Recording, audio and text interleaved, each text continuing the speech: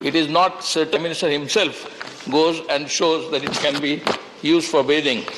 Effectively, it has been used primarily for Shavavahini. More dead bodies have been floating in Ganga than actually even bathing. And more money has been spent on Puja Path than on Clean Ganga project. From 20,000 crores to 30,000 crores, budget has gone, but nothing has happened. Ganga remains as unclean or more unclean. It was jab this days mein Ganga bahti hai, now it has become Ram Teri Ganga Maili. I want to know what is the status of the Ganga project and what is the expenditure allotted and how much money has been spent. Thank you. Thank you, Kumar.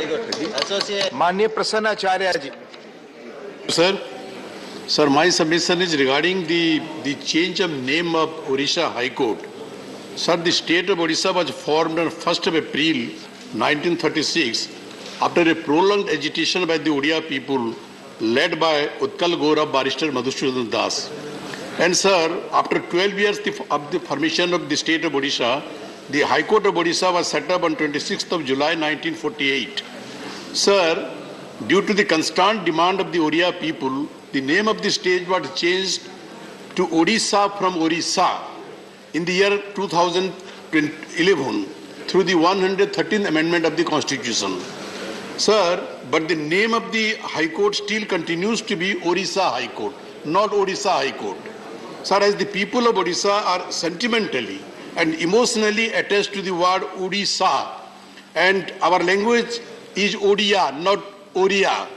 So therefore, sir, there has been constant demand to change the name of Odisha High Court as High Court of Odisha. Similarly, sir, the High Court of Bombay, High Court of Calcutta and High Court of Madras, which are the three oldest high courts of the country set up during the British period, there has been demand for change of the name of these high courts also. In 2016, government brought a bill in Lok Sabha, but somehow the then 14th Lok Sabha was dissolved and the bill lapsed. Therefore, sir, I would request the government to bring another legislation, sir, because as there is no central law in which the proposal of change of names of high courts could be addressed, the government has to bring a separate legislation for this. I will urge upon the law minister to kindly bring a bill in this house to change the name of Odisha High Court to High Court of Odisha and also other courts where there has been demand to change the name. Thank you, sir. Thank you. Manya Honorable Sri P. Wilson ji. P. Wilson. Thank you, Deputy Chairman, sir. Please. Honorable Deputy Chairman, sir. Here. I raised to bring to the kind attention of this House an urgent and pressing issue with regards to increasing the retirement age of the High Court judges from 62 to 65 and Supreme Court judges from 65 to 70 years. Sir, judiciary is one of the pillars and lifeline of democracy. It is a final arbiter and interpreter of the Constitution and has played a very crucial role in protecting and shaping the history of this nation. Whether we are on the treasury benches or opposition benches, we finally approach only the judiciary for protecting our rights. Sir, there is a broad-based consensus among all parties and members that it is time we do this to strengthen our judiciary, which is suffering from vacancies and large pendency of cases. We all need the judiciary to be strong and robust. We have not increased the age of retirement of judges since 1963. With advancement in technology and medicine, we are healthier than ever and are able to function well in our 70s, even 80s. Our learned Attorney General is 90 years old of this age and is highly effective. I am personally aware of this because I have argued some cases against him. Sir, many standing committee reports have also consistently recommended this increase in retirement age of judges of High Court. These committee reports have not been deliberated by the government. Then what is the use of the recommendation of the committee? We are spending so much of money on the committees and honorable members are spending a lot of valuable time in attending the meetings and preparation of reports. Why is the government not even considering them? As per Rule 277 of the Rules of Procedure and Conduct of Business in the Council of States, the reports of the standing committees shall have persuasive value and shall be treated as considered advice by the committees. I think it is a high time to amend this rule to make the recommendation of the standing committee after placing before this House binding on the government, except if it is against the public interest. I call upon the House through our Honourable Chairman to deliberate on this aspect. Sir, I am given to understand that there is some hesitation from the bureaucrats about this bill. However, judges cannot be equated with the bureaucrats. Thank you. Please, They are thank you. eminent Time is over. Time is over. Sri Suresh Gopi ji, mic is off. It's not going on record. Sir, I rise in Kindly send your name here. because you have given permission to me in issuing, in raising a very important issue regarding peaceful and the plightful condition of the lives of babies in this country, from when they are born up to when they give birth to children and get into the grandmothering mode. I just have to make references to incidents which support my contention in this submission. Cross references from Kerala, and it could be the same case in other parts of the country as well.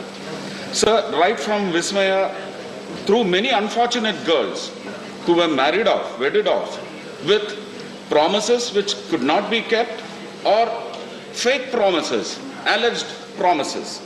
And the names in between the two names I have mentioned are very thick, sir.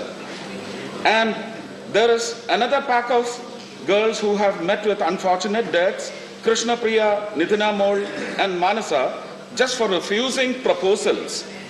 Since our Honorable President and the Union Government has been highlighting the idea of Beti Bachao, sir, we have to go into the introspection mode, checking how many girls could we save and how many girls are we going to save. Before I think I fall into that getting the mic off, I think I should make my prayer.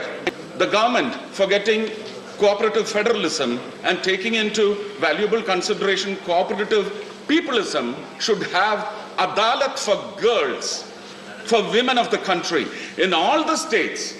Take a direct account, because the UNICEF reports also say that 70% of the Time. Thank you, sir. Thank you. Dr. V. Sivasan. Respected Chair, sir, here I am raising very serious issue of the student community. So here, students are facing different kind of problems. In this COVID time, their education expenditure has been increased.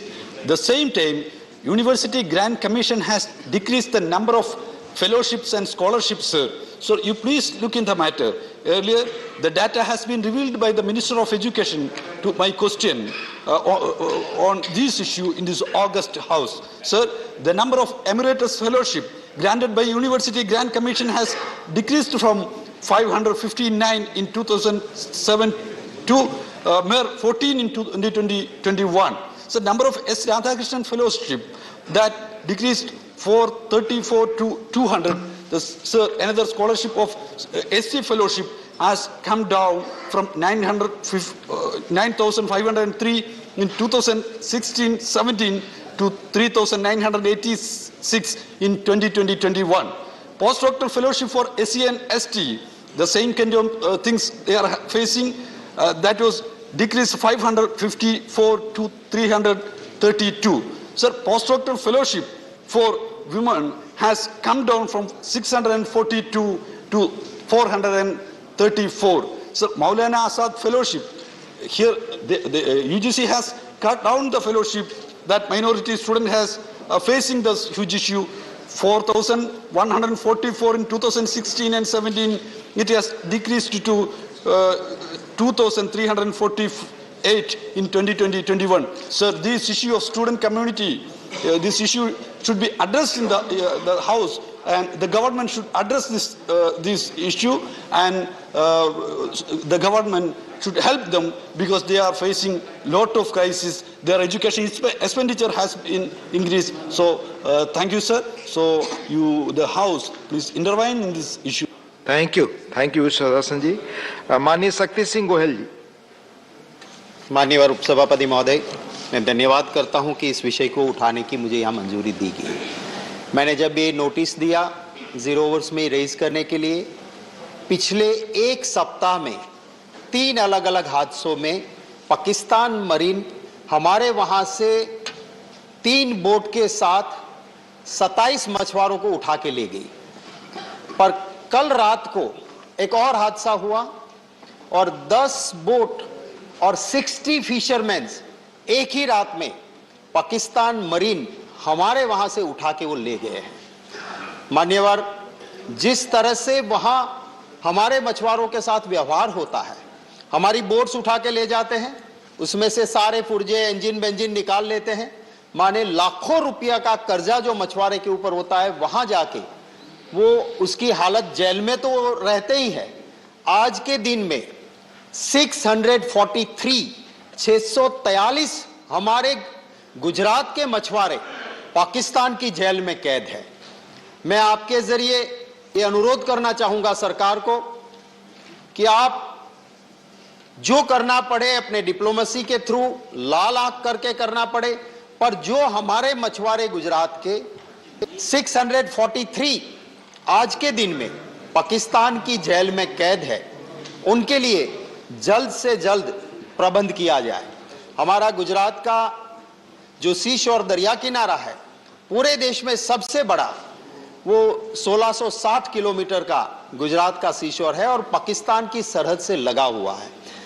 Fishing एक बहुत बड़ा सरकार को भी आमदनी देने वाला, अगर हम जिसको आत्मनिर्भर कहे तो फिशरमैन आत्मनिर्भर होकर वहां पे काम करते हैं। उनको ये पहली बार नहीं, बार बार पाकिस्तान मरीन आती है, उठा के ले जाती है। तो ये मछुआरों की सलामती के लिए कुछ सरकार सोचे, ये मेरा अनुरोध आपके। धन्यवाद, धन्यवाद शक्ति सिंह जी। श्रीमती सीमा द्विवेदी जी। माननीय उपसभापति महोदय, मैं आपके माध्यम से सरकार से स्वर साम्राज्य, स्वर कोकिला, भारत रत्न, कीर्ति शेष सुश्री लता दीदी का एक तैलचित्र संसद के अंदर लगवाने का विनम्र आग्रह करती हूँ। महोदय, लता दीदी का जीवन से बहुत अनोखी प्रेरणा मिलती है। उन्होंने अपने संघर्षपूर्ण जीवन में संगीत की जादुई अलग से सफलता की बेमिसाल इमारत लिखी है। उनका जीवन यह महान संदेश देता है कि ईश्वर ने आपको जो भी विशिष्ट योग्यता देकर इस पृथ्वी पर भेजा है, उसके साथ न्याय करने की क्षमता से भी आपको लबरेज रखा है। जरूरत सिर्फ इस बात की है कि हमको सतत साधना करने की जरूरत है। सर, मेरा यह भी अपना मंतव्य है कि कोई भी विदेशी व्यक्ति यदि भारतीय संगीत की साधना का अध्ययन करता है और सफलतापूर्वक हासिल कर लेता है तो उसे लता मंगेशकर इंटरनेशनल अवार्ड भी दिया जाए। महोदय, भारत कोकिला, उन्होंने अपने सुर साधना से अनंत आत्माओं को तृप्त किया। चारों दिशाओं में जहां उनका यश कीर्ति फैली, उसी के साथ साथ भारत का भी बहुत बड़ा नाम रोशन हुआ। उनकी सादगी, उनकी सरलता, उनकी शालीनता व उनकी सहजता ने इस देश की सभ्यता व संस्कृति का सही प्रतिनिधित्व करती है। महोदय, उन्होंने 36 भाषाओं में संगीत की भागीरथी प्रवाहित करने वाली मातृशक्ति के स्वरूप का जो दिव्य दर्शन कराया है, उनका सम्मान करना इस देश का सौभाग्य होगा। उनका सच्चा जीवन संघर्ष सही मामले में नई पीढ़ियों को सदियों तक प्रेरित करने का काम करती रहेगी। यह तैलचित्र उनके द्वारा गाए गए देशभक्ति के अमर गीतों के प्रति श्रद्धांजलि व अमिट सनद होगी। महोदय, ऐ मेरे वतन के लोगों, उनके द्वारा गाया गया यह गीत हर भारतीयों के रक्तों में नया संचार करता है। आपका समय खत्म हो रहा है माननीय सीमा जी, थैंक यू। समय खत्म हो रहा है। माननीय अबीर रंजन विश्वास, please. Nothing not going on record now, time is over. Sir, pertaining to the NGNRG 100 days job, initially 20 crore mandates, sir, had been allotted in the labor budget of the current fiscal, which was achieved by the state government within October 21. Further, sir, there was a request by the state government for 5 crore mandates, and that too thankfully was approved by the center, and that, sir, also has been achieved, sir, within December 21. Now, sir, essentially, keeping in mind with the financial difficulty people are in, especially the poor and the marginalized, the state government under the able leadership of our Chief Minister Srimati Mamata Banerjee was compelled to create 4.01 crore mandates in best interest of the economically weaker sections, ideally adhering to the principle of commitment of a democratically elected government in a welfare state to bail out its financially weaker sections. Sir, it is worthy to mention, pending this sanction, the marginalized and the financially weaker sections eagerly and agonizingly await the payment of rupees 826 crores related to this 4.01 crore mandates. Also, sir, it is mention worthy that in year 2020-2021, on an average, we could provide 52 jobs on an average to the job card holders, and in this current financial year, up till now, it has been 42 mandates. And sir, there has been a request from the state government to the center to allot another 8 crore mandates to take care of the rest part of the fiscal. And sir, in this regard, I would like to mention that it most agonizingly, the budget for last year was 98,000 crores. This year it is 73,000 crores. The center needs to rethink on this for in larger interest of the weaker sections. Thank you, sir. Thank you. Manya Shri K. Som Prasad ji. Manya K. Som Prasad, not present. Manya Shri Brizlal ji, demand for increase in allowance associated with police medals. महोदय, देश के राज्य की police और paramilitary force को माननीय राष्ट्रपति द्वारा बहादुरी और अदम साहस के लिए मेडल दिए जाते हैं। एक मेडल कराता है president police medal for gallantry, और उसके बाद जो और मेडल दिए जाते हैं उसको बार कहा जाता है। इस पर अलाउंस 2018 के पहले 3,000 रुपया महीना था। इसी तरह दूसरा बहादुरी के लिए मेडल दिया जाता है पुलिस मेडल फॉर गैलेंट्री, उसका अलाउंस है 2,000 rupees per month and 2,000 for every bar. महोदय, 24 जून 2018 को इसके अलाउंस में इंक्रीज हुआ। President police medal for gallantry, sorry, question hour, time is over. Question out, time is over. Please. Question number 76, Dr. Vikas Mahatme.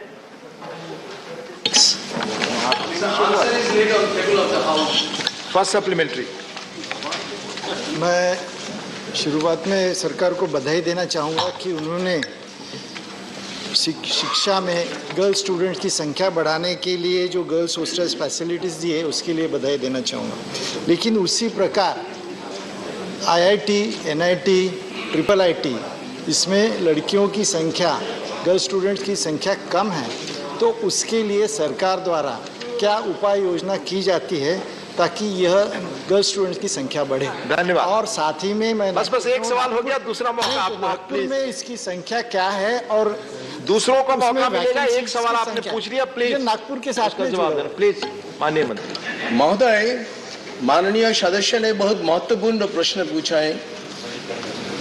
With the leadership of our honourable prime minister Shri Narendra Modi ji, we have raised a call, Beti Bachao Beti Padhao. ये हम लोग केवल कागज में नहीं रखे, ये हम हर कदम में ये उठाते हैं। जैसे मान लीजिए IIT जो 67 साल में 16 IIT हुआ, और ये 7.5 साल में 7 IIT भी फिर हो गया। और जब मैंने देखा इतने अच्छे इंस्टीट्यूशन में जब लड़कियों को संख्या कितना होता है, ये भी हम लोग स्टडी किया।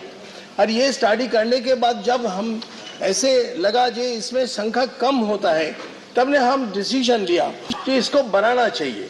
जब अकॉर्डिंग टू देयर मेरिट, जब बच्चे जब नहीं आ सकते हैं, उसमें सुपर न्यूमरी करके हम लोग 2018-19 में 17%, 19-20 में 20%, now yes 14% in 2018 and 19, and 17% in 2019 and 20, and 20% in 2020 and 21। और जो संख्या के बारे में बताए प्रश्न किया माननीय सदस्य जी, 2018-19 में 800 लड़कियों को एक्स्ट्रा लिया है, 2019-20 में 1122, 2020-21 में 1583, और 2021-22 में 1534 सुपर न्यूमरी फीमेल स्टूडेंट्स को लिया गया है। Thank you. Second supplementary. We all know that during COVID, what was affected most was the education. So I want to know from the minister, honorable minister, what measures government took for the admissions, because the admissions should not be less. So what measures were taken to increase the number of admissions in these colleges, engineering colleges specifically? माननीय सदस्य ने ये हमारे जो Covid संकट के समय बहुत ही अच्छे महत्वपूर्ण प्रश्न पूछा है। सारे देश हमारे माननीय प्रधानमंत्री श्री नरेंद्र मोदी के नेतृत्व से बहुत अच्छे से जूझ रहे हैं और अच्छे से ये जैसे सुनिए ना, जैसे हेल्थ में वैक्सीनेशन दुनिया में सबसे अच्छा किया, इसी के तरह हमारे नए शिक्षा नीति ये स्टूडेंट सेंट्रिक है। इसलिए हम कोविड सिचुएशन में इंजीनियरिंग में भी बहुत सारे कदम लिया है। पहला कदम नंबर 1 जो वहाँ माननीय मंत्री जी ब्रीफली जवाब दे, बहुत सारे लोगों को एलिजिबिलिटी क्राइटेरिया 75% था पहले, उसको हम लोग हटा दिया। जो जेई एडवांस में वो 75% था, उसको हटा दिया और 1 एडिशनल चांस भी दिया। 2020 में जो रजिस्टर्ड किया लेकिन परीक्षा में अपियर नहीं हो पाए, उसको हमने मौका दिया। इसके छोड़कर 2021 में जेई मेन में तो हम 4 बार परीक्षा हुआ और इसके साथ एआईसीटीई के द्वारा इस बार 13 लैंग्वेज में हमारे जेई परीक्षा हुआ। Thank you. Professor Manoj Kumar Jha. शुक्रिया उपसभापति महोदय। मेरा आपके माध्यम से माननीय मंत्री जी से प्रश्न है कि हाल के वर्षों में आईआईटीज में और कई सारे यूनिवर्सिटीज में नॉन फाउंड सूटेबल इस्तेमाल किया जा रहा है। ये मनोवृत्ति एक प्रवृत्ति का हिस्सा बनती जा रही है, खास तौर पर SC, ST and OBC appointment में। क्या सरकार इसको संज्ञान में लेकर के कुछ बेसिक इंटरवेंशन करने को सोच रही है? महोदय, माननीय सदस्य को ये बताने चाहता हूं मैं कि हमारे राष्ट्रीय शिक्षा नीति ये इंक्लूसिव है, ये माने accountability and to all. Naturally ये हम लोग सबको लेकर ही चलते हैं। ये हम लोग हमारे संज्ञान में है। हम विकास रंजन भट्टाचार्य जी। Sir, there are 6,535 sanctioned posts are lying vacant in the central universities, which includes IIT and other institutes of technology. What steps are going to be taken to fill up these vacancies? Thank you. Which is more fundamental. Thank you. Thank you. हमारी appointment of teacher is a continuous process, and in our national education policy,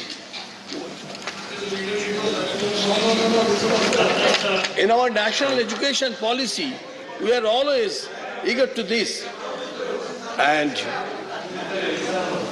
it is stated, including IITs, to fill the vacant positions in their institution in mission mode.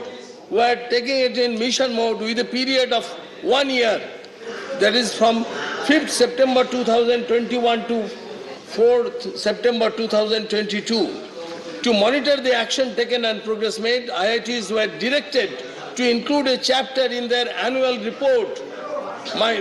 Look at annual report depicting the status of filling up this post, including the agenda in their board of governance, giving status of action taken in this regard, and to send a monthly report to the secretary. We are very sincere on this. Mr. Kamakhya Prasad Tasa. Chairman sir, मैं minister को विस्तृत answer देने के लिए धन्यवाद देता हूं। मेरा क्वेश्चन है, जो डिटेल्स उन्होंने दिया है यूजी वैकेंट सीट्स, यूजी में यूनिवर्सिटी ग्रांट कमीशन का जितना है पीजी और पीएचडी में ज़्यादा हो रहा है। प्रति वर्ष इतना वैकेंसी होने का कारण क्या है, जहां पर आदमी लोग पीजी और पीएचडी के लिए क्या इच्छुक नहीं है, या क्या कारण से इतना वैकेंसी अराइज किया, इसको माननीय मंत्री बताइए। महोदय, माननीय सदस्य का ऑब्जर्वेशन एकदम ठीक ही है। हाँ, तो इससे हमारे देश आगे बढ़ रहे हैं, and because of that, the high level attrition in masters and PhD program due to better employment opportunity. जब बच्चे लोग रिसर्च में जाते हैं उसी समय उसको अपॉर्चुनिटी मिल जाता है, इसलिए वो छोड़ देते हैं. And the family reason sometimes for earning after graduation and better placement in our education opportunities in foreign nations. बाहर भी जाते हैं, हमारे ये के बच्चे को बाहर भी बहुत लोगों की डिमांड है. इसके साथ साथ priority towards management and allied subjects to the engineering graduates and self-employment. ये हम जो कहते हैं ना अच्छे दिन, वो स्टार्टअप बहुत सारे आज वर्ल्ड में हम 3 नंबर पोजीशन में हमारे स्टार्टअप है. Self-employment after graduation with soft loan opportunity, and they are making the startup. And the higher salary or income or employment after graduation that the research fellow ऐसे जैसा होता है इससे ज़्यादा मिलता है उनको. And thank you. Question number 77, Srimati Geeta Elash Chandra Prabha ji, अनुपस्थित. ने मंत्री जी. A statement is laid on the table of the House. Shri Ram Kumar Verma. माननीय उपसभापति जी, बहुत बहुत आपको धन्यवाद. मैं केंद्र सरकार को और मंत्रालय को पहले तो धन्यवाद देना चाहता हूं कि दिव्यांग जन के लिए बहुत सारी स्कीम्स और उनके लिए 2016 का एक्ट के द्वारा वो किया. मैं जानना ये चाहता हूं कि इसमें नेशनल इंस्टीट्यूशन और CRC के सेंटर खोले गए. मैं राजस्थान प्रदेश से आता हूं, तो राजस्थान प्रदेश की स्थिति क्या है और क्या CRC सेंटर राजस्थान में खोलने का विचार है क्या? Sir, we have taken a major steps on this regard. We have 9 national institutes are there. We have 9 regional centers are there. Composite regional centers we have started 21. Even wherever the CRC are there, we are getting the reports. One proposal before the government. Let the proposals come. After that, we will see whether it is essential or not, sir. माननीय प्रसन्न आचार्य जी. Sir, as this question relates to persons with disabilities, whom we call in a very honorable way the Divyangajana, I would like to know from the honorable minister whether any study or assessment has been made to know how many Divyangajanas are in the country who are qualified and capable of seeking jobs and who are seeking jobs in government and private sector. Whether government will consider to increase the percentage of reservation for these Divyangajan in the government sector and the private sector as well, so that these qualified Divyangajan can get jobs as per their qualifications. Thank you. Sir, in the country, we have made a census in 2011. There is 2,68,14,994 Divyangajan is there. With regarding male, 1,49,593 males are there. Females are there, 1,18,26,401, sir. But what I must know, that is earlier, there was only disabled, sir, included only the 7, sir. Only 7 earlier. After that, we made an act on 2016, the range of disabilities. We included nearly 21 disabilities for this disability program, sir. But we have increased this reservation policy from 3% to 4% reservation in the employment as well in the private sector also, sir. We are looking, we have no any statistics from there, sir. Thank you. Mr. KJ Alphonse. So I would like to know from the Honorable Minister whether they would be able, government would be able to provide free artificial limbs to all those who are required. There are a very large number of people who, if it is provided, sir, they could have a life. Thank you. Sir, Honorable Member, it's a good question he has made, sir. Under ADIP scheme, grants in aid from 7 years, we have spent nearly 1,000 311 crores was utilized during the last 7 years. Current year benefited nearly 21 lakhs, 59,000 lakh people were benefited, sir. Now, we have made the camps of nearly 11,505 camps we have attended, sir. Out of these mega camps, one campus in Gwalior was graced by the Honorable President, and 5 camps were graced by the Honorable Prime Minister at the Varanasi, Navsari, Vadodara, Rajkot, and Prayanjan, sir. We have made some special operations for the Divyangas, sir. Kohler implement nearly 3,965. We have made an operation site. It is for this, here in this speech, sir. This is from the help of this CSR fund, sir. Metallized tricycles are there, sir. We have given 27,028 metallized tricycles, sir. We have given in the country, sir. At the same time, there is so many programs, camps, sir, we have conducted, sir. Scheme of the assistance with disabilities persons for the purchase. There are 6 production units of the artificial Honorable limbs. Minister, please reply briefly because others can get Sir, opportunity. this is the very helpful to the handicapped, Right. sir, disabled, sir. This Yes, is, I know. Nobody is there to convey the minister to had aids and assistance for their constituency, sir. This Alemco is there. It is, we have got the manufacturing units, sir. The Artificial Limbs Manufacturing Corporation of India is the country such as in Kanpur, Bangalore, Bhubaneswar, Ujjaini, Jabalpur, Mahali, and Alchem is producing over there 350 different types of aids and appliances in the Divyangas, sir. The quality of these products are second to the. Please be brief now. Do not. We cannot always. Please be brief. Enough. Please be brief. Thank you.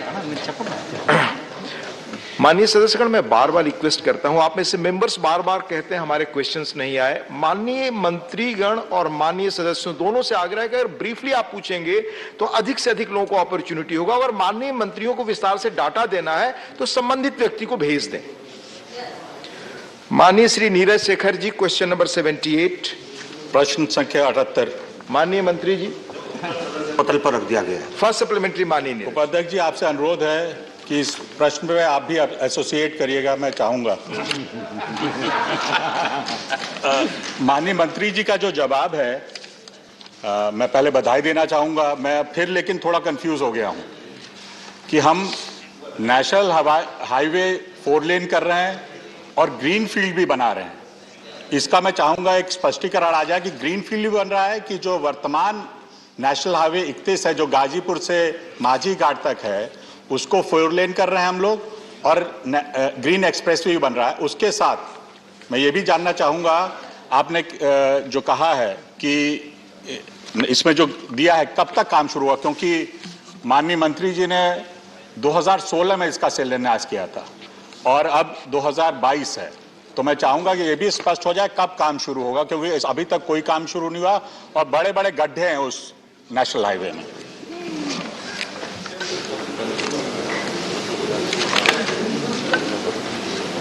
Sir, ये जो road के बारे में जिक्र कर रहे हैं, एक पुराना रोड है जिसके बारे में माननीय सदस्य की सक्रियता से उसके ऊपर तकरीबन 81 करोड़ का काम शुरू हो चुका है, क्योंकि वो रोड काफी खराब हालत में थी। उसके बाद इस चीज के ऊपर विचार किया गया कि क्या इस रोड के अलावा हम एक छोटी रोड बना सकते हैं जो उसका रास्ता थोड़ा छोटा हो। इसलिए एक नया ग्रीनफील्ड अलाइनमेंट बन रहा है जो कि शुरू होकर गंगा पार करके जाएगा और इसके अंदर एक स्पर दिया गया है जो कि बक्सर तक जाएगा।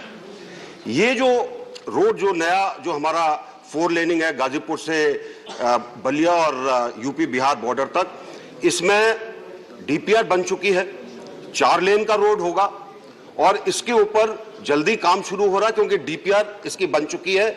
इसके अंदर एक चीज के लिए लैंड रिक्वायरमेंट जो है 3A हो चुका है, 3D होना बाकी है। हम 3D इसलिए रुके हुए हैं क्योंकि पूर्वांचल एक्सप्रेसवे का एक हिस्सा इसी के साथ जा रहा था, तो दोनों के बीच में तालमेल करने के लिए, ताकि सरकार का पैसा एक ही जगह पर लगे, एक ही अलाइनमेंट के अंदर 2 रोडों का कोई फायदा नहीं था, इसलिए थोड़ी सी उसमें देरी है। जहां तक please please please Please do not talk like this. We are not supposed to talk like this, Mr. Biswal. Please reply. दूसरा जो कि पुराना जो कि हमारा नेशनल हाईवे 31 है, इसके ऊपर काम शुरू हो चुका है। जैसे मैंने बताया 130 किलोमीटर का है और तकरीबन 81 करोड़ रुपया इस पर सैंक्शन हो चुका है, काम चालू। Thank you. Second supplementary, greenfield expressway बनेगा। सेकंड सप्लीमेंट्री, माननीय नीरज जी, सेकंड सप्लीमेंट्री। मैं पहले ये जानना चाहूंगा कि ग्रीनफील्ड एक्सप्रेसवे बनेगा, और मेरा दूसरा प्रश्न ये है कि इन्होंने कहा रिविलगंज में बाईपास बन रहा है, लेकिन आप जानते हैं, खुद आपने अनुभव किया होगा बलिया शहर में जहां आवश्यकता है बाईपास की, क्योंकि इसका भी वहां पे उन्होंने कहा था माननीय मंत्री जी ने कि बाईपास बनेगा, क्योंकि आज के दिन रोजाना वहां पर जाम जैसी स्थिति पूरे दिन बनी रहती है। तो मैं माननीय मंत्री जी से जानना चाहूंगा कि बलिया में भी बाईपास बनेगा क्या? सर, जो पहला इनका सवाल था कि क्या दोनों रोड बन रहे हैं, उसका उत्तर है दोनों बन रहे हैं। ग्रीनफील्ड भी बन रहा है, पुराने वाले को ठीक किया जा रहा है। दूसरी चीज जो कि जहां तक बलिया का सवाल है, पहले प्रपोजल था कि बलिया के अंदर एक ओवरब्रिज दिया जाए, एलिवेटेड सेक्शन दिया जाए, उसके लिए वहां पर स्थान कम है, इसलिए बाईपास का प्रावधान है। साथ ही आगे जाकर रेवलगंज का बाईपास भी बनेगा, ताकि शहर को बाईपास करके हम उसको आगे रोड से मिला सकें और उसको आगे हाजीपुर तक ले जा सकें। बलिया के कंजेशन के लिए जरूरी था कि इसमें बाईपास बने, वो बाईपास ग्रीनफील्ड एक्सप्रेस का बने। धन्यवाद। माननीय M Shanmugam ji, question relates to NH of Gazipur to Hajipur. Your question is related to this, then you can ask. Sir, please. I want to ask a question regarding the national highways. It's related to Gazipur to Hajipur, sir. Sir, I want to ask the question of the Tamil Nadu. Ramila Vichar bhai. Bara. It is a national highway, sir.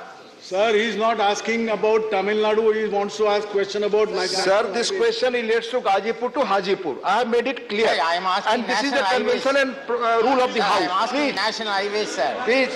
What is the progress Shri Kanak of the... Medla Ravindra Kumar, your question is Gazipur to Hajipur?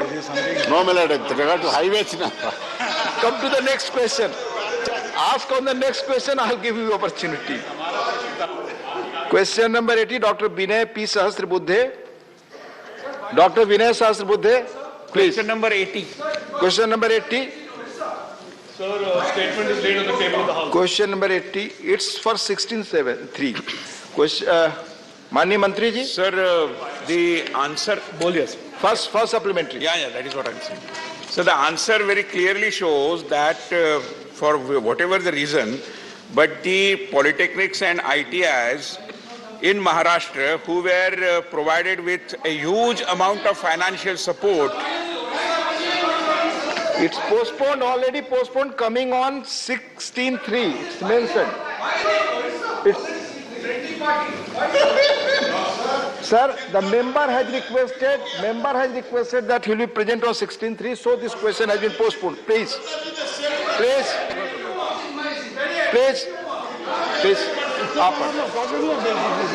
Sir,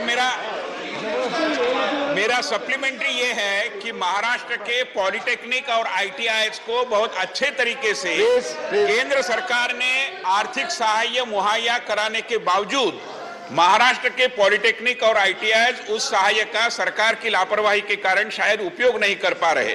जैसे इस जवाब में बताया गया है कि 130 करोड़ महाराष्ट्र को दिया गया था, मगर 18 से लेकर 21 तक कोई उपयोग नहीं किया। आईटीआई नासिक को लगभग यहां पर लिखा गया है कि 6 करोड़ रुपया दिया गया था, उपयोग नहीं किया। इसकी वजह क्या मैं जान सकता हूं? Sir, the polytechnics and ITIs are a very important part of our education, higher education and skilling network. Polytechnics are administered by the Ministry of HRD, Ministry of Education and the AICT. And the ITIs are administered by the Skill India, that is the MSD ministry, sir, of which whom I represent. Sir, the question that is being raised by the honorable member relates to the fact that money has been allocated. Seat पर बैठकर ना बोले, please. Money has been allocated to polytechnics and ITIs in the state of Maharashtra. However, they have not been able to have that money released to them. And the reason for that is very simple, sir. There is a condition that the state government that is responsible for the administration, day-to-day administration of these institutions, have to submit a utilization certificate. And those, as long as those utilization certificates are not submitted, no release can be made under the Government of India also. Thank you. Second supplementary. Sir, I would also like to know, sir, what are the reasons for their inability to provide the utilization certificate? Not going on records, please. Whether, sir, there are any allegations of maladministration and corruption which is rampant in Maharashtra. I would like to know whether there are any allegations pertaining to corruption and maladministration in Maharashtra. Sir, the not providing of utilization certificates is certainly a matter of concern, because these relate to education and skilling institutions that relate to and that affect the lives of youth. So if the member has any information relating to why these utilization certificates are not forthcoming, I would invite him to submit the same to me, and I will look into it, sir. Thank you. Manya Shri Anil Desai ji. Sir, Honorable Minister has given a very elaborate answer regarding the provisions which are made in especially polytechnics and ITIs, which come under Skill Development Ministry. And my colleague, while saying that he has question, please, blatantly, no, I want to make a mention. Blatant accusations on the Maharashtra government is absolutely not tenable, and it is not accepted. Because the fact of the matter in this answer, whatever is been given by the Honorable Minister, mentions that these are the things which come from the center and provisions to be Are you asked. not asking questions? I'm asking the Minister, sir, to you.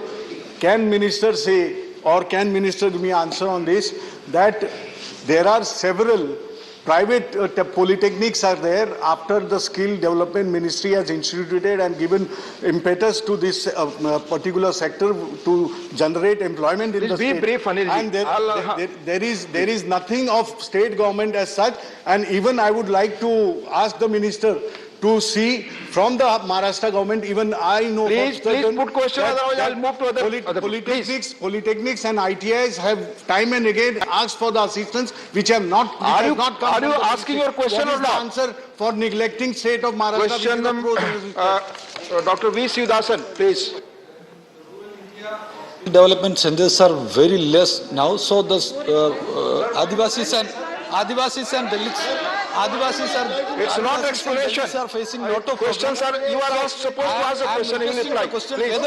Whether government has any plan to start new skill development centers in Adivasi areas, rural India. Please. माननीय मंत्री, आप बताएं. माननीय सदस्यगण, आपको सवाल पूछने हैं, आप 0 आवर नहीं पढ़ रहे हैं, कृपया सवाल पूछिए. प्लीज सवाल, question, his answer and his answer you give. Please, he is replying to that. You go and listen. This question. His question you reply if you feel. Please.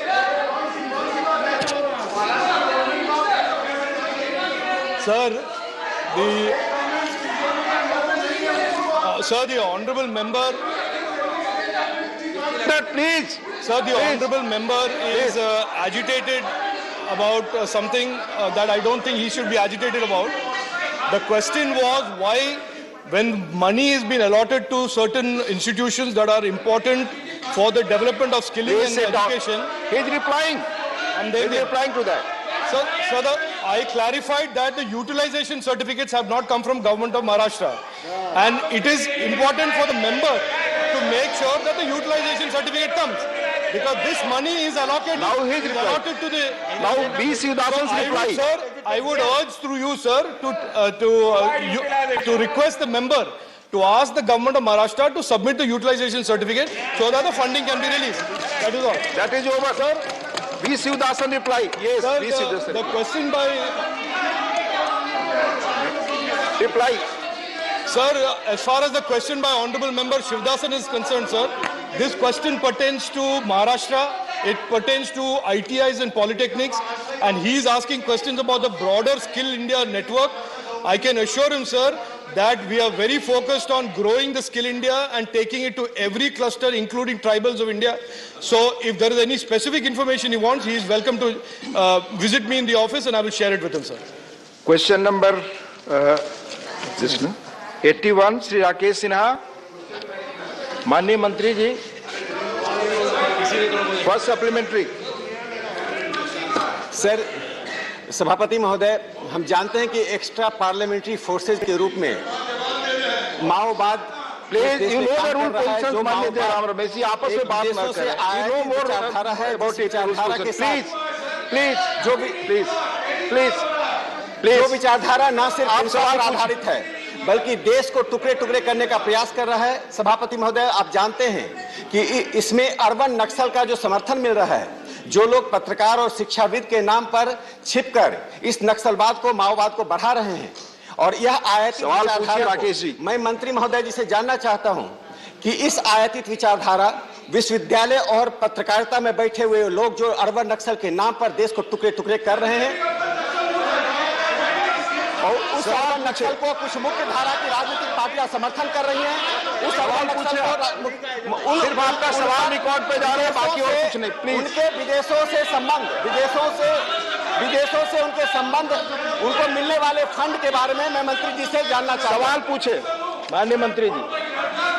और सभापति महोदय, माननीय सदस्य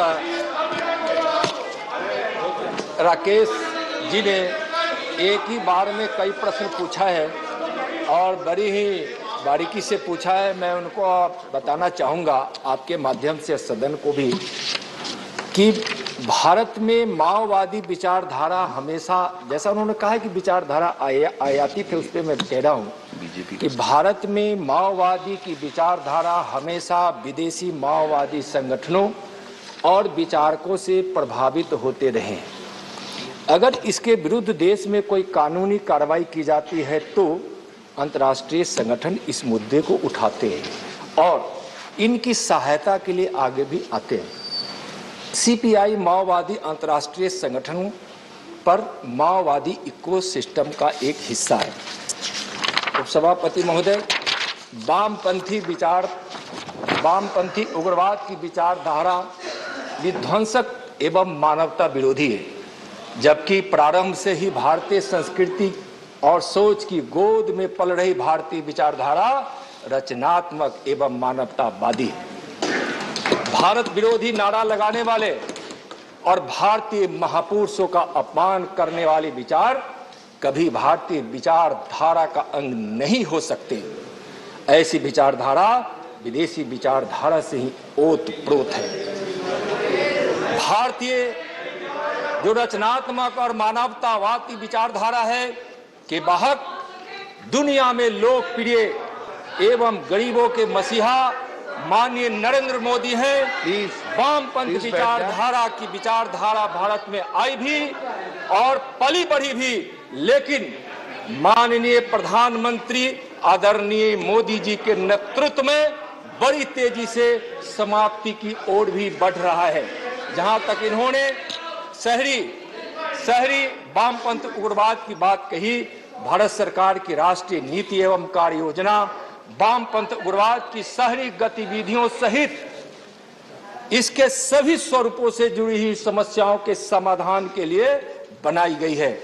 यह हम जानते हैं कि वामपंथ उग्रवाद की कोई भी गतिविधि सोची समझी रणनीति के तहत की जाती है, जो देश की सुरक्षा और विकास में भी बाधक बनती है, चाहे वह शहरी क्षेत्र की गतिविधियां हो। यह भी सर्वविदित है कि वामपंथ उग्रवाद लोकतंत्र में विश्वास और हथियार के बल पर व्यवस्था बदलकर एक डिक्टेटरशिप लाना चाहते हैं। जहां तक तो इस तरह से जो माननीय राकेश सिन्हा जी का प्रश्न है, आप कहते हैं तो मैं इसको इस संक्षिप्त में हमने इनका उत्तर दिया है। अगर और विस्तार में जानना चाहेंगे तो कभी उनको हम प्लीज माननीय सदस्य प्लीज सेकंड सप्लीमेंट्री आप पूछे इसके पहले प्लीज आप एक सेकंड सप्लीमेंट्री लिंकेज के विषय बताएं। सेकंड सप्लीमेंट्री आपको ना प्लीज माननीय सदस्यगण आप सबसे मेरा आग्रह है, सवाल पूछते वक्त आप जीरो आवर करने लगते हैं, उत्तर देते वक्त माननीय मंत्री लंबा होते हैं, और सवाल से अगर संतुष्ट है तो उसकी क्या प्रक्रिया आप सदस्य जानते हैं। सारी चीजें रूल्स के तहत चेयर करता है, चेयर के हाथ में क्या। आप अगर अच्छी तरह सवाल पूछे, माननीय मंत्री अच्छी तरह जवाब दे तो हम और सवालों का जवाब पा सकते हैं। प्लीज सेकंड सप्लीमेंट्री प्लीज, और सीट पर बैठ करके प्लीज ना बोले। क्वेश्चन आवर में पॉइंट ऑफ ऑर्डर नहीं झांसा, प्लीज बैठ जाए please. No point of order in question hour please. सभापति आप बैठे सभापति महोदय आप बोले, सिर्फ आप, it's not going on record please आप बोले। 2015 में सरकार ने नेशनल पॉलिसी एक्शन प्लान के तहत सिक्योरिटी ड्रिवन अप्रोच से वेलफेयर ड्रिवन अप्रोच की ओर ले गया, जिससे नक्सलवाद पर बहुत नियंत्रण हुआ। मैं मंत्री जी से जानना चाहता हूं कि विगत वर्षों में सरकार के द्वारा उठाए गए कदम से 60 जिलों में जो नक्सलवाद फैला हुआ है उस पर क्या प्रभाव पड़ा है। उसके साथ साथ सभापति महोदय, धन्यवाद, एक सवाल हो गया आपका। सभापति महोदय, मैं इतना कहना चाहता हूं कि जो लोग अर्बन नक्सलवाद को लेजिटिमेसी देते हैं वो देश के साथ अन्याय कर रहे हैं और मुख्य धारा की राजनीतिक पार्टियों को ऐसा काम नहीं करना चाहिए। राकेश जी एक सवाल हो गया प्लीज संक्षेप में। माननीय महोदय संक्षेप में बोल रहा हूँ। माननीय मोदी जी की सरकार ने वामपंथी उग्रवाद की समस्या को प्रभावी तरीके से हल करने के लिए राष्ट्रीय नीति और कार्य योजना को 2015 में मंजूरी दी, जो बहुआयामी कार्य नीति पर आधारित है, जिसमें सुरक्षा संबंधी उपाय, विकास संबंधी उपाय, आदिवासियों और स्थानीय समुदाय के अधिकारों और हक को सुनिश्चित करना आदि शामिल है। इस योजना के दृढ़ क्रियान्वयन के फलस्वरूप पूरे देश में वामपंथ उग्रवाद के परिदृश्य में अत्यधिक सुधार हुआ है। महोदय, इसके परिणाम स्वरूप हिंसा की घटनाओं में जैसा जानना चाह रहे थे विगत कुछ वर्षों से, मैं चाहूंगा कि उसको मैं संक्षिप्त में बताऊं। हिंसा की घटनाओं में 70% की उल्लेखनीय कमी आई है, जो वर्ष 2009 के 2028 के उच्चतम स्तर से घटकर 2021 में 509 हो गई है। 509। इसके परिणाम स्वरूप मौतों में तो कमी आई ही है, भौगोलिक विस्तार में भी इसमें कमी आई है। इसी तरह परिणामी मौतों की संख्या 2010 के 1005 के अब तक के उच्चतम स्तर से 85% घटकर 2021 में 147 हो गई है। 147। वामपंथी उग्रवादी विचारधारा के शिकार जिलों की संख्या 2010 में जो 96 थी वह 2021 में घटकर 46 रह गई है। 46 रह गई है। माननीय उनका प्रश्न था सर, तो मैं जवाब तो दे दूं। वर्ष 2013 के परिदृश्य में 2021 में हिंसक घटनाओं में 55.2% की कमी 1136 से घटकर 509 और वामपंथी उग्रवाद से संबंधित मौतों में 50.4% कमी यानी 397 से घटकर 147 हो गई है। माननीय मंत्री जी डिटेल रिपोर्ट है तो भेज दे प्लीज। कंक्लूड लेटेस्ट मैं कंक्लूड कर रहा हूं आप महोदय। और सशस्त्र माओवादी काडरों के खात्मे में 36% की वृद्धि यानी 100% से 126 हुई है। दूसरी ओर सुरक्षा बलों के जवानों के हताहत होने में 56.5% की कमी 155 से घटकर 50। माननीय मंत्री जी 50 पर। आंकड़े बस मैं कंक्लूड कर रहा हूं महोदय। यह आंकड़े सुरक्षा बलों के प्रभावी ऑपरेशन और गृह मंत्रालय द्वारा किए गए क्षमता का निर्माण और बार-बार माननीय गृह मंत्री द्वारा राज्यों के साथ समन्वय बैठक करके डॉक्टर यह स्थिति लाई गई है।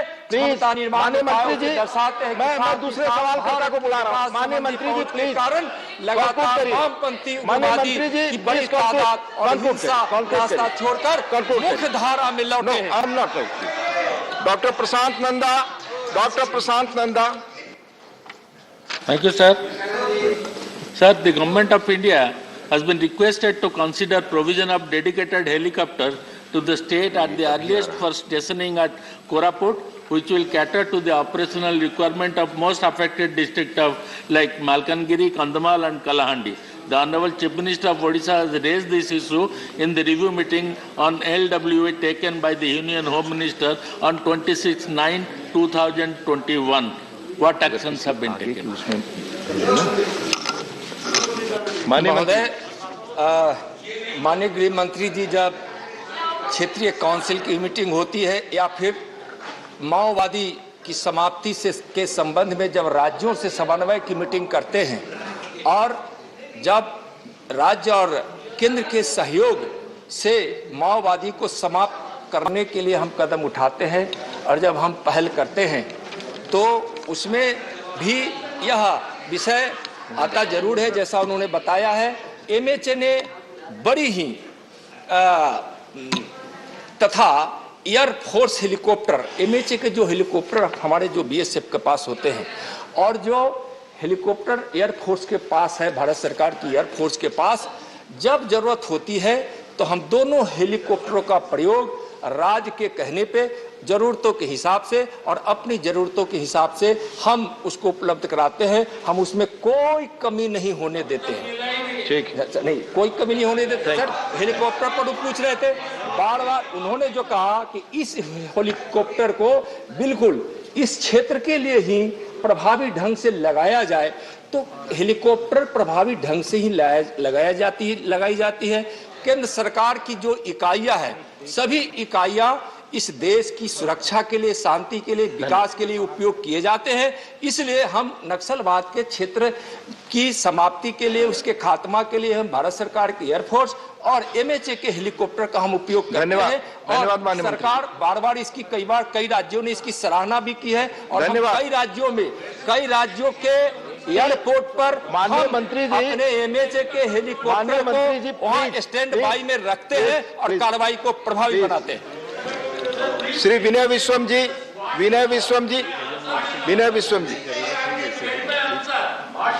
यू नो कि अगर माननीय मंत्री जी के सवाल आपकी अपेक्षा के अनुसार नहीं है तो there are rules for that, follow that please. माननीय Vinay Viswam ji, please. Yes, your question will come on record, Vinay ji. Yes, please. Sir, thank you, sir. But be brief, please. Not so unbrief like that, sir. Is the government aware of the fact that, unlike the right-wing extremism, which has a foreign influence, emanates from Italy and Germany, the left-wing extremism has got a it has a question. It has a socio-economic root under its base. Is the government aware of that fact? If so, whether the government has a plan to address that question of socio-economic deprivation, that's the Indian reality. Thank you. We can argue, सभापति महोदय, one minute. Please. माननीय मंत्री सभापति महोदय,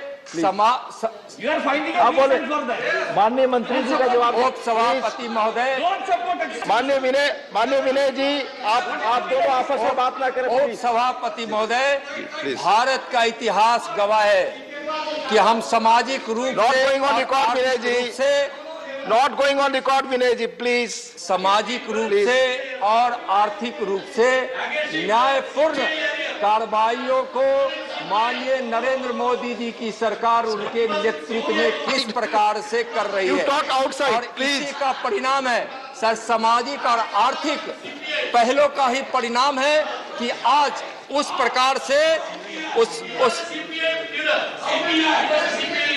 you please talk outside, mister John Bretas, talk outside please. Sir, और सुनिए sir, और कहीं भी यह उदाहरण नहीं है कि उग्रवादी, वामपंथी उग्रवादी संगठन विकास चाहते हैं। यही कारण है कि विकास बाधित होता रहा है और जब से वामपंथी उग्रवाद की गतिविधियों में नरेंद्र मोदी जी के नेतृत्व में कमी आई है। इस मैं उसको कहने के लिए बड़ी प्रतिबद्धता के साथ कह रहा हूं कि उन क्षेत्रों में सामाजिक उत्थान और आर्थिक विकास भी हुए हैं।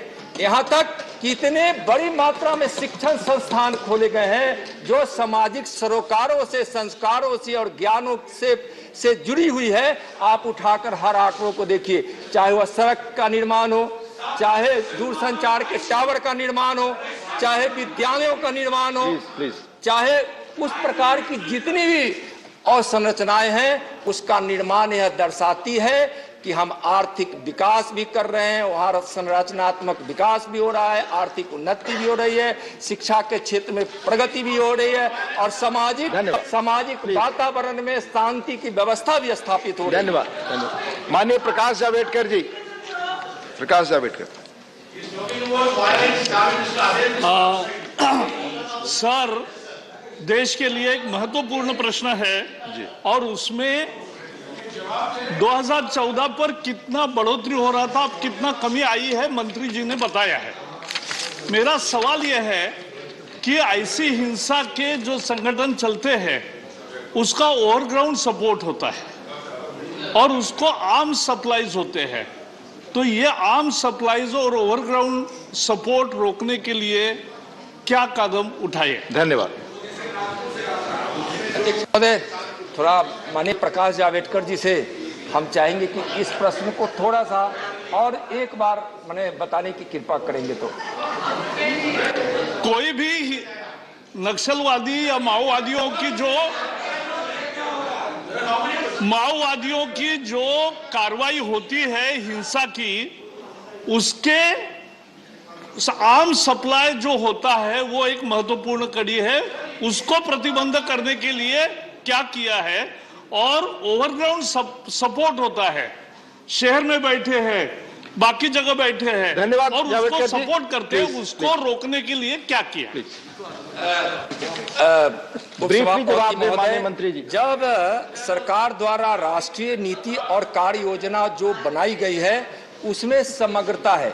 जो भी माओवादियों के पास से जो भी हथियार बरामद किए जाते हैं या उसके रोकने के लिए जो उपाय है, बड़ी तत्परता से राज्य के साथ समन्वय करके केंद्र सरकार ऑपरेशनों को प्रभावी बनाते हैं और उस ऑपरेशन के माध्यम से जो हथियार आते हैं उसको सीज करती है। और सीज जब हम करते हैं तो उसको, और एनआईए का जो गठन हुआ है उस प्रकार के स्वभाव के या माओवादियों के इस प्रकार के गंभीर केसों को हम एनआईए को देते हैं। यूएपीए एक्ट के तहत इस पर हम कार्रवाई करते हैं, जिस एक्ट को सशक्तिकरण किया गया है। और जहां तक अर्बन नक्सल की बात गतिविधियों की करते हैं, जिसको हम तो अर्बन नक्सल का शब्द नहीं, हम तो जब हम वामपंथी उग्रवाद की बात करते हैं तो शहर हो या कहीं हो, हम उस पर उसकी गतिविधियों पर नजर रखते हैं, उस पर हम कड़ी कार्रवाई करते हैं। और एलडब्ल्यू प्रभावित क्षेत्र में जो केंद्रीय सशस्त्र पुलिस बल की तैनाती की जाती है उसका चार्ज समान रूप से तैनाती चार्ज की गुना में केवल 10% ही है, इसलिए वह कोई बड़ा आंकड़ा नहीं है। जिसमें बाहरी आक्रमण, देश की सुरक्षा जैसे बड़े कर्तव्य भी शामिल है, उसमें उसको हम बड़ा प्रभावी ढंग से लागू करते हैं। केंद्र सरकार राज्यों की कई योजनाओं के माध्यम से समर्थन प्राप्त करता है, जिससे राज्यों की सुरक्षा संबंधी व्यय तथा सुरक्षा तंत्र को हम मजबूत करने के लिए फंड्स प्रदान करती है। 4824 करोड़ रुपए के अधिक फंड सरकार द्वारा पिछले 5 वर्षों में पांच वर्षों में प्रभावित राज्यों को SCA, SRE तथा SIS योजना के तहत दिए गए हैं। हम इसकी बात इसलिए करते हैं कि जब चाहे वह आर्म्स की बात हो, चाहे उस पर नियंत्रण की बात हो, चाहे उस पर कार्रवाई की बात हो, उसको हम प्रभावी ढंग से हम राज्यों के साथ, मैं दूसरा सवाल कर रहा हूँ, विभिन्न योजनाओं माननीय मंत्री जी के साथ हम उसको। धन्यवाद। प्लीज पुनः मैं आग्रह करना चाहूंगा माननीय सदस्य और मंत्रियों से कि आप अगर ब्रीफली उत्तर नहीं देंगे तो सवाल आगे नहीं बढ़ सकते। Please. Question number 82 Shrimati Rupa Ganguly absent. माननीय मंत्री जी लोकसभा। अच्छा प्लीज माननीय मंत्री जी First supplementary, Rupa ji. Honorable Chairman, answer given by the Honorable Minister is pretty clear and elaborate. बीच में एक चीज मैं बोलना चाहूंगी, ये क्वेश्चन सिस्टम का थोड़ा सा बदलना पड़ेगा। 15-20 दिन पहले से जवाब क्वेश्चन जमा करने का कोई मतलब नहीं बनता आजकल लगता है। सर एक चीज है, I have a little suggestion as well as a question. सवाल not suggestion please. Yes sir, yes sir, yes sir. एक तो क्वेश्चन है, जैसे नॉर्मल चीज होते हैं स्कूल के बाहर जो बच्चे को भर्ती करने और वापस ले जाने के लिए जो पेरेंट बैठे रहते घंटों भर, उनके वहां कुछ एक ट्रेनिंग सिस्टम या कुछ वॉलंटरी सिस्टम किया जा सकता है जहां पे गार्जियंस को इन्वॉल्व किया जाए। जैसे एप्टीट्यूड टेस्ट है, स्किल टेस्ट है, मेमोरी टेस्ट है, कुछ लोग नाउन ज्यादा याद नहीं रख सकते, कुछ लोग नंबर्स बहुत ज्यादा याद रखते हैं, तो ऐसे कुछ चीजें जैसे अलर्टनेस टेस्ट, ये सारे टेस्ट अगर हम डालें और पेरेंट टीचर कम्युनिकेशन अच्छा रहे। Whether the government is considering to utilize the guardians as a participant, you know, in educational institutions. Whether you have any question or not, Rupa ji. Yeah, I've said the question. Please put your question. Otherwise, I'll move to other MPs.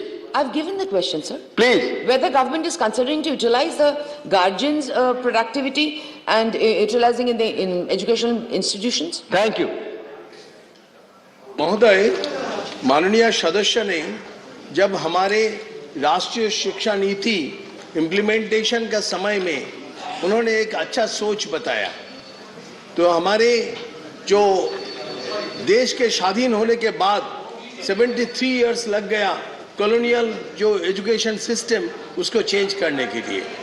माननीय प्रधानमंत्री नरेंद्र मोदी के नेतृत्व में हम नया शिक्षा नीति national education policy 2020 launch किया और इसके तहत इसमें जो पैरा 2.7, पैरा 2.9, पैरा 3.6, पैरा 3.7, इसमें जो एसेंस है, हमारे प्रधानमंत्री जी ने पहले से ही जो देश को आगे बढ़ने के लिए सबका साथ, सबका विकास और सबका विश्वास, ये जो स्लोगन दिए थे, उसके बाद ये आज़ादी का अमृत महोत्सव पर सबका प्रयास ये भी जोड़ दिया।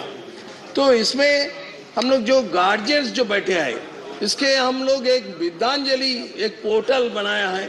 ये विद्यांजलि पोर्टल में जो स्कूल्स वो भी रजिस्टर करेंगे और जो सारे गार्जियन सलामनी वो भी रजिस्टर करते हैं। हम सदन को बता के मैंने भी खुश होंगे। अभी स्कूल्स 1,23,868 स्कूल ने रजिस्टर किया। अभी वॉलंटियर्स 16,686 रजिस्टर्ड किया और जो स्कूल्स चिल्ड्रन इम्पैक्टेड वो भी 11,644। Thank you. Second supplementary Rupa ji. Question second supplementary. Yes sir. Moral education में ये घर और स्कूल्स के एक साथ डेवलपमेंट के लिए कैसे कैसे क्या क्या किया जाए और थोड़ा सा इलेबोरेटली बोलिए। Thank you. मॉडल एजुकेशन में हम बहुत सारे स्टेप्स अकॉर्डिंग टू एनईपी लिए हैं।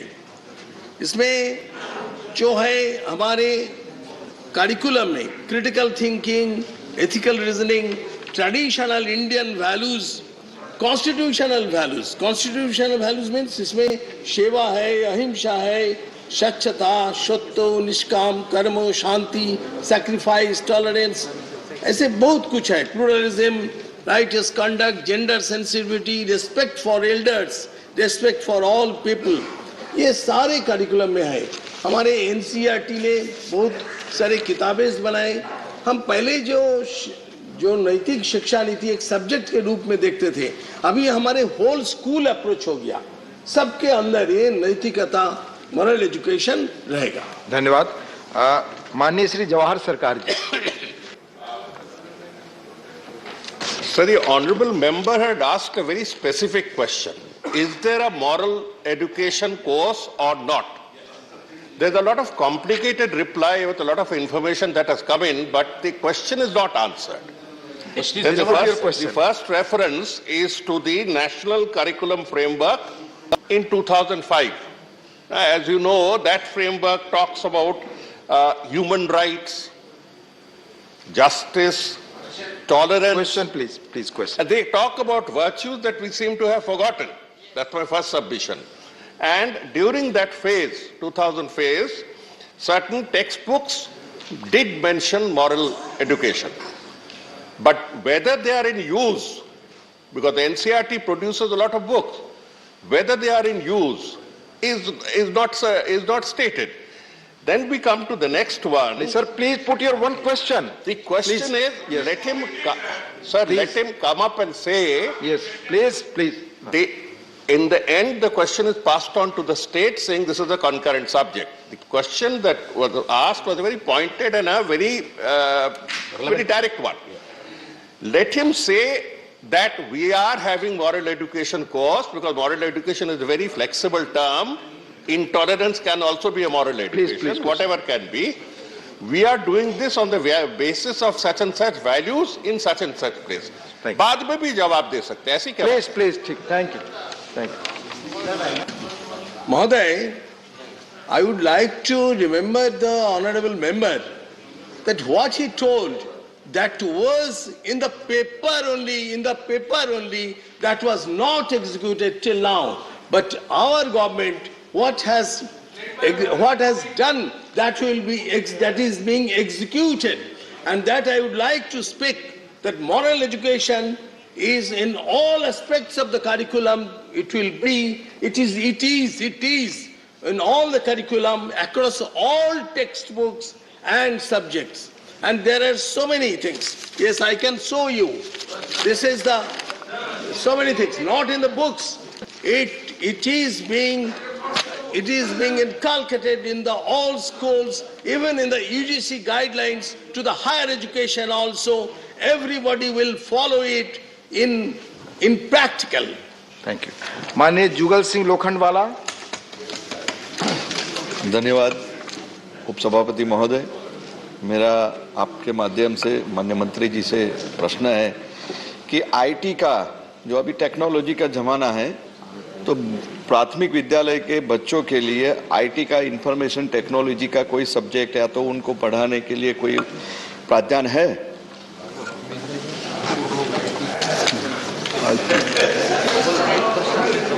देखिए, हमारे नई शिक्षा नीति में जो हमने सोचा, this is the foundation literacy and numeracy, that is in and then the preparatory. Naturally, in the digital education, we will, whenever the digital education course will be in the schools, and definitely all the arrangements will be there. Thank you. माननीय त्रिचू Shivaji. Sir, this is a matter of great concern. That the deterioration in the society is only because of lack of moral education at primary school levels. Sir, the National Curriculum Framework 2005 and the New Education Policy 2020 only sets the guidelines and direction for framework of syllabus. So the question is whether there is a defined syllabus at primary school levels. The reply states that majority of the schools comes under the state government, since it's concurrent list. Because it's concurrent list, many things are imposed by the union government on the states also, like NEET examination. I would like to know, sir, what is the status of moral education in the CBSE syllabus, and whether any direction has been given to dedicate as 1 hour or 1 period at least in a week for moral education. It was like those in those earlier days. Only that will bring that, whether the government has a proposal for that. Thank you. माननीय मंत्री जी. Honorable member has expressed his thought rightly. But the previous question I have already answered, that our approach is not subject specific, it is a whole school approach.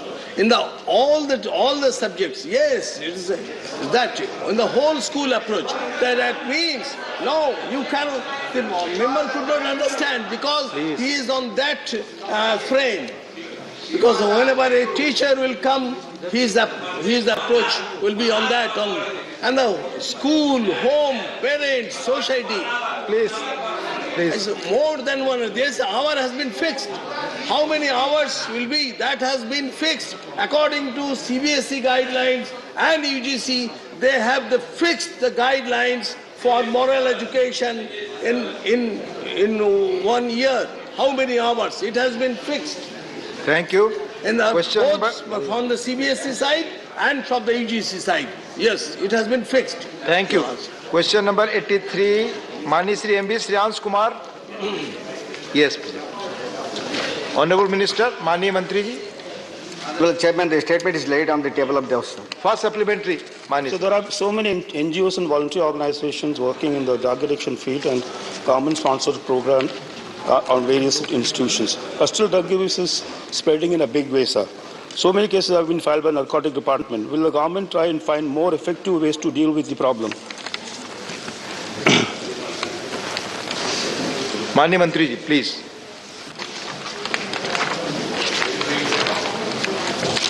Sir, anyway, whether the survey is conducted before the national survey in the pattern substance used in the 2018, sir, the survey is pattern trends and substance use of committed by the Minister of Social Justice and Empowerment for the collaborate with the United Nations Office on Drugs and Crime was conducted 2004, sir. The household survey was comprehensive and study report that was prevails current use of alcohol 21%, sir. Cannabis is 3%, sir. Amphetamines is 7%, sir. Among men and age 60 years, among the current users, about 26 school alcohol users were reported to be dependent, sir. While 25% cannabis use. Please. Please, I have already explained the process. If you are not satisfied with the answer, please follow that. Yes, we have taken so many steps, sir. We have started, we have Navchetana matters, how we will generate awareness regarding effective substance abuse, sir. We have done number of Nasha Mukta Bharat Abhiyans in the country, sir. We have some Navchetana program for the school children between the age of 11, 18 years, teachers-led intervention, sir. Navchetana 1 day awareness generation, the preventive education programs, school children at class between 6th and 8th, sir. The program for the awareness to follow up the schools, children from the class. Time is over, now this is discussed. Budget discussed. Mr. Muhammad Abdullah, please continue. Please continue. Please continue. Please continue your speech. Thank you, Deputy Chairman, sir. Sir, the time was allotted 15 minutes for me, but yesterday, when I was in my 10th minute, it was interrupted. So today I need 3 minutes more, sir. Today 2-3 more minutes, please. Sir, the budget imposes 30% tax on the transaction of cryptocurrency, sir. To note here, the cryptocurrencies are not yet legalized in this country, but the taxation stokes that it is legal only by paying tax. It is still illegal, but it tells if you pay the tax, it will become legal. Though it is become legal, there is no regulatory body for cryptocurrency. Still, there is no any regulatory body cryptocurrency. Yesterday also I asked another one thing. You can sell the drugs which is illegal. Sir, please order in the house, sir. Sir, house to order. Please, आपस महेश पोदार जी, please आपस में बात न करें. Yesterday also I asked, sir. Please. We can sell the drugs which is illegal. If you pay a tax, it will become legal. But there is no any regulatory body. Do you find any difference between these two, sir? Selling the drugs and cryptocurrency, tax on cryptocurrency. Is there any system that exists in the world like this, sir? There is a practice of taxing legalized system across the world. I mean, whether any tax is implemented, it comes along with an act. It comes along with an act. Any tax implemented, it comes along with an act. Even some acts may be implemented without the tax components. For instance, I like to remind from the past the Salt Tax an act with the tax component and the Self-Respect Marriage of Tamil Nadu an act without the tax component. But for the first time ever in the history of the world, sir, the first time ever in the history of the world, our union government is there to enforce the tax without any act. There is no act for any such act for the cryptocurrency, but tax is there. Yeah. Also one thing, sir. I am amazed I am amazed to see the financial advisors of this union government, who are the world foremost sages. This is because they advised that sanitary napkin should be taxed at 12%, but for diamond it has been reduced to 5%. My friend Priyanka Chaudhary is there, Mausam Noor madam is there, Madam Rajini is there. You ask any of them, which is the important for a girl? It is a sanitary napkin or a diamond? Which is the important for one? Lakhs and crores of our sisters in this country, they are badly needed and they are unable to buy a single pack. But the 12% of the tax has been imposed on that. Honorable Sir, the stepmotherly treatment of Tamil Nadu and the Tamilians by the union government stands exposed again in this budget. One of the long-standing demands from the Delta district of Pudukkottai is the opening of a new railway line to Tanjavur from Pudukkottai. The survey, which has been completed and submitted by the British just before independence. This government has failed to take concrete steps to take the Delta district of Tamil Nadu into confidence, and this is evident not only in the railways department, but also by the ghost of the hydrocarbon projects, which is still hunt the farmers. Hundreds and thousands of people from Tamil Nadu cutting across caste and religion have contributed not just to the nation, but to the entire world. The union government is acting with a vendetta against us. Sir, due to the paucity of time, I am now in the last part of my speech. To sum up, presenting a budget, especially in the midst of an economic crisis, it is an opportunity to communicate a government vision for the country. This budget fails to do and is completely disconnected from the ground reality. Instead of tackling the problems at hand, the union government is diverting attention away by feigning to plan India at 100. The budget did not have any mention of the increasing problem of inequality that the country is facing now. Also, it is not focused on two of the country's most pressing problems, the unemployment and the crisis affecting agriculture and the informal sector. Also, it is a fact that a few billionaires and a few large companies have benefited greatly, multiplying their profitability and assets. Even as a pandemic has devastated the lives of hundreds of millions. The Oxfam reports reveals that 80% of households in the country suffered a decline in their income in the year marked by the tremendous loss of life and livelihoods, whereas on the other side, the number of Indian billionaires grew from 102 to 142. This remains one of the popular saying about the budget. I don't read the budget, but anyway, you can say the poor are let down, the salaried class is hit hard, and the budget is sell out to the rich. The rich get richer and the poor get poorer. What else happened when the tax on diamonds are reduced by 5% and corporate surcharge is reduced to 7%, while the tax on umbrellas are increased by 20%. Tax on umbrella is increased by 20%. The government should adequately tax the corporate in such dire time and generate money from social security. It is the duty of the government to take care of its citizens.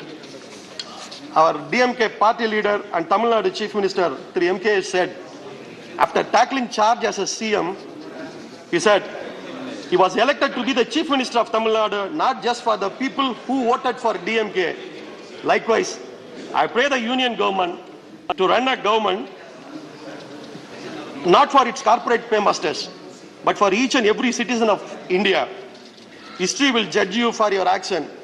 History will judge you only by your actions. I pray the government and Honorable Prime Minister to follow very famous quote by Peraringer Anna while working for the people. நாடு என்பது வெறும் பூகோள படமல்ல. நாடு என்பது வெறும் பூகோள படமல்ல. அங்கு வாழுகின்ற மக்களின் உணர்ச்சிகளின் தொகுப்பு. The meaning is, the country is not just a geographical map. The country is not just a geographical map. It is an emotional sum of the people who lives there. So I kindly request the government to consider it. The union government should keep it in mind that the emotion and aspirations of its citizens and should take commensurate steps in the direction to develop both the country and its citizens. I once again thank the leader of my party and the Honorable Chairman for allowing me to take part in this debate on the Union Budget 22-23. Honorable Vice Chairman, sir, I conclude. Thank you. Thank you, Mohammed Abdullah ji. Now I request Dr. Amar Patnaik. Thank you, sir. Sir, I would like to begin by quoting Joseph Stiglitz, the Nobel Prize winning economist, who said that the world is facing three existential crises. One, inequality. Second, climate change. And third, democracy, crisis of confidence in our political and economic institutions. He goes on to say that what we measure affects what we do, and if we measure the wrong thing, we will do the wrong thing. If we focus only on material well-being, on say whether the production of goods rather than on health, education and the environment, we become distorted in the same way that these measures are distorted. We become more materialistic. So even though the GDP is not designed to measure the well-being of people, it is basically designed to find out the producing economic growth, the pattern of spending on goods and services. And therefore, if we want to put people as the first, we have to move beyond GDP, what Stiglitz is saying, what Amartya Sen has said, and many other economists are saying. Sir, I would like to use this framework in analyzing the budget. So first I will start with climate change. So on energy transition and climate action, this budget devotes about 8 paragraphs.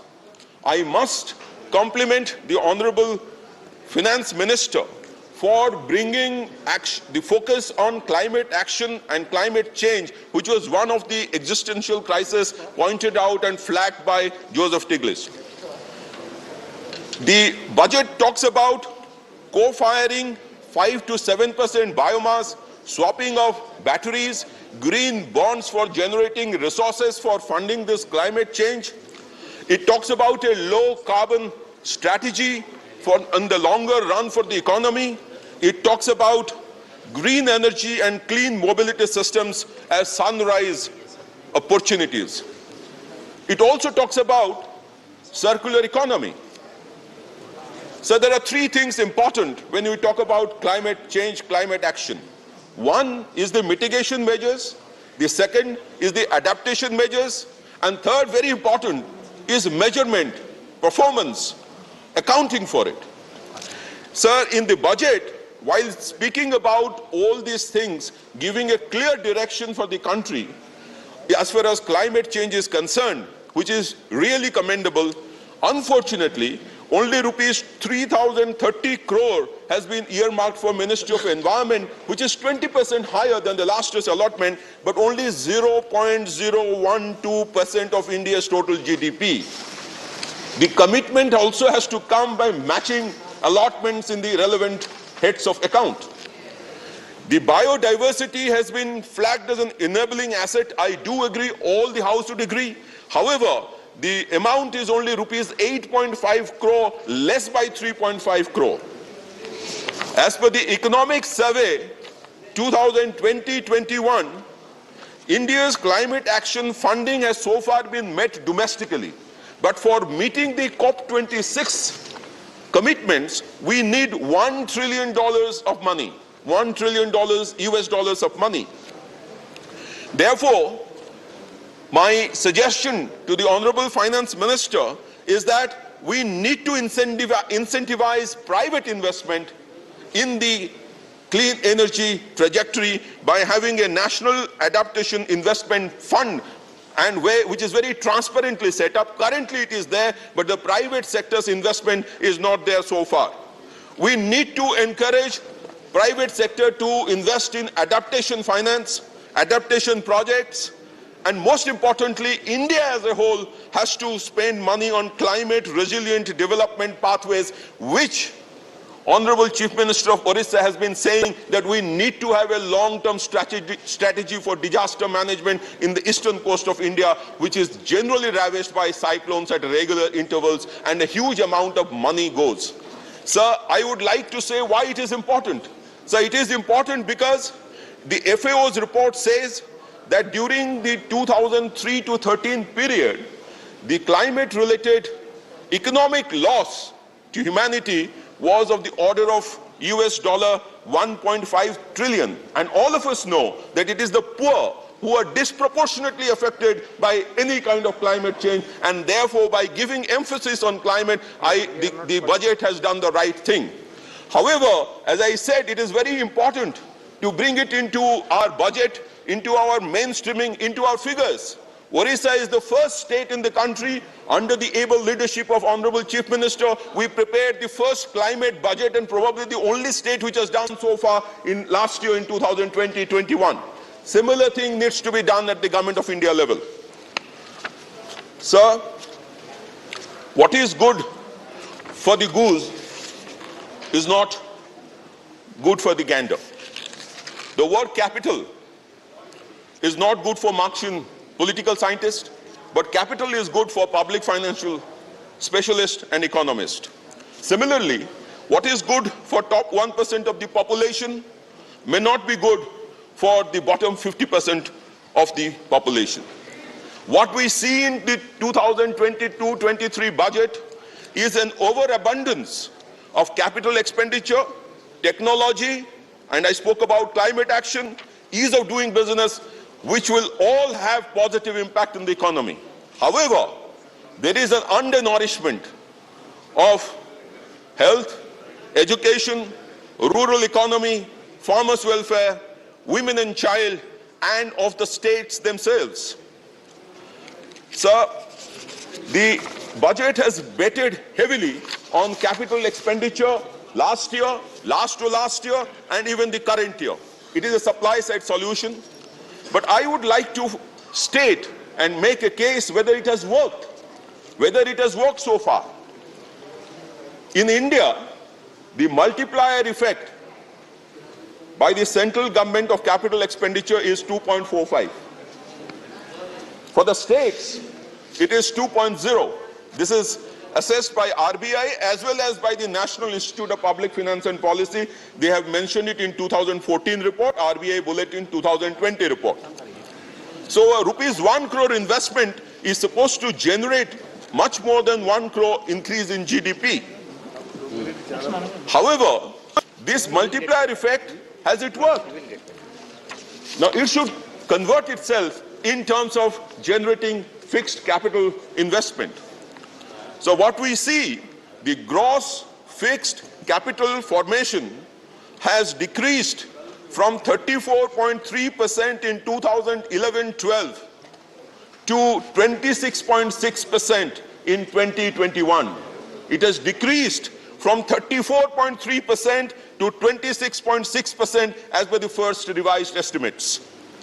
So the one-dimensional track of completely putting all the eggs in the basket of capital expenditure may not work.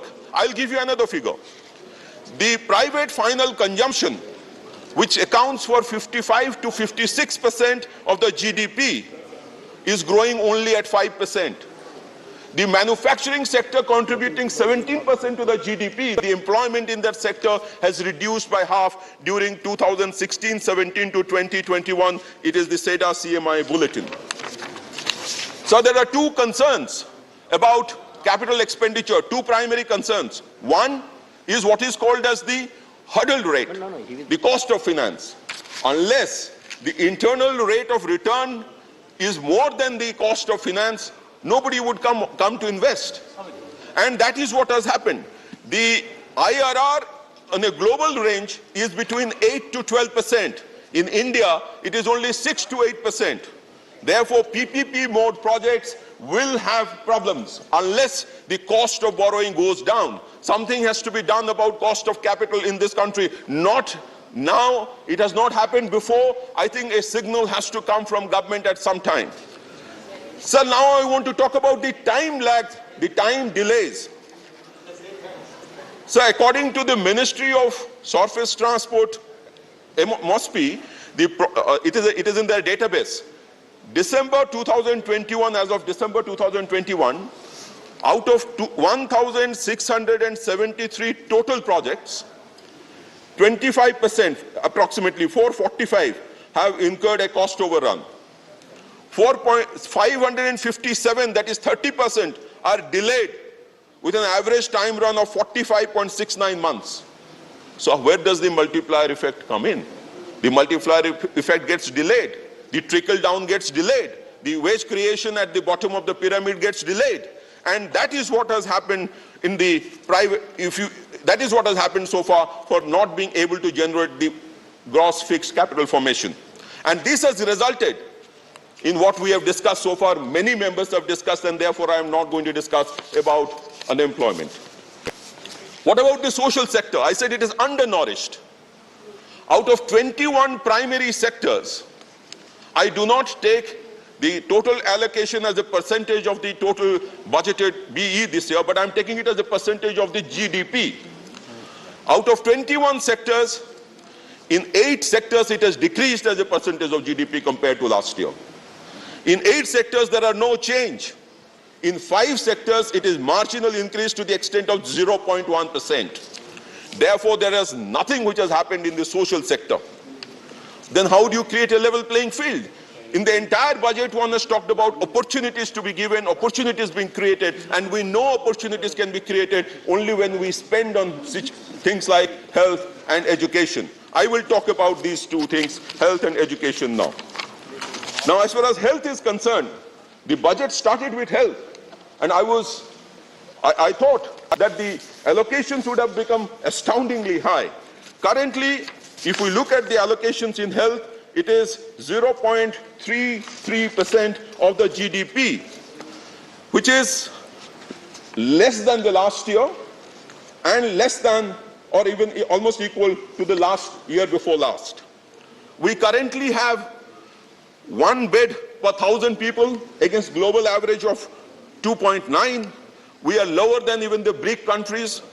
We have 1 doctor per 1,500 when the requirement is per 1,000.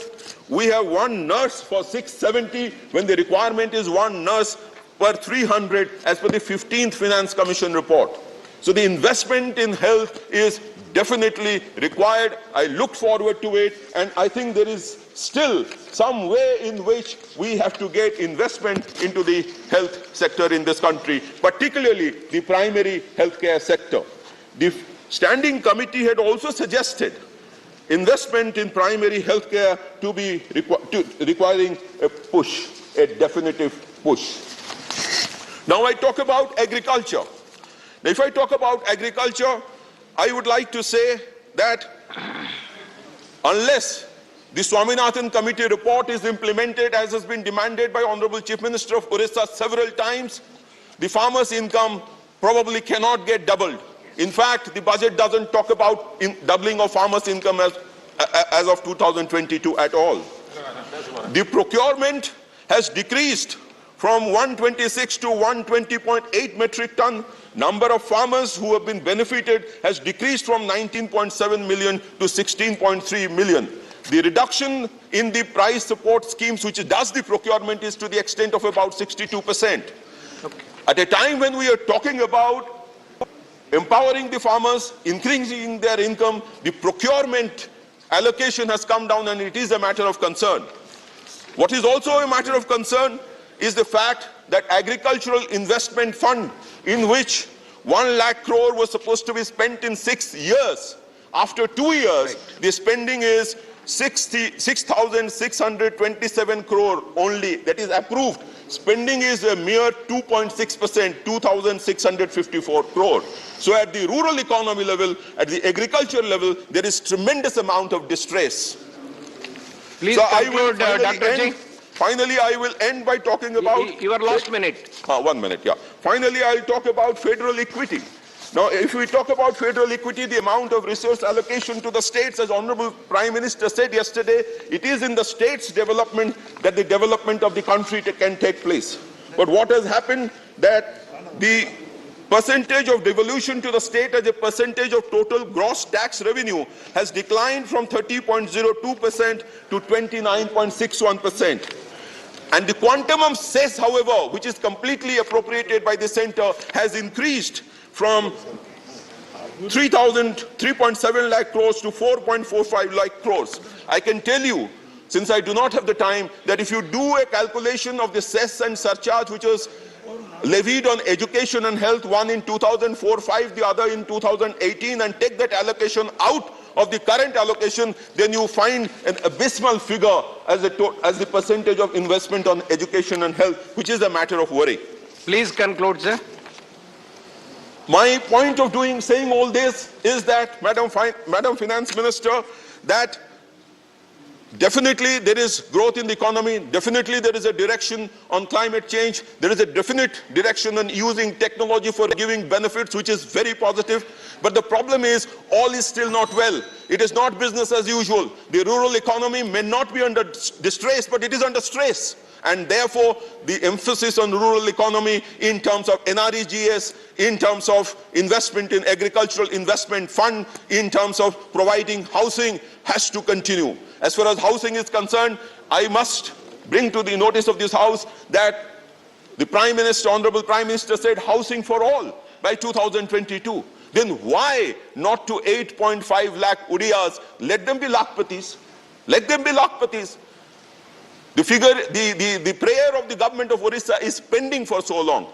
So I would end once again by thanking the Prime Minister for the budget proposals, for giving a direction, and would request her to consider the suggestions given by me. Thank you so much. The next speaker, Shri K.R. Suresh Reddy. Thank you, Chair. So I rise to congratulate the Finance Minister on a fourth consecutive speech. A budget 4 in a row is a new mantra, as they say in cricket. 4 in a row is a new mantra. Hat-trick is over now.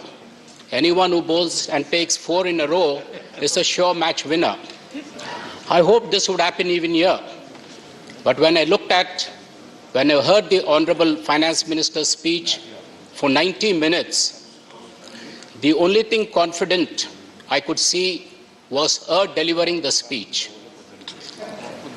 Today, with great and a heavy heart, I must tell the Finance Minister that her 90-minute speech has left 90 crore Indians out of a budget. I say this for the following reasons, sir. Because this proclaimed progressive budget has alienated a majority of the poor people. I say this because agriculture, which is the backbone of our country, and Kisan, the ever-burden bearer, which constitutes 60% of the workforce agriculture, contributing 18% to GDP, and out of which, in the entire agriculture, 82% of them are small and marginal farmers, having small holdings of 1 to 5 acres. This Azadi Ka Amrit Mahotsav and entering into Amrit Kal without tangible progressive opportunities to farmers is regressive and Rahu Kal for them. Para 28 of the budget speech of the Finance Minister mentions about the rice and wheat procurement. उसमें बड़े जोर से madam ने बताया कि 2,37 lakh crores हमने direct payment किया 163 lakh farmers को. जब ये बात आई तो मैं नोटिस किया सर हाउस में कि तालियां कम बजे उसमें. तालियां सिर्फ मैडम के लेफ्ट साइड से थोड़ा बहुत बचा, मगर ओवरऑल हाउस में वो मूड नहीं था. और उसकी वजह ये मैं समझता हूं कि ये साल 2022 was the year of the promise. The promise was to double the farmers' income. इसका मतलब ये है कि तालियां ज्यादा बजते थे अगर आपके अनाउंसमेंट में इंस्टेड ऑफ 2,37 लाख करोड़ अगर आप बताते कि हमने 4,74 लाख करोड़ हमने किसानों को ट्रांसफर किया, तो बात होती थी कि भाई हमारा इनकम डबल हुआ. मगर आप ये बात को मानने को तैयार नहीं है, डबल करने की इच्छा नहीं दिख रही आपके पॉलिसीज में, तो छोटा मोटा चॉकलेट की तरह कुछ पॉलिसीज बताते रहते हैं आप। फॉर एग्जाम्पल, आपका प्राइम मिनिस्टर किसान प्रोग्राम, तो उसमें आप बताएं कि हम 70,000 करोड़ फार्मर्स को जो है सो हम बांटे, और इसको कहते हैं डबलिंग द इनकम तो नहीं होता, ये अश्योर्ड इनकम है। अगर आप 4 लाख, जैसे मैं बताया 4,74,000 में आप ये 2,07,000 अगर 2,37,00,000 करोड़ आप बचाए, क्योंकि डबल नहीं किए, और ये 2,37,00,000 करोड़ में आपका 70,000 भी अगर हम निकालते हैं, तो फिर भी आज ये गवर्नमेंट 1,67,000 करोड़ आप एमएसपी फार्मर इनकम डबल ना करने से सरकार ने ये पैसे बचा लिया है। सर, अगर आप कहते हैं कि भाई एमएसपी हम तो कुछ बढ़ाते गए, तो आप देखिए एग्रीकल्चर का जो इनपुट होता है किसान का, वो भी वही अंदाज से और ज्यादा अंदाज से बढ़ गया है। आप इसके साथ साथ प्रोक्योरमेंट में 10,000 करोड़ इस साल आप कम कर चुके हैं। आपका रीसेंट प्रोक्योरमेंट पॉलिसी जो हमको तेलंगाना एक उदाहरण है कि पैडी प्रोक्योरमेंट में किसान को, तेलंगाना सरकार को कितने कठिनाइयां आपने करवाया कि भाई we had to come with a begging bowl, chief minister had to come, request the government, pleading the government. Half the cabinet was here, entire MPs were camping here, most of the MLAs were here, just requesting the government कि भाई आप हमारा produce लेंगे नहीं लेंगे, रबी में आप लेंगे नहीं लेंगे। तो आपका पॉलिसी इतना वेग है कि हमने पूछा कि रबी का प्रोक्योरमेंट आप लेंगे, तो आपने बताया कि आज नहीं, हम मार्च में करेंगे अनाउंसमेंट। जब किसान का काम शुरू होता है दिसंबर में, आप मार्च में बताने की बात, ये आपका किस तरीके से आपका पॉलिसी है, किस तरीके से किसान खेती को आप देखते। एक छोटा सा मिसाल है, ये कोई स्विगी सर्विस नहीं है कि जब भूख लगा जब खाना मंगाया आप, क्योंकि किसान को तो टाइम लगता है। ये दिसंबर से लेके मार्च अप्रैल तक ये काम चलते रहती है, और उसका जो है सो आई फील वेरी अनफॉर्चुनेट कि भाई इसमें किसान को ये तकलीफ उठाना पड़ा। सब एक असेसमेंट हुआ था, situations assessment survey of farmers, उन्होंने बताया कि आज के हालात में जो खेतीबाड़ी करता है उसका 40% आमदनी और कम होते जा रही है। और देखिए लाठी पे लाठी किसान पे, इसके साथ साथ और क्या हो रहा है, आपका फर्टिलाइजर सब्सिडी आप कम कर दिए, आप करीबन 35 to 40,000 करोड़ आप इस बजट में कम कर चुके हैं। इसमें किसान की तकलीफ और बढ़ेगी। फूड सब्सिडी आपने 80,000 करोड़ कम करे। सेंट्रल मार्केट इंटरवेंशन स्कीम जो करीबन 3,596 करोड़ का था, उसको आप कम करके 1,500 करोड़ पे लाए। क्रॉप इंश्योरेंस आपने करीबन 16,000 करोड़ से 15,000 करोड़ पे लाए। प्राइस स्टेबलाइजेशन फंड 2,700 करोड़ से 1,500 करोड़ तक लाए। और इवन रिसर्च, एग्रीकल्चर रिसर्च पे सिर्फ 500 करोड़ लगाए, ताकि multinational companies like Bayer they tend to spend more. Sir Reddy ji, your last minute. I'm already the last. No, yes. Your party has given you 8 minutes. और 5 minute है sir. 8 minutes. You have completed. 12 minutes I was told, sir. No, 8 minutes is given and 7 minutes is over. Sir. Second speaker is not speaking, he is speaking. Then it is okay. So what is my entire time now, sir? Now another 8 minutes you have. Another 8 minutes. Thank you, sir. Sir, इसके साथ साथ मनरेगा का demand बढ़ रहा है, but आपका budget allocations कम हो रहे हैं साहब। आप डिमांड ड्रिवन बोल रहे हैं। जब डिमांड ड्रिवन है तो जो ग्रामीण लेबर है उनको विश्वास, कॉन्फिडेंस क्यों नहीं बिल्ड करते? जब 1,11,000 करोड़ खर्च हुआ था 2 years बैक, तो आप बताइए इस साल भी हम आपके साथ ठहरेंगे। कम करते जा रहे हैं कि उस पर ज्यादा भरोसा मत करो। हो सकता है आपके कुछ कारण हो सकते हैं आपका, मगर मैं ये कहना चाह रहा हूं कि the share unemployment pressure in the rural India will force and compel the government to increase the allocation. अगर आपका दिल नहीं मानता बढ़ाने के लिए, मगर वहां की जरूरतें आपको मजबूर करेगा कि आप बढ़ाना पड़ेगा, क्योंकि इसके अलावा आपके पास कुछ और है ही नहीं इस पे। Sir there was some apprehensions in the government कि भाई ये misuse हो रहा है and it needs to be revamped, या asset creation ठीक नहीं हो रहा। पहले से करीबन 5-6 साल से केसीआर साहब हमारे मुख्यमंत्री जी लगातार कहते आ रहे कि भाई इसको आप एग्रीकल्चर से जुड़ाइए। Linking up with agriculture will create some relief for the farmer.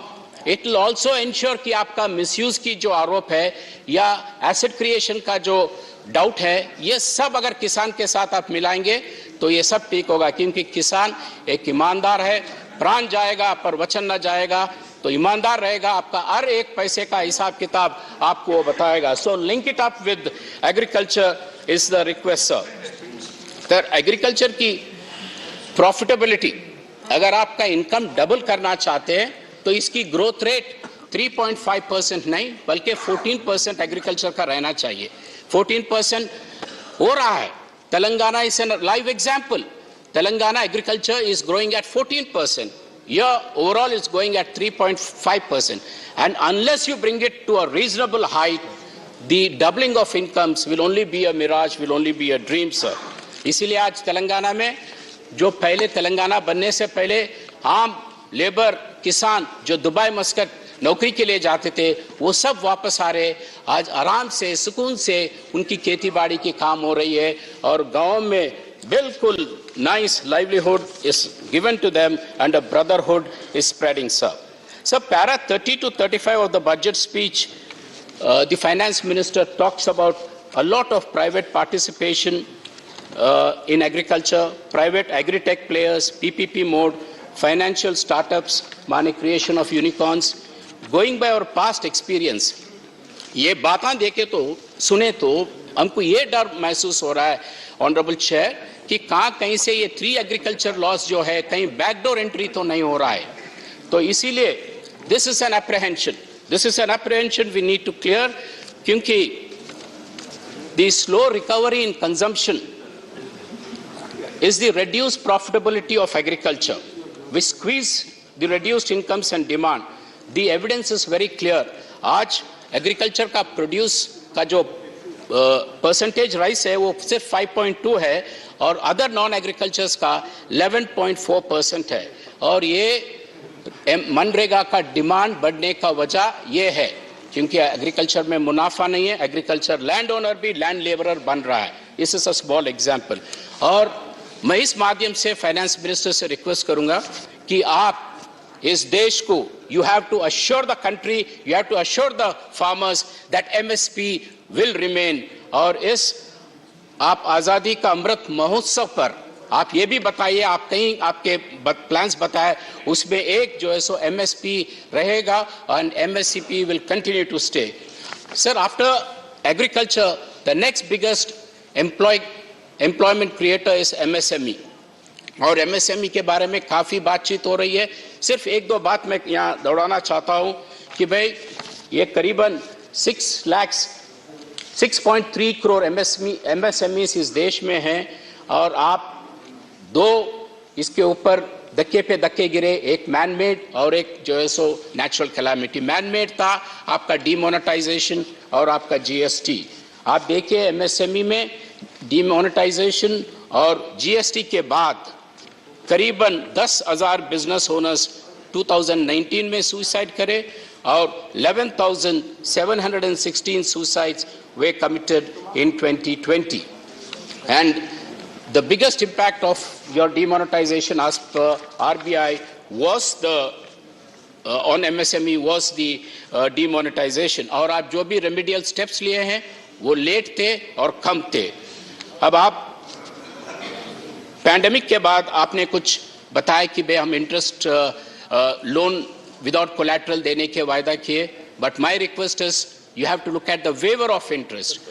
जब फैक्ट्रीज बंद थे, एक साल बंद थे, तो उनके ऊपर इंटरेस्ट जो है सो बढ़ते गया, वो आप निकाल दीजिए। और उनके ऊपर फिक्स पावर कॉस्ट था, कारखाना चला या ना चला मगर उनका बिजली का बिल आते गया, वो उसको आप जो है सो ऑब्जर्व करिए। This will be some relief और MSME के साथ हॉस्पिटैलिटी सेक्टर में भी आपने ये बताया कि भाई हम कुछ पैसे देंगे. Hospitality sector also contributes a lot to the GDP, so why don't you take it as an infrastructure?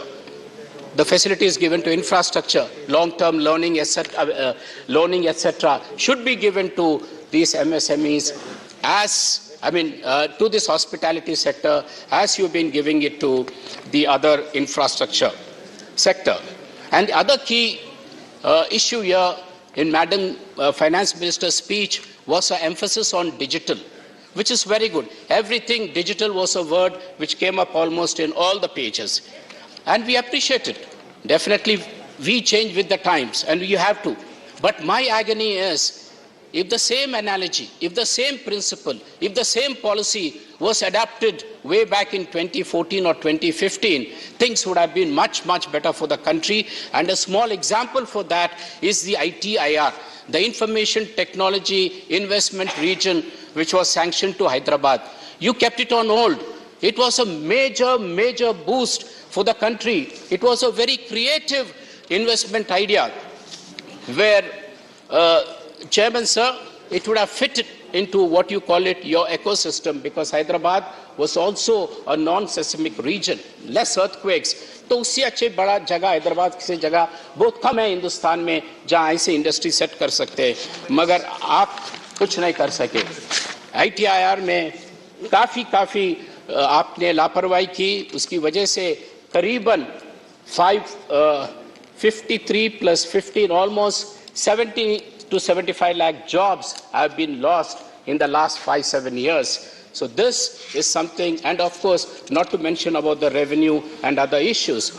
So when yesterday the Prime Minister, when he mentioned about the bifurcation of AP and Telangana, probably this was something playing in his mind.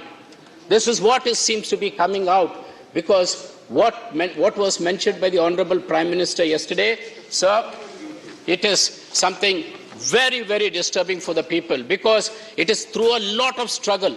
One of the biggest struggles ever witnessed in the history of India was the bifurcation of Andhra Pradesh. Under the leadership of our Chief Minister, KCR Garu, we went through 14 years of struggle to eventually get it.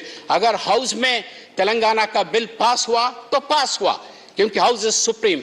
Nobody can question the authority of the House. Nobody can question the authority of the chair. Not even the Prime Minister can question the authority of this House, sir. But yesterday, he raised it. Agar aapko taklif hua, bifurcation mein, main पूछना चाह रहा हूं कि कितने बार वो reorganization bill यहाँ पे amendment को आया है? Did you make any amendments in the last 8 years? The demands from Telangana, the demands from Andhra are continuously coming up, but still you refuse to refer it. You refuse to chair even a single meeting. और वहाँ पे क्या हो रहा है, sir? Please conclude, sir. Sir, just 1 minute. So this is an important thing. I'll just 1 minute. So I'm concluding with one last thing. मैं तो काफी पूछते गया, तो एक छोटा सा मेरे को एक WhatsApp का forward याद आता है कि एक नेता ने अपने दोस्तों को 8-10 लोगों को अपने घर पे चाय पे बुलाया और बोला भाई मेरे घर में सबसे अच्छा चाय बनती है. तो सबने गए 10 लोग उम्मीद में कि अच्छा चाय मिलेगा वहां, और जब घर गए और उनके बावर्ची को बोले भैया चाय बनाओ, तो उन्होंने कहा सब 130 सेकेंड्स और चीनी नहीं है, तो उन्होंने कहा कोई बात नहीं चाय लाओ, और चाय आ गया. तो वो नेता ने कहा देखो भाई ये स्पेशल चाय है, मगर इसमें एक कप में चीनी नहीं है, शुगर नहीं है, जिसको भी वो कप आएगा वो सबको आज रात में भोजन पे ले जाएगा.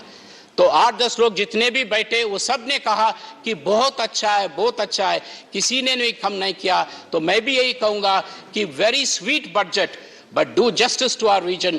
Thank you so much. Thank you. The next speaker Shri Vijay Sai Reddy. Thank you, Vice Chairman, sir. We should appreciate the Honorable Finance Minister for presenting this budget in most difficult and trying times. Initially, sir, we all thought that it would be Honorable Finance Minister would submit the budget for UP and Punjab. However, as the budget speech of the Honorable Finance Minister went on, and it was nobody's budget, no one's budget. And I can confidently say that it is a stylish budget with no substance. I'm sorry to say that. Sir, to put it in a different words, it's a budget like an operation successful but patient is dead.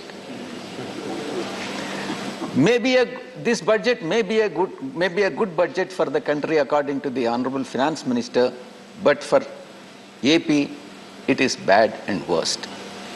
Sir, my point is Atmanirbharata of the states. Honorable Finance Minister on several occasions talks about Atmanirbhar Bharat. But I am asking Madam, what is Atmanirbharata of the states? Not the center, not only the center. The center, according to me, and I'll give the statistics also, Vice Chairman, sir, using manipulative practices to reduce the share of state share of taxes from the central pool of taxes.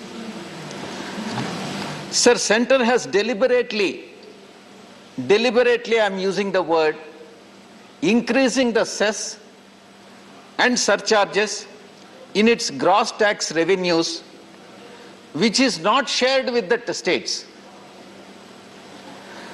Sir, it has been brought down. The states' share has been brought down. In reality, though the 15th, according to the Honorable Finance Minister, the 15th Finance Commission has recommended 41%.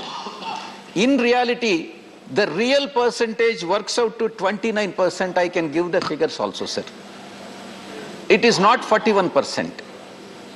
It is because of cess and surcharges. And I'll give petrol as an example. The central government has collected 3.35 lakh crores by way of cess on petrol, shared just 5.8% of it, that is 19,475 crores with the states. What is shared with the states?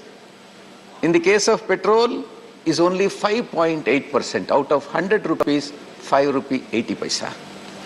Sir, by increasing Honorable Finance Minister has coined a special word, apart from cess and surcharge. Special additional excise duty. This is nothing but cess and surcharge. By increasing the special excise additional duty, nothing but cess, the center has pooled 2.87 lakh crores from which the states are not getting a single rupee. Not a single rupee. This is the situation. Sir, the share of tax component in the excise duty, which is shared with the states, has decreased by 40% in the case of petrol and 59% in the case of diesel, sir. Sir, at present, I have a statistics which I would like to, Honorable Madam is present. Sir, in the case of petrol, let us presume that the cost of the petrol is 100 rupees for the sake of brevity. Basic price is 45 rupees. Basic excise duty is 1 rupee 40 paise. And special additional excise duty is 11 rupees. Out of 11 rupees, nothing goes to the state. Nothing. Not a single rupee. Road and infrastructure cess, 18 rupees. Nothing goes to the states. Agricultural infrastructure and development cess, 2 rupees 50 paisa. Nothing goes to the states. Dealers commission, of course it goes to the dealers. Taxes, whereas the states are empowered to levy VAT in the case of petrol and liquor. What is that? The maximum percentage any states can charge is only 10 to 15%. It varies from 10 to 15%. What is center getting? Central government is getting 85% and states are getting 15%. This is the justice what central government is rendering in the case of taxes, share of taxes. Sir, AP share in the divisible pool, I would like to share with the Honorable Madam,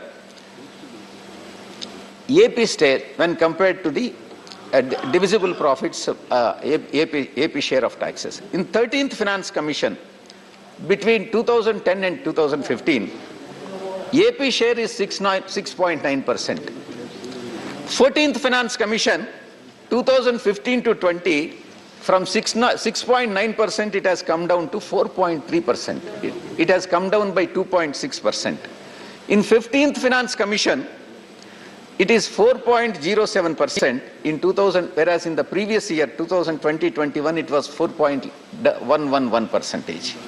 So year after year, Andhra Pradesh is getting, the share of taxes is coming down, and it is nothing but a stepmotherly treatment.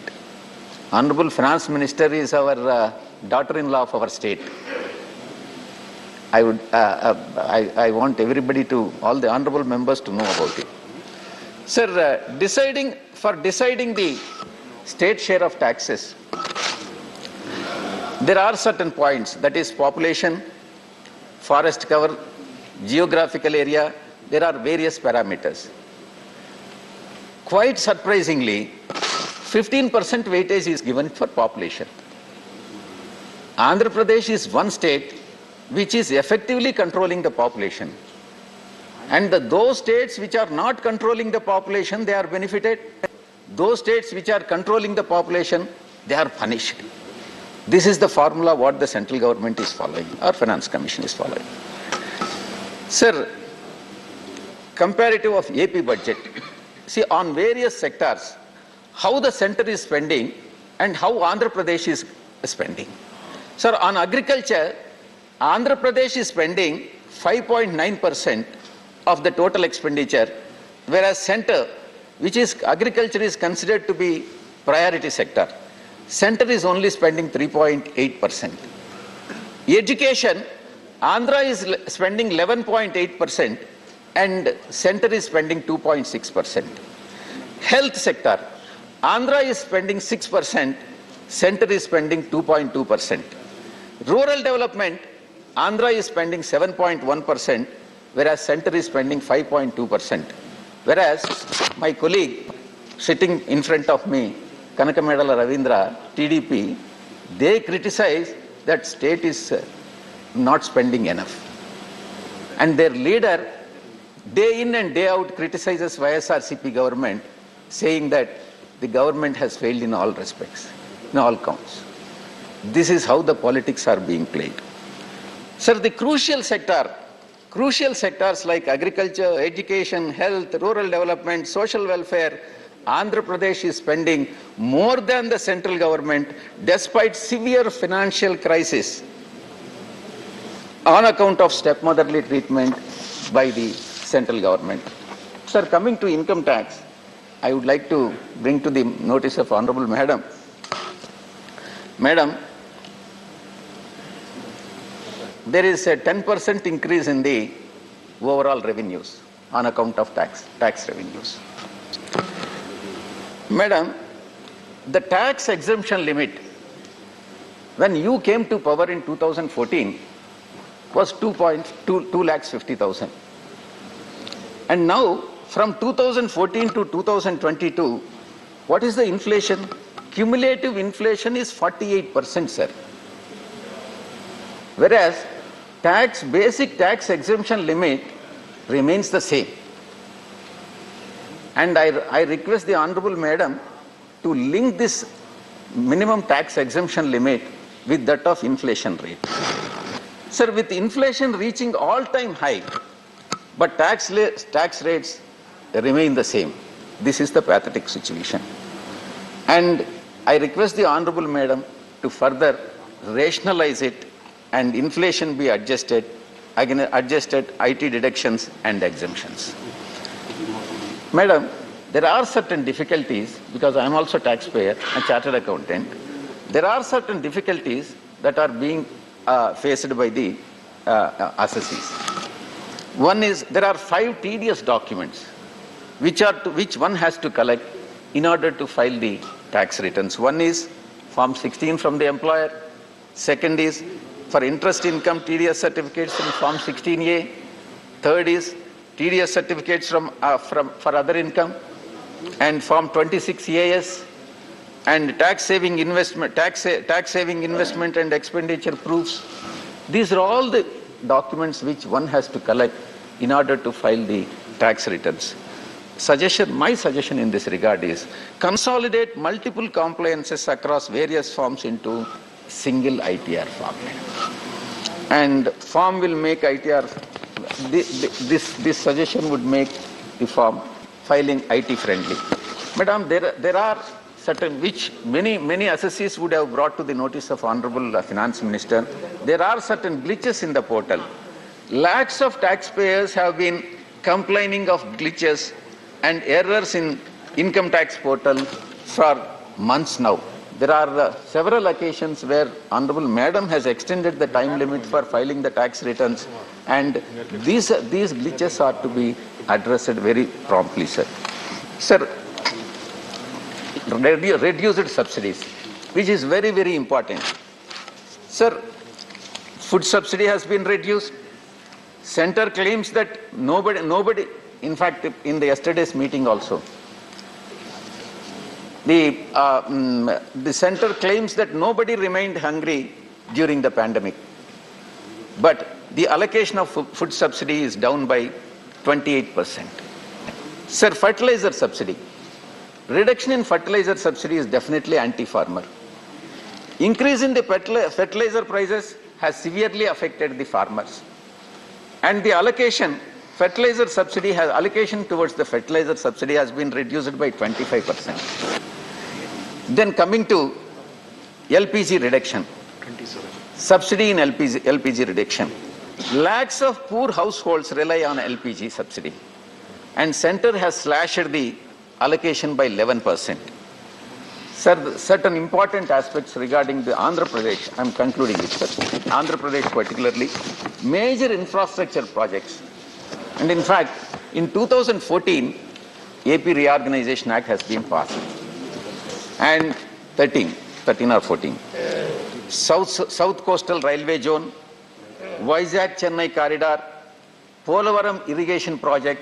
In fact, I have submitted I met Honorable Madam and then made a submission also. Kadapa Steel Plant, Dugarajapatnam Port, and Kakinada Petrochemical Complex. These are all the pending issues which are yet to be addressed by the central government, even after considerable lapse of time. Sir, national educational institutions, which the central government has granted by virtue of AP Reorganization Act, all are operating from the rental premises. Not a single national institute has got its own premises.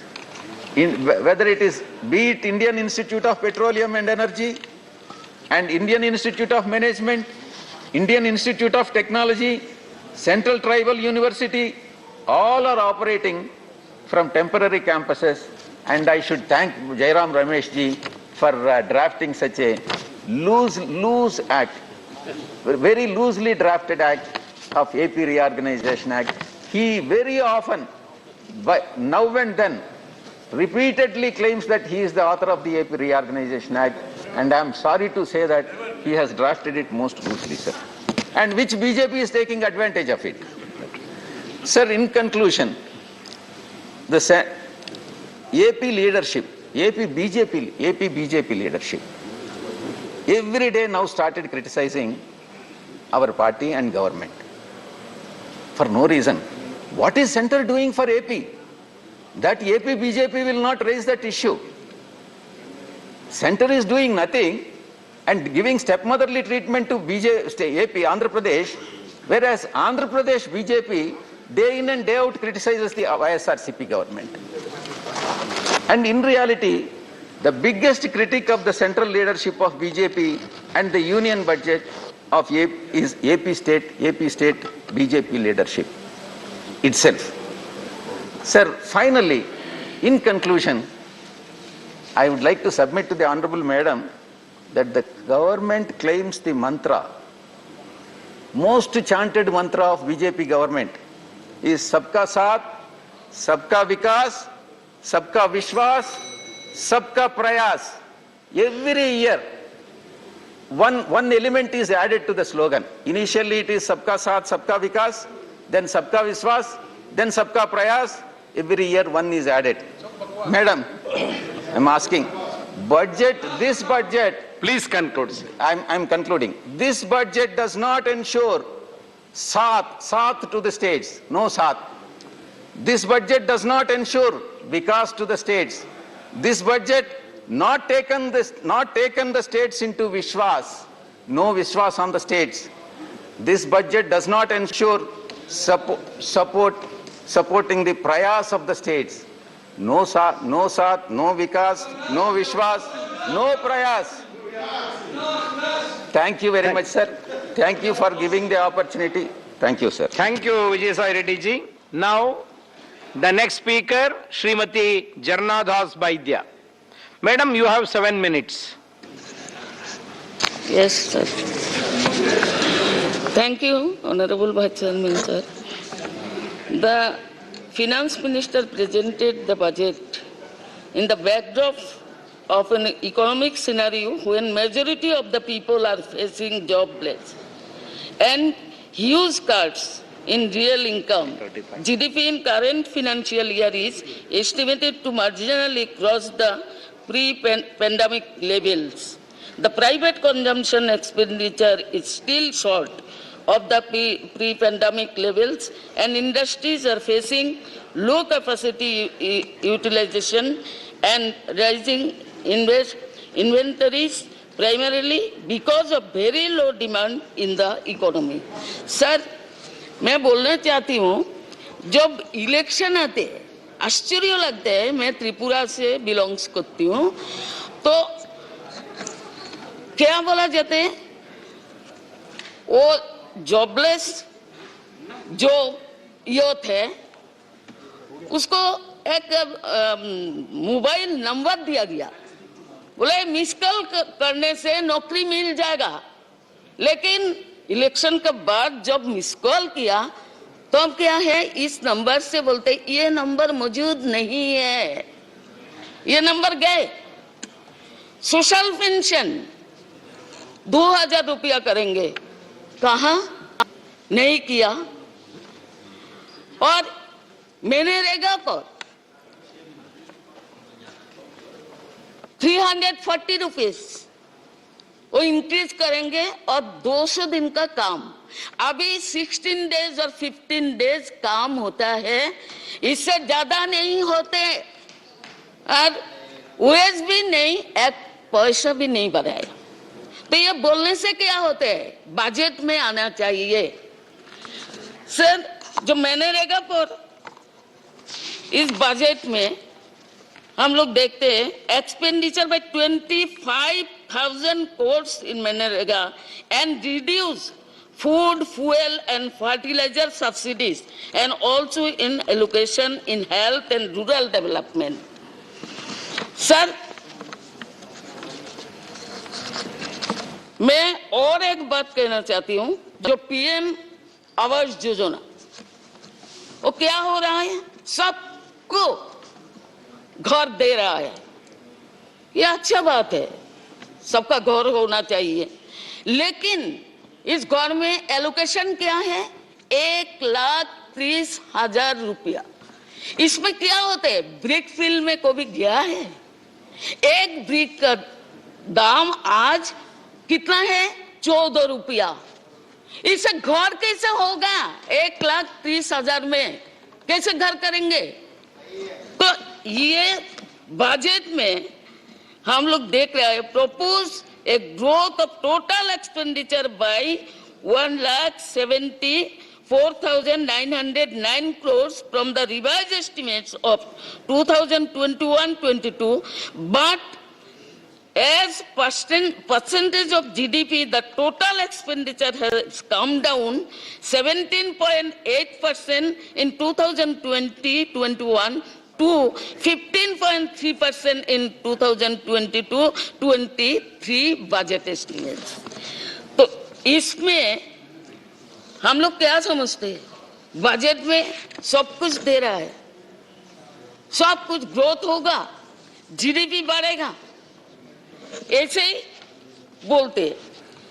तो इस budget में the squeegee on expenditure is not merely in the central government expenditure. These transfers are to come down from 6.915 of GDP in revised estimate 2021-22 to 6.5% in 2022-23 only.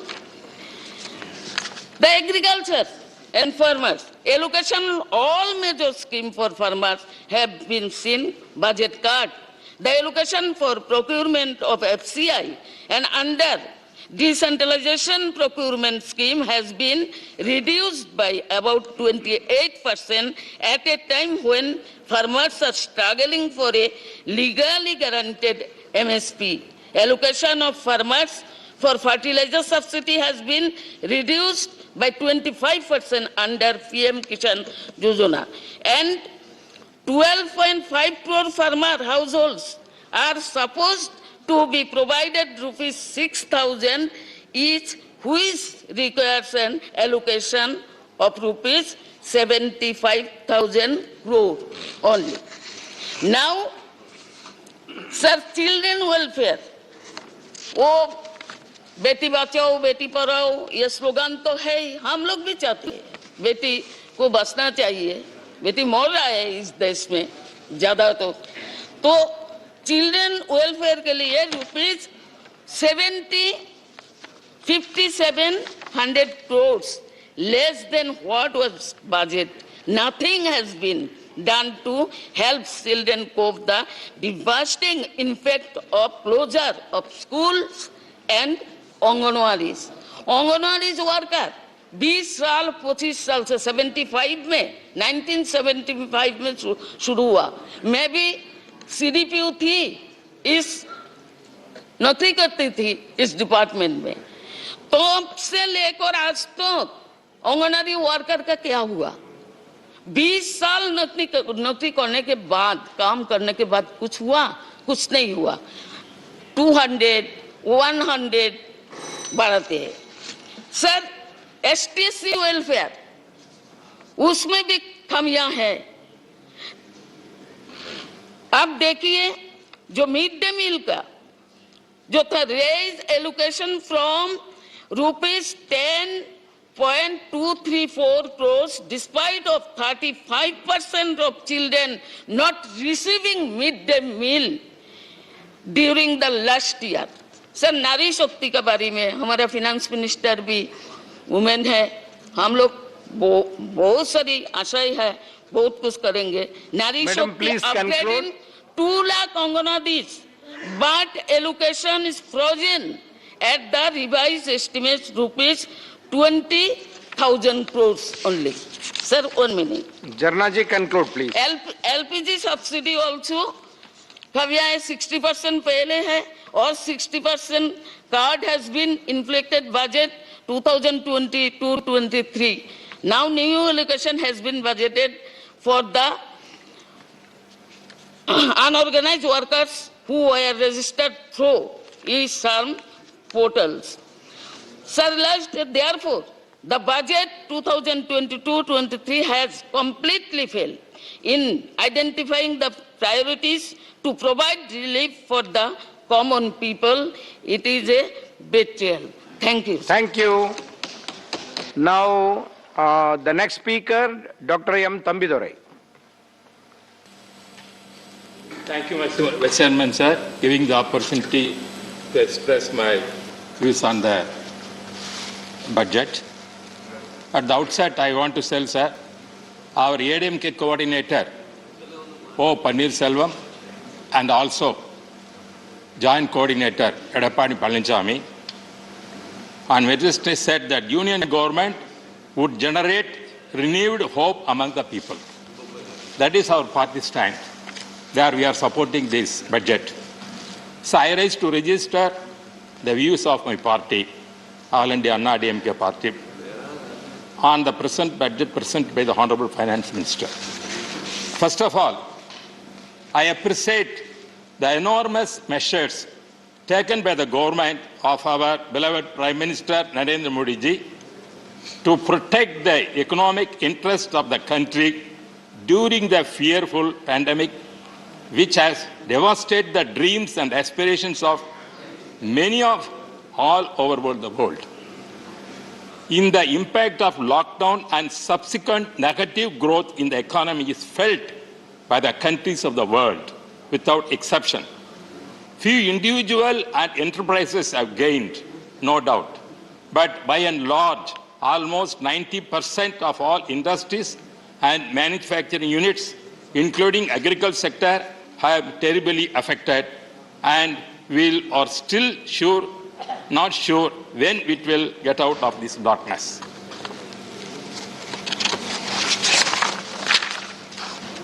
So, in spite of gloom and despair all around us, the government of Honorable Prime Minister Modi had reasonably done well in safeguarding our economy. My heartiest congratulations for what have been done and best wishes for the more power to the Prime Minister. Coming to the budget 2022-23, I am come across a survey conducted by independent services involving more than 40,000 respondents residing in 342 districts of India. The survey has indicated that 20% of citizens are thrilled with the budget and they see many benefits ranging from infrastructure growth to boosting spending and creating employment. 40% believe it will derive progress in at least our area. At the same time, sir, the absence of personal tax relief has been disappointing to a sizable percentage of survey percentage. That is the answer. I am appealing the Honorable Finance Minister to consider this. As our Reddy also said, speaking, this inflation is more, but our income tax that when we are charging is still we are continuing that. Sir, if you allow, give more concession, the consumers, the taxpayers, definitely they will spend money that will circulate in the growth, definitely. Therefore, you have to take the opportunity to give, see, that exemption must be, that tax rate, that level has to be increased, that personal tax. Sir, and also, the Finance Minister has said in the budget speech that the productivity-linked incentive in the sectors for achieving the vision of Atmanirbhar Bharat has received an excellent response. Madam Nirmala Sitharaman mentioned that there is a potential to create 60 lakh new jobs and an additional production of rupees 30 lakh crores during the next 5 years. I earnestly hope that ambitious plan comes true. India is now the factory of the world. India is now the laboratory of the world. India is now the hub of the young in the world. More than 50% of our population is young population. We have to make use of this wonderful resource which most countries do not have. The resource of human power is more important. Our young generation is getting good education, great mobility, and above all, our youth are full of aspiration and dream to have a better tomorrow for them and to their family. Hence, I please make sure that you are complete your target of 60 lakhs of new jobs.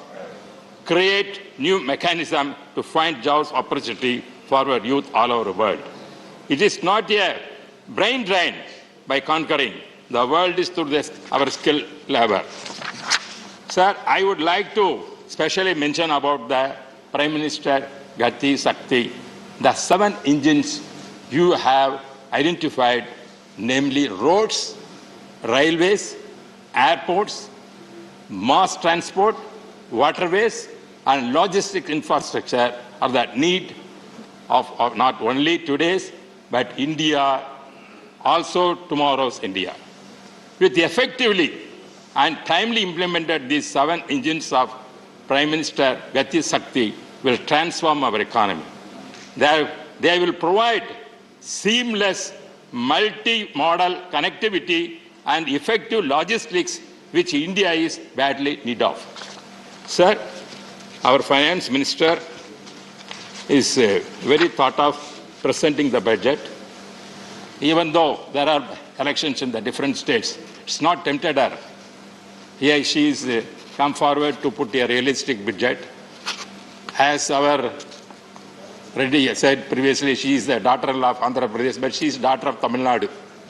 I think definitely she will help more Tamil Nadu, giving more schemes. That is my expecting that way.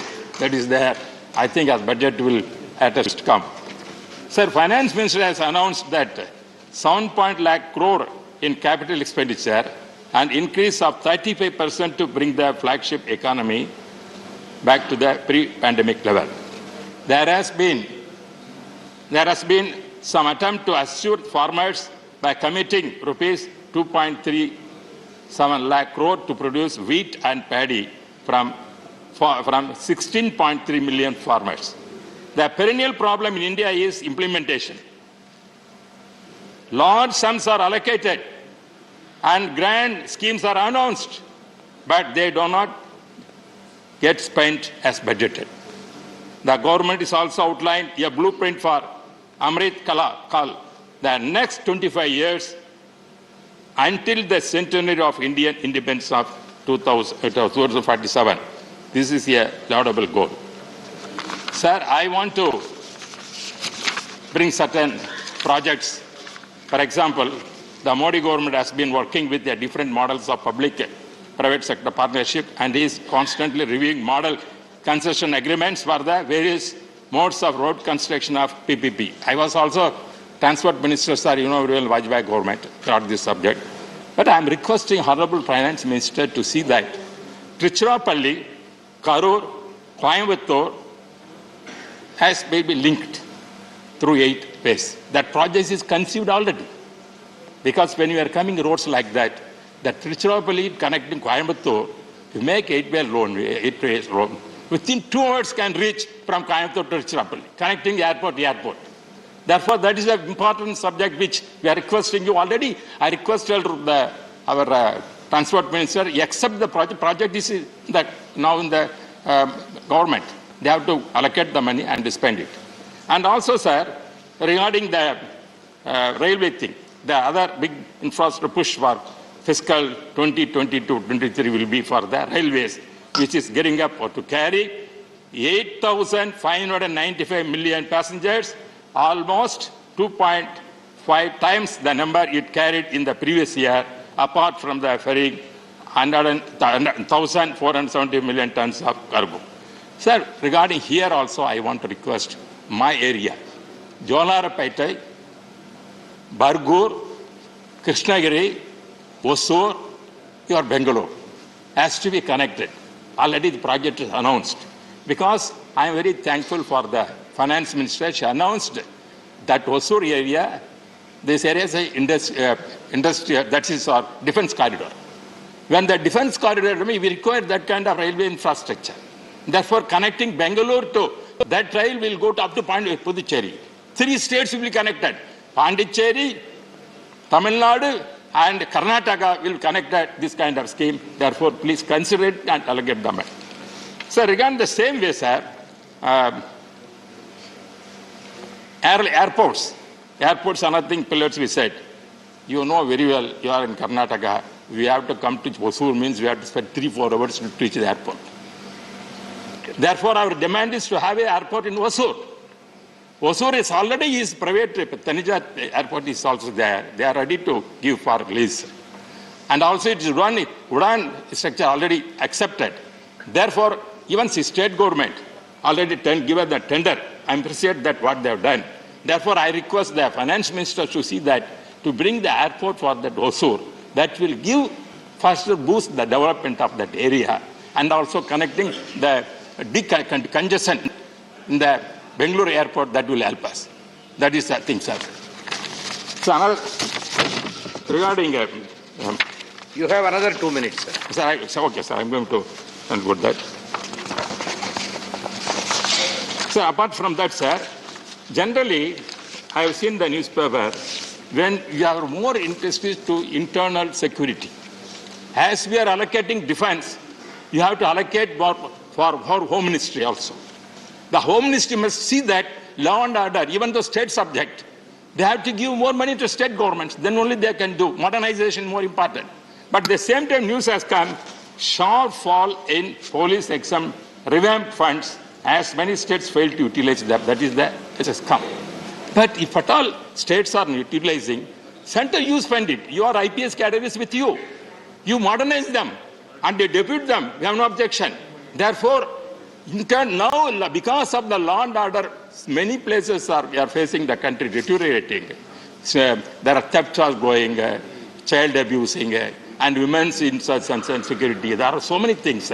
As you are giving important defense, you have to give the home, you have to save the lives of the citizens of this country. For that, you recover the budget must be given more allocation for the modernization of this police force. And the centers to come forward. Without centers, the state cannot do that. And also states, sir, you know GST, after coming GST, most of the funds come to the central government.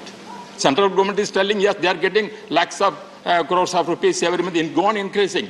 What about the states? The states are not getting sufficient fund.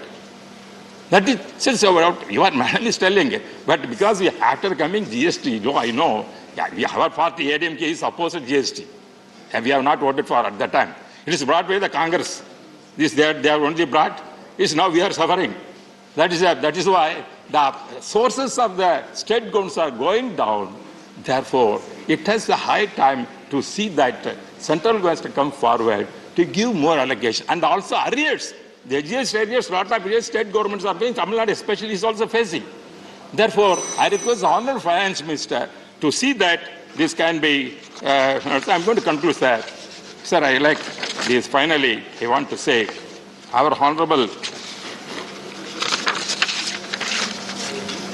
I welcome the emergency credit linked guarantee scheme extended by up to March 2023. The 2 lakhs crores additional credit for MSME is very much needed during the pandemic situation. You have promised many more incentives and inputs to agriculture and other essential sectors. I wish you keep your target and time schedule to complete and fulfill your promises. With these words, I wholeheartedly welcome the budget presented by the Honorable Finance Minister, daughter of Tamil Nadu and daughter of the nation of India, to see that justice been given. And I once again congratulate for Prime Minister Modi ji has given entrusted her to present this budget. I thank once again. Thank you, Tamidore ji. The next speaker, Shri Sukram Singh Yadav.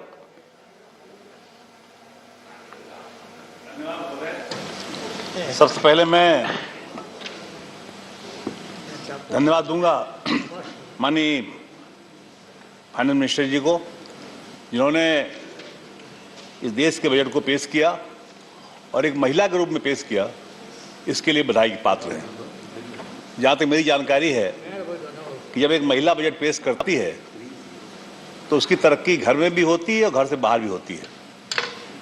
मुझे ये भी मालूम है कि इस देश की महिला वित्त मंत्री आगे देश की प्रधानमंत्री बनी, ऐसी जानकारी मेरे पास भी है। मेरी शुभकामनाएं उनके लिए। महोदय, बजट जो पेश किया गया है उसके बारे में मुझे कहना है कि इसमें हमारी फाइनेंस मिनिस्टर जी ने किसानों के बारे में 2 चर्चा की है। ये सही है कि जैविक खेती को बढ़ावा देंगी, ये अच्छी बात है। और उसी के साथ साथ उन्होंने कहा जो ड्रोन से जो खेती होगी उसमें भी इसका लाभ किसान को मिलेगा। लेकिन हमारा देश कृषि प्रधान देश रहा है और इसमें शिक्षा का अभाव रहा है। आज गांव के लोग ड्रोन से खेती करने में कैसे करेंगे, कैसे देखेंगे, उनको क्या उसको लाभ मिलेगा, शिक्षा का अभाव है। इस कारण उनको कैसे जानकारी होगी। मैं समझता हूं कि ये विषय मेरी सोच से परे है कि कैसे इसका लाभ उन्हें मिलेगा। जहां तक माननीय मंत्री जी ने किसानों को सुविधाएं भी बढ़ाई हैं, उसके लिए मैं धन्यवाद दूंगा। लेकिन तकलीफ इस बात की होती है कि इस देश में एक बड़ा किसान आंदोलन चला और किसान आंदोलन के बारे में कोई चर्चा नहीं की गई। जाने कितने हमारे किसान साथी इस दुनिया में नहीं रहे, उनका जीवन चला गया। लेकिन बजट में उसकी चर्चा कुछ होनी चाहिए थी, उन्हें कुछ सहायता मिलनी चाहिए थी, उसका अभाव मुझे दिखता है। महोदय, मैं एक बात और कहना चाहूँगा। इनकम टैक्स के बारे में बड़ी चर्चा थी कि इसमें कुछ इनकम टैक्स सीमा बढ़ाई जाएगी, और लोगों के मन में विश्वास था हर बार इनकम टैक्स सीमा बढ़ती, इस बार भी बढ़ेगी। लेकिन लोगों को निराशा से हाथ लगी कि सीमा बढ़ी नहीं, लोग इंतजार करते रहे। जहाँ तक महामारी का प्रश्न है, भीषण महामारी में पूरा देश ने, पूरा विश्व चपेट में आया, और इसलिए आर्थिक व्यवस्था चरमराई, हर देश की चरमराई, हिंदुस्तान की चरमराई, इसमें कहने में कोई संकोच नहीं है।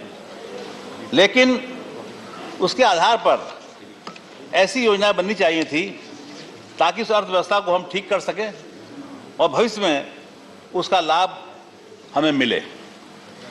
एक बात और कही गई है, जो नई करेंसी चलाई जाएगी उसके बारे में, क्रिप्टो करेंसी और डिजिटल करेंसी। मैं समझता हूँ, मैंने जैसे पहले ही कहा कि हमारे देश के लोग में शिक्षा का अभाव है देश में, इसलिए जब तक हम शिक्षित नहीं कर पाएंगे लोगों को, इन दोनों करेंसियों का लाभ देशवासियों को नहीं मिल पाएगा। जहाँ तक मैं खेती के बारे में कहना चाहूँगा कि सबसे घाटे का सौदा किसानी है, खेती है। किसान जब खेत में काम करता है तो दिन रात मेहनत करता है, इसके बाद में भीषण ठंड में पानी लगाता है खेत में, और भीषण गर्मी में फसल को काटता है, मारता है, तब जाकर कहीं उससे गल्ला निकलता है और गल्ले को बेच करके अपना काम चलाता है। लेकिन अभी तक ऐसी व्यवस्था नहीं कि देश में की गई ताकि किसान को जो उसकी आमदनी है, जो उसका श्रम है, श्रम की कीमत कहीं नहीं लगाई गई। मैं समझता हूँ दुर्भाग्य की बात है, हमारे देश में किसान के श्रम को बेकार समझा गया और उसकी कीमत नहीं लगाई जाती। जब तक किसान को उसके श्रम की कीमत नहीं लगाई जाएगी, उसके साथ नाइंसाफी होगी। इसी के साथ साथ मैं कहना चाहूँगा कि छोटे किसानों को लाभ देने की योजनाएं कोई नहीं रखी गई बजट में, वो आनी चाहिए थी कि बड़े किसानों को लाभ बहुत योजनाएं रख दी गई। मैं समझता हूँ कि बजट में इसका ध्यान रखा जाना चाहिए था।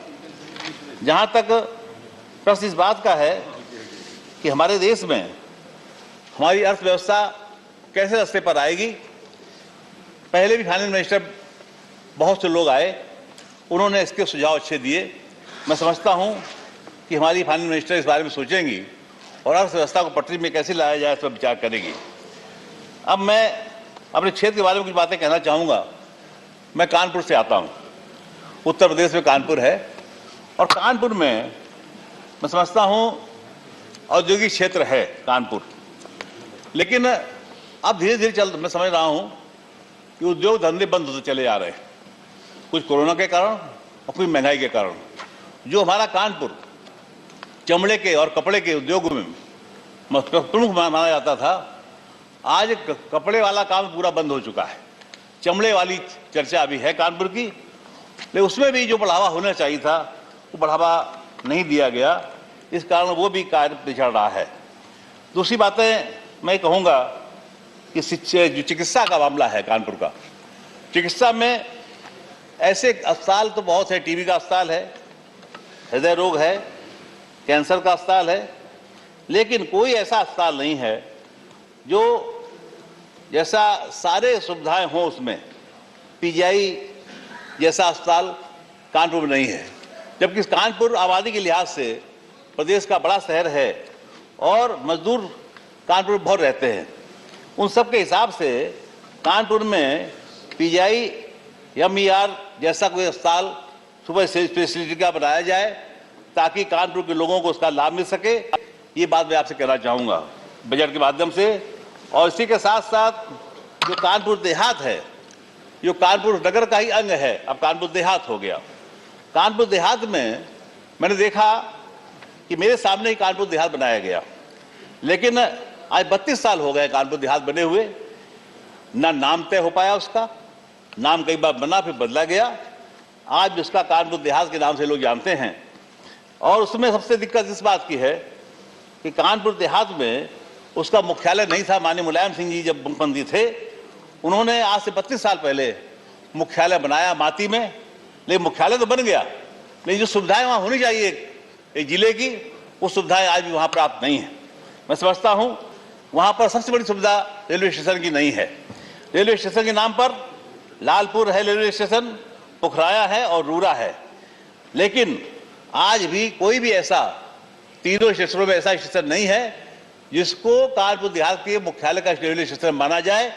मेरी मांग है, चाहे रूरा हो, चाहे लालपुर हो, चाहे पुखराया हो, तीनों में से कोई ऐसा स्टेशन हो जिसकी घोषणा होनी चाहिए कि मुख्यालय का रेलवे स्टेशन ये है। ये पहली बात मेरी है।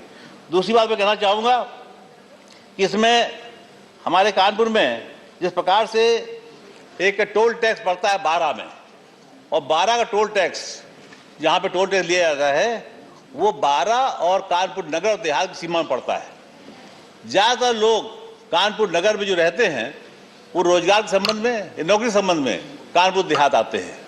उनको आने जाने में जो समय लगता है, उसी रास्ते में जो टोल टैक्स पड़ता है उससे प्रतिदिन उन्हें 150 रुपया देना पड़ता है। जब कानपुर नगर और कानपुर देहात दोनों की सीमाएं जुड़ी हुई है और उसी जिले से जोड़ तोड़कर कानपुर देहात बनाया गया है, इसके बावजूद भी उन्हें पैसा देना पड़ता है। इससे ग्रामीणों में बहुत रोष है। मेरी मांग है कि टोल टैक्स जहां लगा हुआ है, यहां पहले लगा हुआ था टोल टैक्स जहां वसूली होती थी, उसका सारे चेंज कर दिया जाएगा तो इसका लाभ कानपुर देहात और कानपुर नगर दोनों को मिलेगा, और कानपुर नगर से लोग आएंगे भी, उन्हें टोल टैक्स नहीं देना पड़ेगा। कानपुर देहात सीमा के बाहर लगा दीजिए, कोई दिक्कत नहीं, लेकिन ऐसी जगह टोल टैक्स लगा रखा है, टोल ले लो वसूली का केंद्र लगा रखा है, जिससे गांव के लोगों को जो आने जाने में है उनको असुविधा होती है। ये मैं आपसे इस माध्यम से बजट की भाषण में मैं आपसे मांग करता हूं, ये व्यवस्था भी आज कर देंगे तो लोगों को लाभ मिलेगा। इसी के साथ साथ मेडिकल कॉलेज की स्थापना इस सरकार ने की, ये अच्छा काम किया। हम लोग पहले ही मांग करते थे मेडिकल कॉलेज बनना चाहिए, लेकिन चिकित्सा का जो अभाव कानपुर नगर में जिस प्रकार से है उस पर कानपुर देहात में भी है। मैं चाहूंगा कि नगर और देहात दोनों सीमाएं जुड़ी हुई है, इसलिए ऐसा अस्पताल बनवा दीजिए कानपुर में ताकि दोनों जिलों को उसका लाभ मिले। और जनप्रतिनिधि होने के नाते हम सबकी जिम्मेदारी है कि ऐसा काम हो जाएगा, सबका सम्मान बढ़ जाएगा, आपका सम्मान ही बढ़ेगा। और मैं एक बार फिर आपको बजट आपने पेश किया है उसके लिए आपका आभार व्यक्त करता हूं। बहुत बहुत धन्यवाद। जय Hind. Thank you, Sukram Singh ji. The next speaker, Shri A.D. Singh. Singh ji, you have 5 minutes. I may exceed 1 or 2 minutes that you can cut from him. If he is cutting, I have no problem. If your party is giving, no problem. ये सबसे बड़ी बात यह है कि RSS स्वदेशी मंच ने भी कहा है कि कितना अनएम्प्लॉयमेंट बढ़ गया है।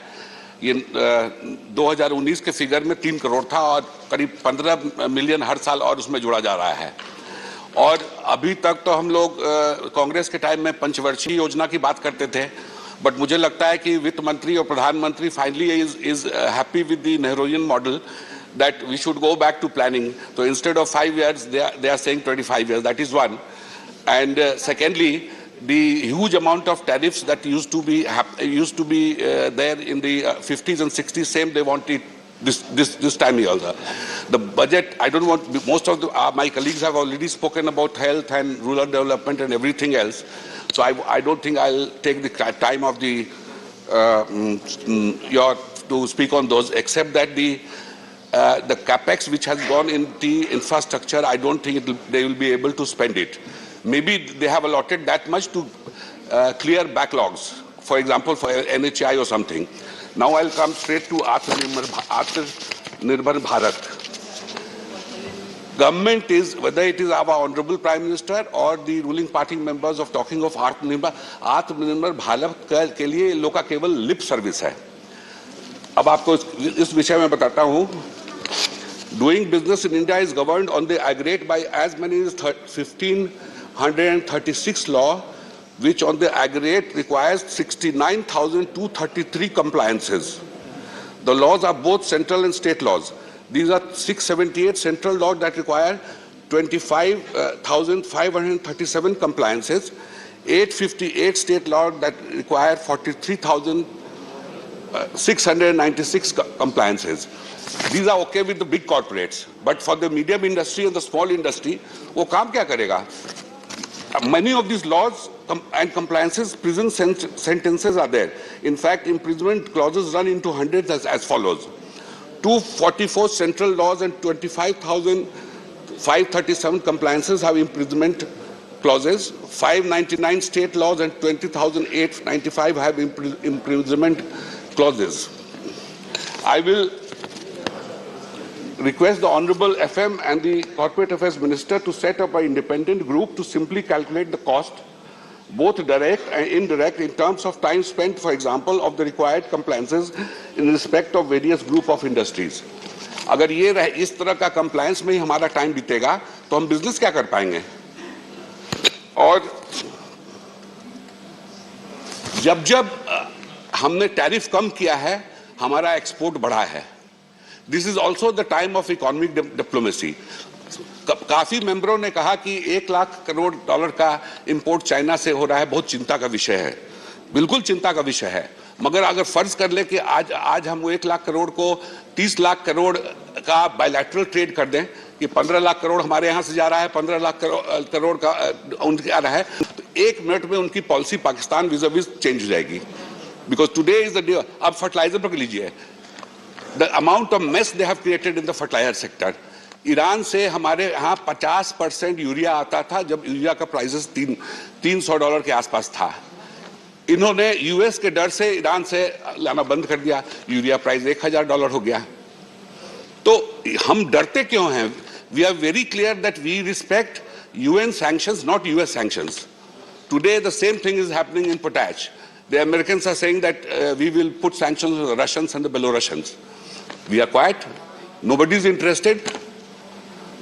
तो और आप ये देखिए, जब 30 साल तक तो हम एम्बेसडर और फिएट 30,000 बनाते रहे.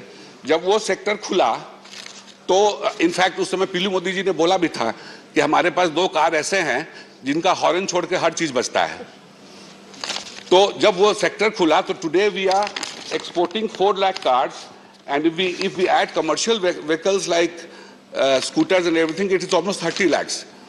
So हर भारतीय बिजनेसमैन बिल्कुल सक्षम है. जब तक इन कंप्लायंसेस को आप लोग नहीं हटाइएगा, हम लोग उसी में रह जाएंगे. अब दूसरा डिपार्टमेंट का ले लीजिए, एनफोर्समेंट डायरेक्टरेट. इनकम टैक्स में अगर आप पर इंक्वायरी हुआ तो 1-2 साल में उसको एज पर लॉ ठीक कर देना है, फाइन लेना है या जो भी करना है. एनफोर्समेंट डायरेक्टर आपके यहाँ आ गया तो आप समझ लीजिए कि 20 से 25 साल तो इंक्वायरी में बिताएंगे वो. उसके बाद 10-15 साल वो केस लड़िए. तो बेसिकली अगर आप 40 साल के हैं तो 80 साल तक है. और जिस दिन आपके घर आएंगे पूरे समाज में आपका बेइज्जती हो जाएगा. In my personal case there is a inquiry going from 2010, and when my friends asked what is happening to that, I said till I die I'll be under inquiry or either in the court. तो सारे businessman को तो आप बंद कर रहे हैं.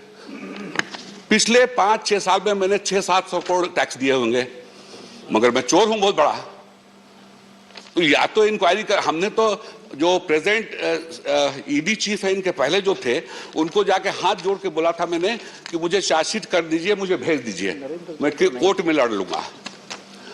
तो अगर हम चाहते हैं कि आत्मनिर्भर बने तो सबसे पहले कंप्लायंसेस हटाइए. और ये compliances is okay for the big corporates, they have too much of staff. But जो मीडियम इंडस्ट्री या वो कर रहा है उसके लिए कीजिए. तो आप इतना कानून बनाइएगा तो कुछ हो पाएगा क्या? कुछ नहीं हो पाएगा. करते रहिए आप लोग, लिप सर्विस करते रहिए. आज इतना अनएम्प्लॉयमेंट क्यों हो गया है?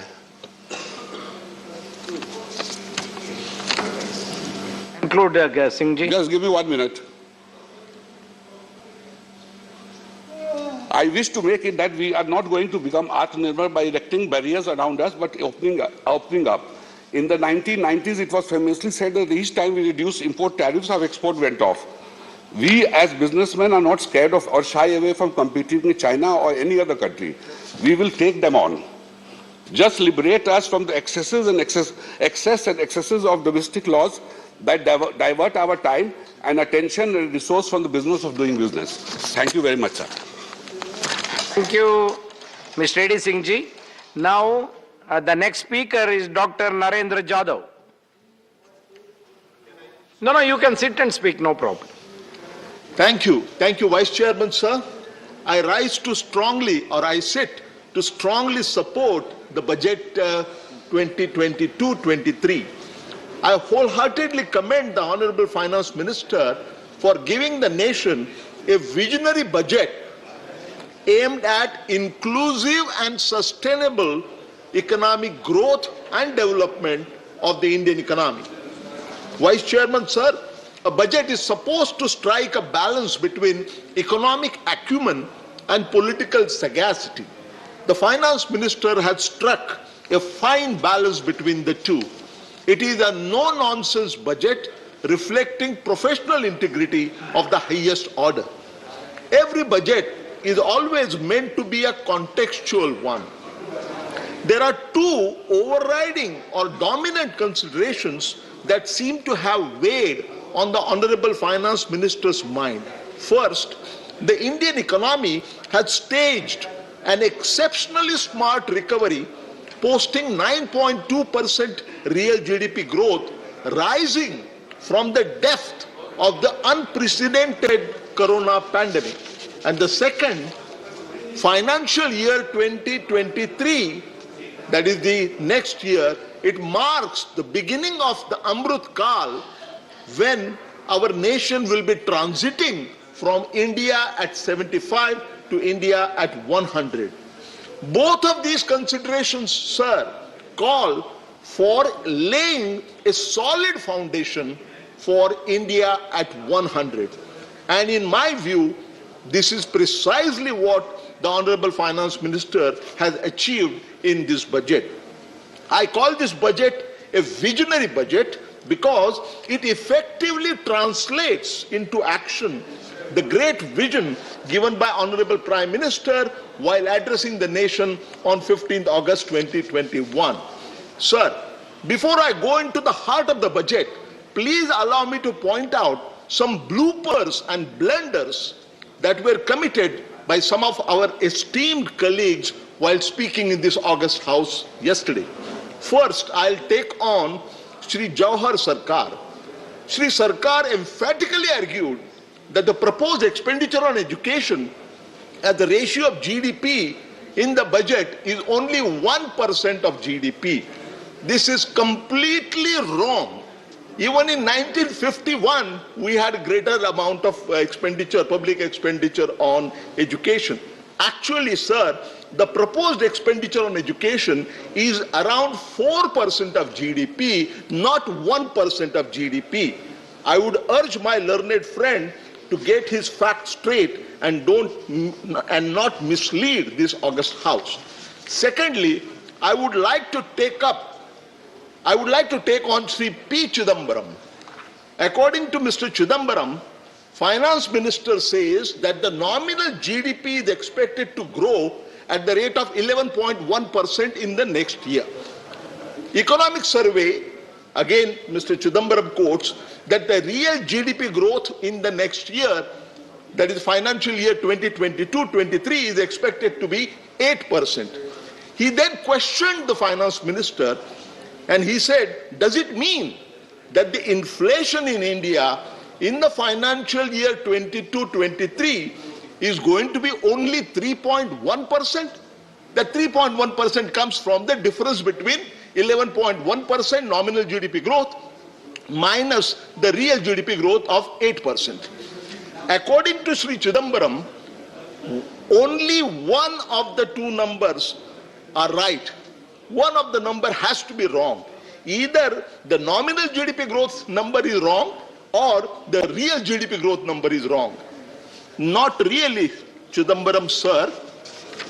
The difference between nominal GDP growth rate and the real GDP growth rate is not CPI inflation, it is not WPI inflation. The difference between the two is actually the widest measure of inflation called GDP deflator. And the inflation based on GDP deflator, which is embedded in this budget of 3.1%, is perfectly feasible. Why? because the average inflation rate based on GDP deflator, and I have worked out for the last 5 years ending the pre-COVID year of 2019-20, it turns out that the average inflation rate based on GDP deflator in our country is 3.15%, which is not very different from 3.1%, which has been incorporated in the present budget. I am really surprised, in fact, appalled that a person who has been a finance minister for a long time can make such an elementary mistake. Chairman, sir, to my mind, the most important thing about this budget is that priority has been given to economic growth over fiscal consolidation. For financial year 21-22, that is the current financial year, Honorable FM had budgeted lowering the fiscal deficit as a ratio of GDP from 9.2% to 6.8%. And the Honorable Finance Minister has nearly succeeded in hitting that target, achieving that target, posting a revised fiscal deficit of 6.9% instead of 6.8%. This is excellent fiscal marksmanship. And for the year 22-23, sir, the Honorable FM has placed a budget estimate at only moderately lower level of 6.4% of GDP. Some members questioned this and said that this number is also very large, and when last time we had fiscal deficit of such large magnitude, we had an unprecedented crisis of 1991. These critics forget that during the 1991 crisis, it is true that fiscal deficit was very large, but at that time, our foreign exchange reserves were only $1 billion. Sir, today, our foreign exchange reserves are $630 billion US. The situation is not comparable at all.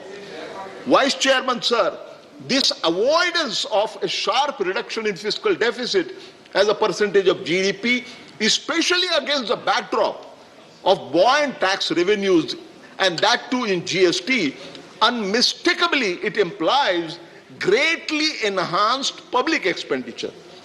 The best thing about this budget, sir, is exceptionally large increase in capital expenditure to the tune of as much as 7.5 lakh crore. And of this enhanced capital expenditure, again it is noteworthy that as much as 43.3% is being devoted to building world-class infrastructure of roads, railways, and so on. The strategy underlying this budget is very clear. Sharply increased public investment would entice greater private investment. It would create more jobs, more income. In turn, that would create larger consumption demand. And to meet that demand, there would be more production, and therefore there would be more jobs.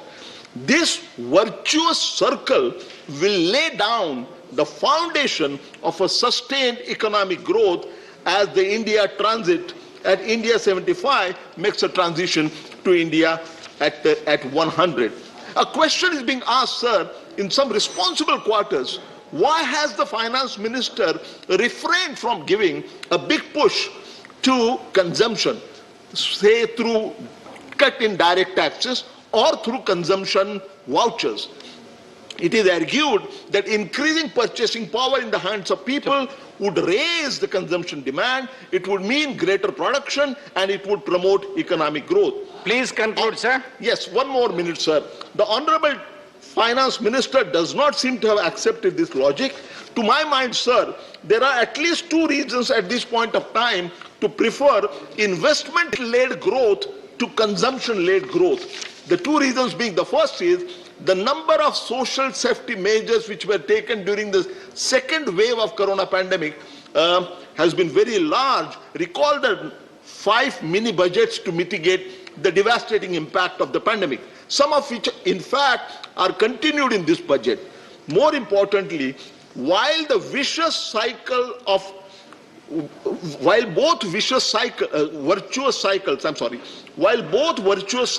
Sir, your time is over. 30 seconds, sir. 30 seconds, please. While both cycles, one consumption-led and other investment-led, both are correct in principle, the virtuous cycle of investment-led growth is much stronger than the virtuous cycle of consumption-led growth. It is important to recall that economic theory talks about investment multiplier. It doesn't talk about consumption multiplier. In other words, the durable impact of enhanced public investment is much stronger than equally large increase in consumption expenditure by government. I strongly endorse this budget 22-23. Thank you, Vice Chairman, sir. Thank you. The next speaker, Shri Birendra Prasad Bhaisya. Sir, you have 5 minutes. Thank you, Chairman, sir. On behalf of my party, Assam Gana Parishad, I raise here to support the bill, sir. My time is very short, but I have to speak on a long budget, so it is difficult to conclude within the 5 minutes. I request you kindly consider, if possible for your in, kindly consider extend some more time, sir. Madam Finance Minister, I compliment you. In this critical time, you perform a good budget. Because election of the UP, election of the other state is knocking the door, people in general thought that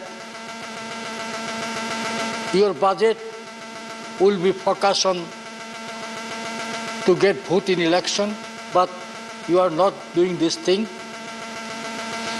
This budget is a growth-oriented budget.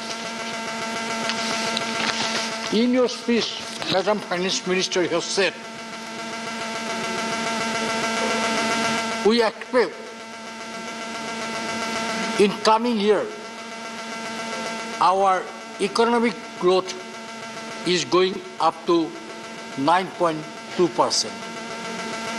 In this critical time, it is a very good, it will be very good growth, and definitely with this growth, now we can compare other development country in the growth area also. Sir, Prime Minister took lots of initiative for the infrastructural development, socio-economic development of our country, sir. PM Gati Shakti is transferable approach for the economic growth and sustainable development. The approach is driven by the 7 engines, namely roads, railways, airport, ports, mass transportation, waterways, etc. In infrastructure, this budget has given lots of opportunities. Near about 25,000 crore is going to spend in the coming year for the expansion of the national highway, about 25,000 kilometers. This is a welcome move, sir. For railway also, we have taking lots of initiatives, sir. Sir, from budget we have seen government has decided to expand the capital expenditure more than 30%, sir. When capital expenditure is going to increase, sir, definitely new railway project, new ports, new infrastructure project is coming up, sir. It will create, sir, job opportunity to our country, sir. Madam Finance Minister, in her budget, she said government has estimated to employ near about 60 lakhs people in this financial year. This is a welcome move, sir, because unemployment is a great issue for all of us, sir. We are everybody concerned about this issue, sir. Definitely, sir. I am sure, sir, this approach will be helpful to curb the unemployment in our country, sir. We salute to our farmers, sir.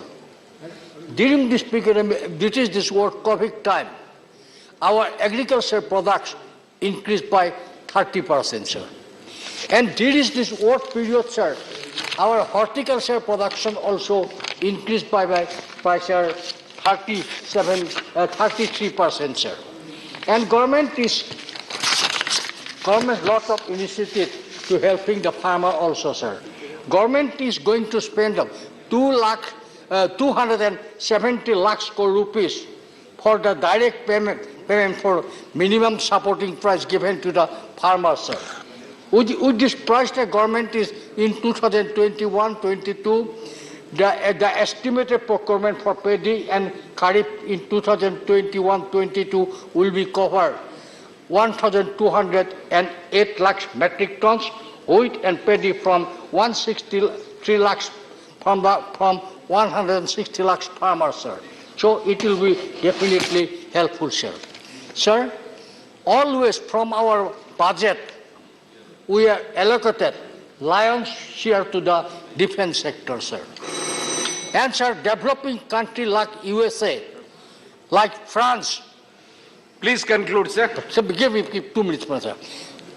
They are take our money, sir. We have already imported our equipments from the foreign countries, sir. For the first time in her budget, Madam has said 60% of the defense equipment produced by the country itself.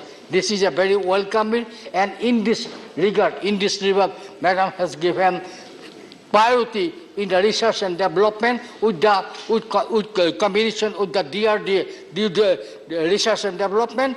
This strategic will be helpful for us to produce our own product in defense sector, sir. Sir, one more. Now, tea industry of the country, sir. Tea industry of the country, Please tea conclude, industry sir. have a great role in our economy, sir. We earn huge foreign exchange from the tea industry, sir. And tea industry of the country today facing lots of problems, sir. In this year, sir, tea production in country is declining, sir. Not only that, sir, in international level, we are facing lots of problems with the lots of problems with the tea, Kenya, tea from other countries, Sri Lanka, sir. Madam Finance Minister, looking after this region, could you help us? Could you allot some money for development or survival of the tea industry of our country? Shri Binay Vishwam. For in the interest of tea industry, you. Madam will consider this. Thank you, please. Thank you very much, sir. Shri Binay Vishwam. Thank you, sir. Sir, it was in 1998 that the book appeared before the world by George Soros. He came from the same creed of the ruling class. The book was titled The Crisis of Global Capitalism. It was the beginning of a right-wing intellectual, himself is a big investor, wrote about the crisis. That crisis is increasing today. This budget of the finance minister was a very poor attempt to hide that crisis and to claim that the government has made something great. I feel very sorry for her. Sir, she may be the daughter of Tamil Nadu or daughter-in-law of Karnataka, but I believe personally she is a lady with integrity. That I respect her. But her budget, I should say, is a failure budget. Sir, everyone of us know, in this budget, the poor are forgotten. In the beginning of the neo-liberalization age, we had a great theory. That theory was trickle-down theory. Everybody knows the meaning. But this budget reflects a triple-up theory. Not for the poor. This budget is for the rich at the top. Whatever is top, it was seen. I don't want to bring the data here anymore. Just humbly mentioned here. Sir, what is there in the budget for the poor, for the workers, for the women, for the peasant, for the MSP, for the health sector? Nothing is there. There, the allocation is slashed. Subsidy is slashed. But for the poor, this is the situation. For the rich, you can see the budget was all in favor of them. And our Prime Minister was telling the other day about great words about the poor people, the migrant laborers. What they have got from this budget? The government was the reason for the great pitiable scenes that we saw on those days. They were in thousands, starting from their workplace to their villages. He accused the Congress party for that. But sir, was it the Congress party who did the lockdown with the notice of 4 hours? Sir, was it the Congress party who did talk about the Lakshman Rekha? Sir, my party has a lot of criticism against the Congress party, no doubt. Congress was the party that began this disastrous policy of the economy. We know it.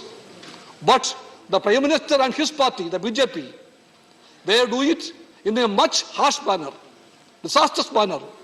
That's what we see. Always this government talk about Vivekananda. So let me quote from Vivekananda. There can be no dogmas and preachings for a hungry man. No amount of preaching about God can satisfy his hunger. He needs to be fed with bread. That bread was denied for him by the BJP government, by lockdown. That was the reason for that tragedy of this. So how can this government forget those seen in the rail tracks of Aurangabad? The people were hit by a train and killed. Do you remember that? And this budget forgotten them completely. Completely forgotten them. Sir, once I heard the Prime Minister talking loud about the wealth creators. He said that the government will support the wealth creators. And who are the wealth creators for the government? It was mentioned here. For this government, wealth creators are Adani, Ambani and Tata Birla type of people. He mentioned about Tata Birla on the left also. That once upon a time we shouted Tata Birla government. Yes, we shout today. This is a Adani, Ambani government, a Tata Birla government, a government which surrendered the Air India to Tatas with a paltry cost. This is the government of the exploiters. We have no doubt about that. And that government should not forget certain facts. Sir, the real wealth creators, who are they? The peasants. They created the wealth. They are feeding us. The workers, the migrant laborers. All those wealth creators are forgotten and all the exploiters are taken care of. Sir, I don't want to go back again to the figures. Ample of them are with me, but you have rung the bell. Sir, the ecosystem was the word she was using always. Ecosystem. The ecosystem of the economy is shattered by the carbon emission from this government. So the ecosystem cannot be saved with this level of emission of carbon from the financial policy of this government. It has to be protected. That is the need of the hour. I think my party believes that BJP cannot do it. It's a party which preaches a lot for the poor, but that's a party which acts only for the rich. And that rich will not save this country. They are only concerned about their profits and that alone. Sir, the words of Pope Francis is very important today for the whole world. I respect him. The world respects him. Our Prime Minister invited him to India also. We all wait for him to come to India. Pope Francis once told, the marketplace by itself cannot resolve every problem. Madam Finance Minister, please remember it. However, much we are asked to believe this dogma of neoliberal faith. Whatever the challenge, this impoverished and repetitive school of thought always offers the same recipes of neoliberalism. Mr. Bishop, please conclude. Sir, please. Your time is up. Neoliberalism simply reproduces itself by resorting to the magic theories of spillover or trickle, without using the name as the only solution to social problems. Trickle-down theory is... Okay. I am calling the next speaker. Now, one last part. Sir, let me quote from Karl Marx also, one sentence, one short part, very important. Because Thank you. Sir, Marx is the... Thank you. The next speaker is Kapil Sibal. Marx is the... Sir, please. Marx is the philosopher of tomorrow and today. Yes, please, yeah. I just want to make sure I heard it right. Did Honorable Member Vinay Vishwam first quote Pope Francis and immediately after that is quoting Marx? I just want to be sure. Sir, if you give me 2 minutes, I can explain properly, effectively, and she will be convinced. You will have another opportunity later, but now you conclude because I have called the Sir, when she asked this question, which is a very pertinent question, I have to respond to it, sir, please. Nothing will go on record now. I have already called the next speaker. Sir, please. Mr. Kapil Sibal. Sir, please, a bit more democrat, please. A bit more democrat, please. 1 minute. 1 minute. Madam, why I quoted Marx after Pope Francis? No. You need not reply to her. You need not reply to her. You conclude. Half a minute. The bourgeoisie has stripped off its hollow every occupation hitherto honored and looked up to with reverent awe. It has converted the physician, the lawyer, the priest, the poet, the man of science into its paid wage laborers. I would add, it has the governments also. Not Kapil Sibal's speech will go on record now. Please. अध्यक्ष जी, मैं आपका और अपनी party का आभारी हूँ कि आज इस बजट पे जो चर्चा हो रही है मुझे उस पर बोलने का मौका मिला। मैडम, आपके पीछे का madam,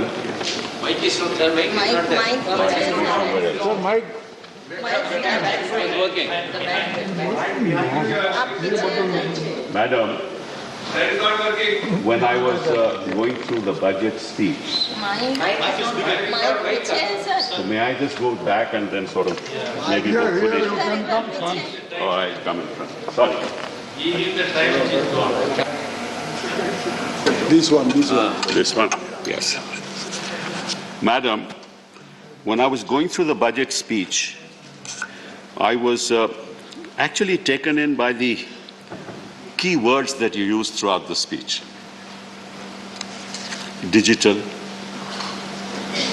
green, climate, Atmanirbhar, made in India, capital expenditure, ease of doing business, tax revenues, GST collection, futuristic economy driven by technology, clean fuel, smart cities.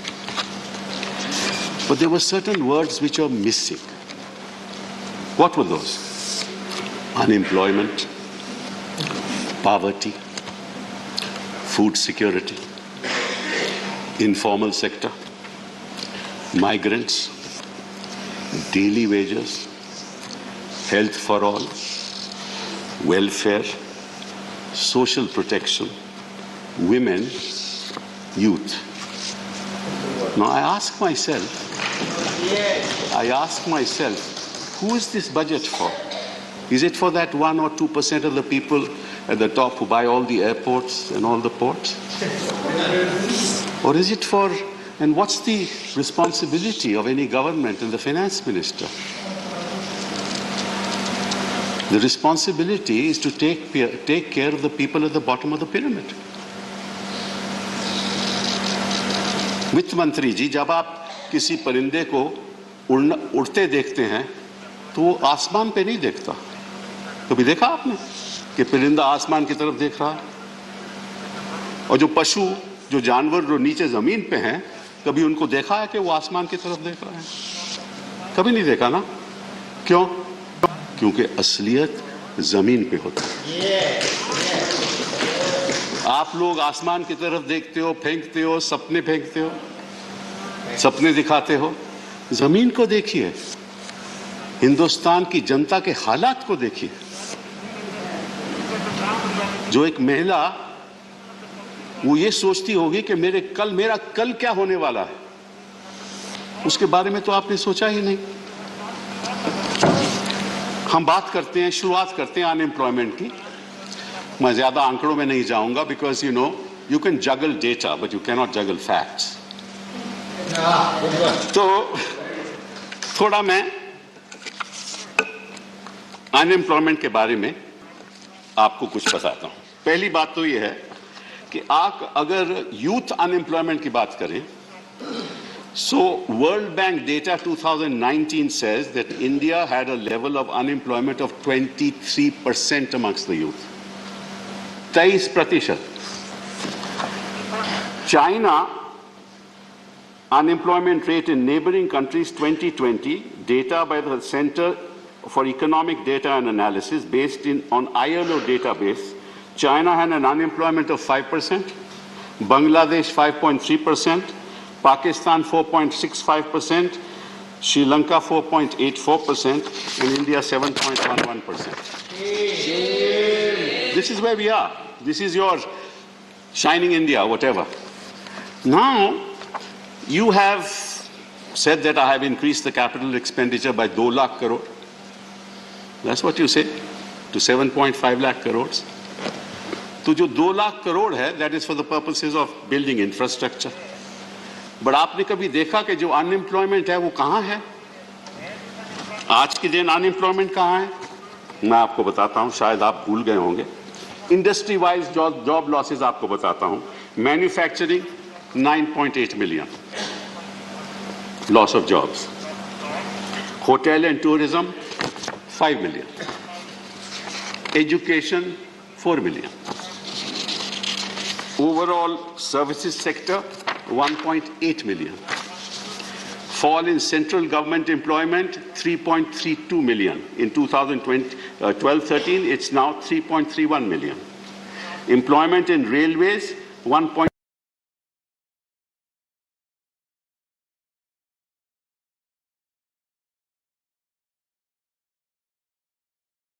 In sectors का क्या होगा? होटल और टूरिज्म का क्या होगा? एमएसएमई सेक्टर का क्या होगा? एजुकेशन का क्या होगा? ओवरऑल सर्विसेज सेक्टर का क्या होगा? तो when you have to deal with unemployment, you have to do it sector wise. You have to give them relief sector wise. जो आपके सड़कों में जो लोग लेबर आती है वो मोस्टली अनस्किल्ड रहती है. अच्छी बात है कि आपने 2 लाख करोड़ दिया है, उसमें से 1 लाख करोड़ तो आपने लोन दिया है स्टेट्स को, केवल लोन, वो भी 50 साल इंटरेस्ट फ्री लोन. इसका मतलब क्या होगा कि वो पहले तो आप तय करेंगे किस स्टेट को जाएगा, वो ये भी मालूम है कि किन किन स्टेटों को मिलेगा. फिर कई स्टेट चाहेंगे ही नहीं कि आपसे लोन ले, क्योंकि वो टाइड अप रहेगा, क्योंकि अगर वो कोई भी प्रोजेक्ट डालेंगे तो आपकी अनुमति चाहिए. तो ऐसे बजट नहीं बनने चाहते. कल मेरे चिदम्बरम साहब ने 3 W's की बात की थी. अभी हम वेल्थ की बात करते हैं, because I believe that this particular budget has no vision, no real long term plan. And let me explain something to you and through you, hopefully the people of India are listening. Anywhere in the world, wealth is created in universities. Wealth is never created by industry. Industry uses the ideas and the innovations that come through young people in the universities and then turn them into goods and services. So if you give benefits to industry, it's not going to create wealth. It is going to create wealth for those individuals, but the real wealth of the nation will be created in the university system. And let me tell you that, and you'd be really shocked. And the other real wealth created will be on the basis of research and development. What kind of investment do you make in research and development? I'll give you some very interesting figures.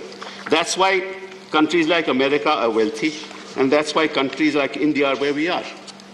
The R&D percentage of GDP, and I'll not go into that, the US spends, mark the figure, $606 billion every year on R&D. What is our expenditure? And this is on PPP terms. Our expenditure is 47 billion. How is this country going to progress? China spends $514 billion on R&D. Countries like Japan spend 172, and they've got much smaller populations, $172 billion. Germany, $131 billion. France, $63 billion. Now, unless you put money in R&D, how will you create wealth? Unless you give your students the freedom, not the kind of freedom that we have seen in JNU, but the freedom to think, to converse, to have the freedom to decide on what to do, to bring about new ideas. If you go to any university in the United States, most of the universities are funded by the government. And in fact, there are businesses who have built campuses in the university system through their investment, aided by government.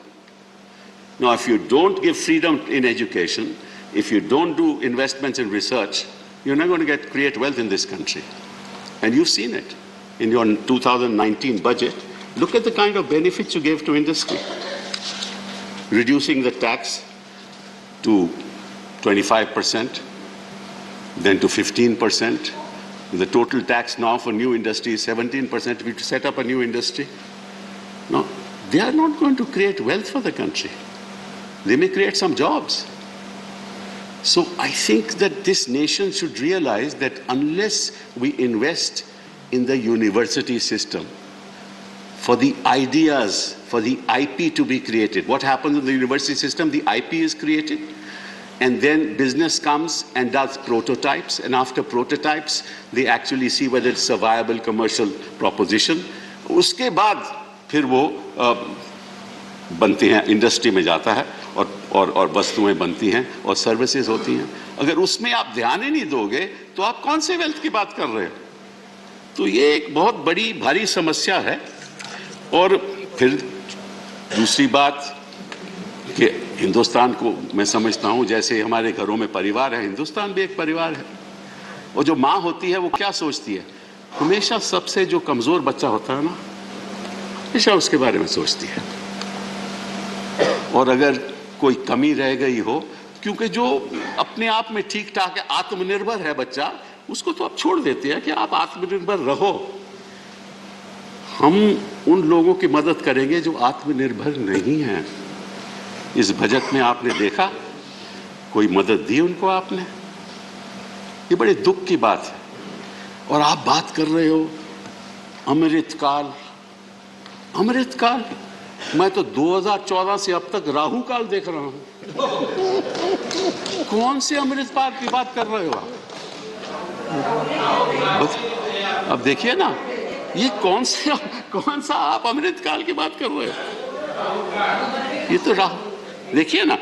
और फिर असलियत क्या है? आप फिर यहां पे मैंने कल प्रधानमंत्री को मैं बड़ा अचंभा रहा कि उन्होंने टुकड़े टुकड़े लोगों की बात की. टुकड़े टुकड़े गैंग. अरे भैया मुझे ये बताओ, जो सभ्यता के टुकड़े टुकड़े करता है, जो इतिहास के टुकड़े टुकड़े करता है, जो संविधान के टुकड़े टुकड़े करता है, जो भाईचारा के टुकड़े टुकड़े करता है, वो टुकड़े टुकड़े गैंग का लीडर है.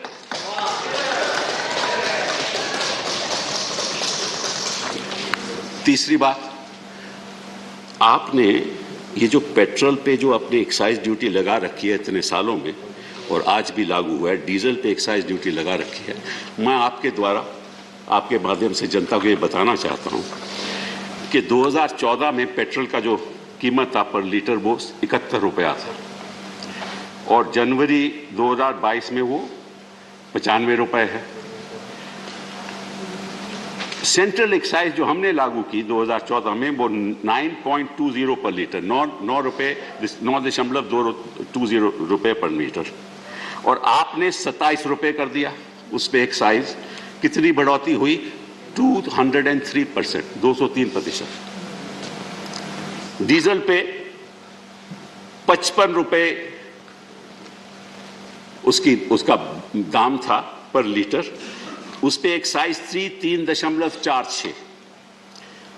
आज दाम है 86 रुपए, उस पे एक्साइज है 21 रुपए, और उसकी जो बढ़ोतरी है वो 530% है। 530% बढ़ोतरी। और मैं सोच रहा था, क्योंकि आजकल यहां औरंगजेब की बात बड़ी होती है, तो मैं इतिहास को देख रहा था, और इतिहास में मुझे ये पता चला कि एक शख्स जो हमेशा,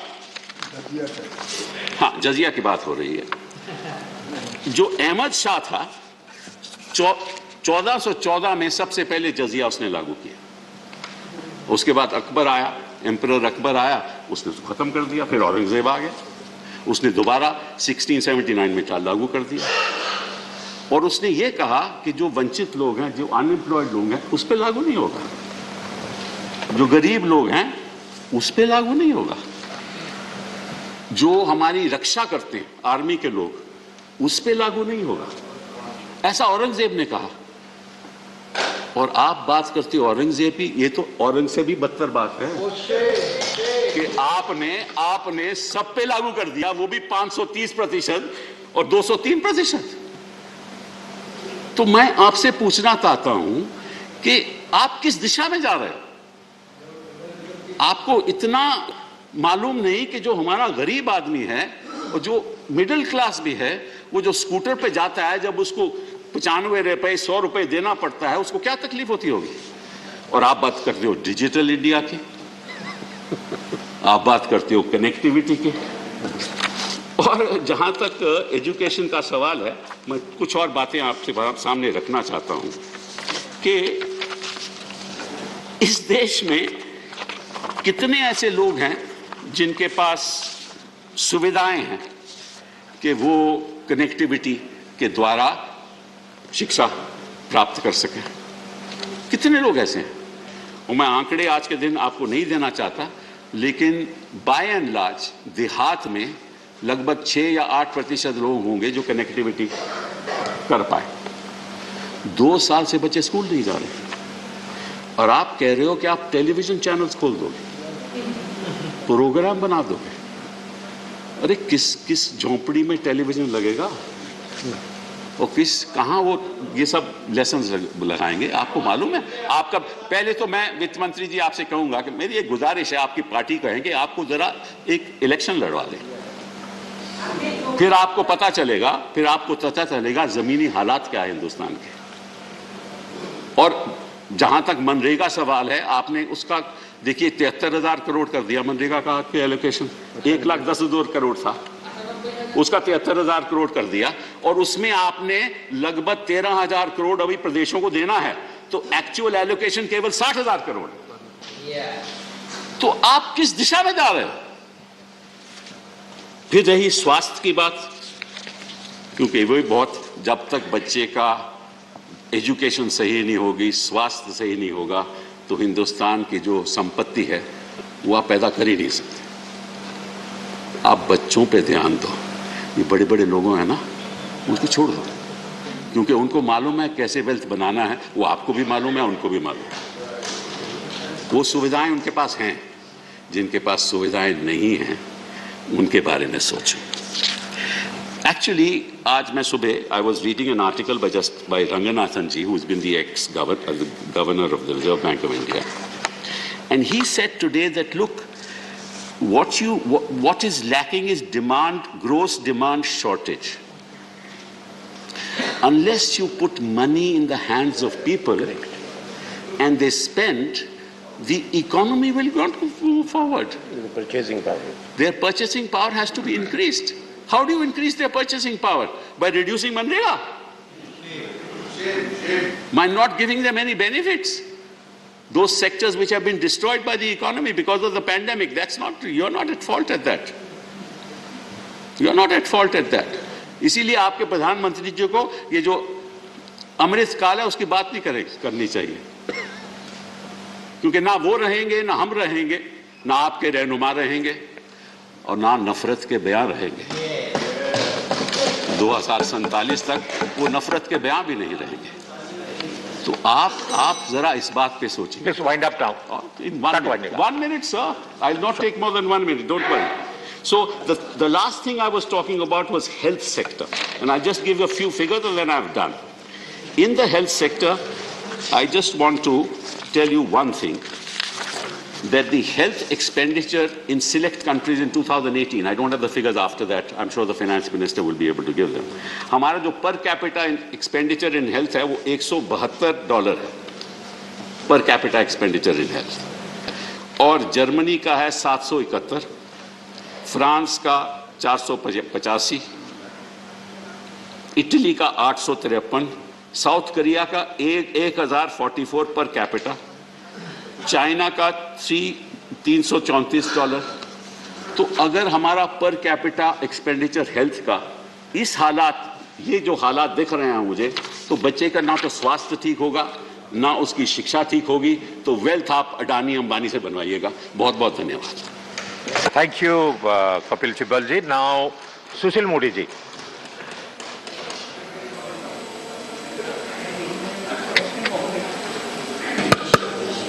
माननीय उपसभापति महोदय, Shrimati Nirmala Sitharaman ji has passed from JNU. She does not have a degree from Harvard Business School. जो डिग्री चिदम्बरम साहब के पास थी, लेकिन मैं कह सकता हूं कि निर्मला सीतारमण जी ने ग्लोबल फाइनेंशियल क्राइसिस के समय जो कांग्रेस ने बजट पेश किया था और टेपर टेंटम 2012-13 के समय में जो कांग्रेस ने बजट पेश किया था, she has presented 100 times better budget in such adverse conditions. उपसभापति महोदय, स्पेनिश फ्लू आया था 17-18 में, 1.5 करोड़ लोग मरे थे भारत के अंदर। भारत की आबादी थी 30 करोड़ और 1.5 करोड़ लोग मर गए थे। और उपसभापति महोदय, इस कोविड काल में 5 लाख से ज्यादा लोगों की भारत में मृत्यु हो गई, जो अत्यंत दुखद है।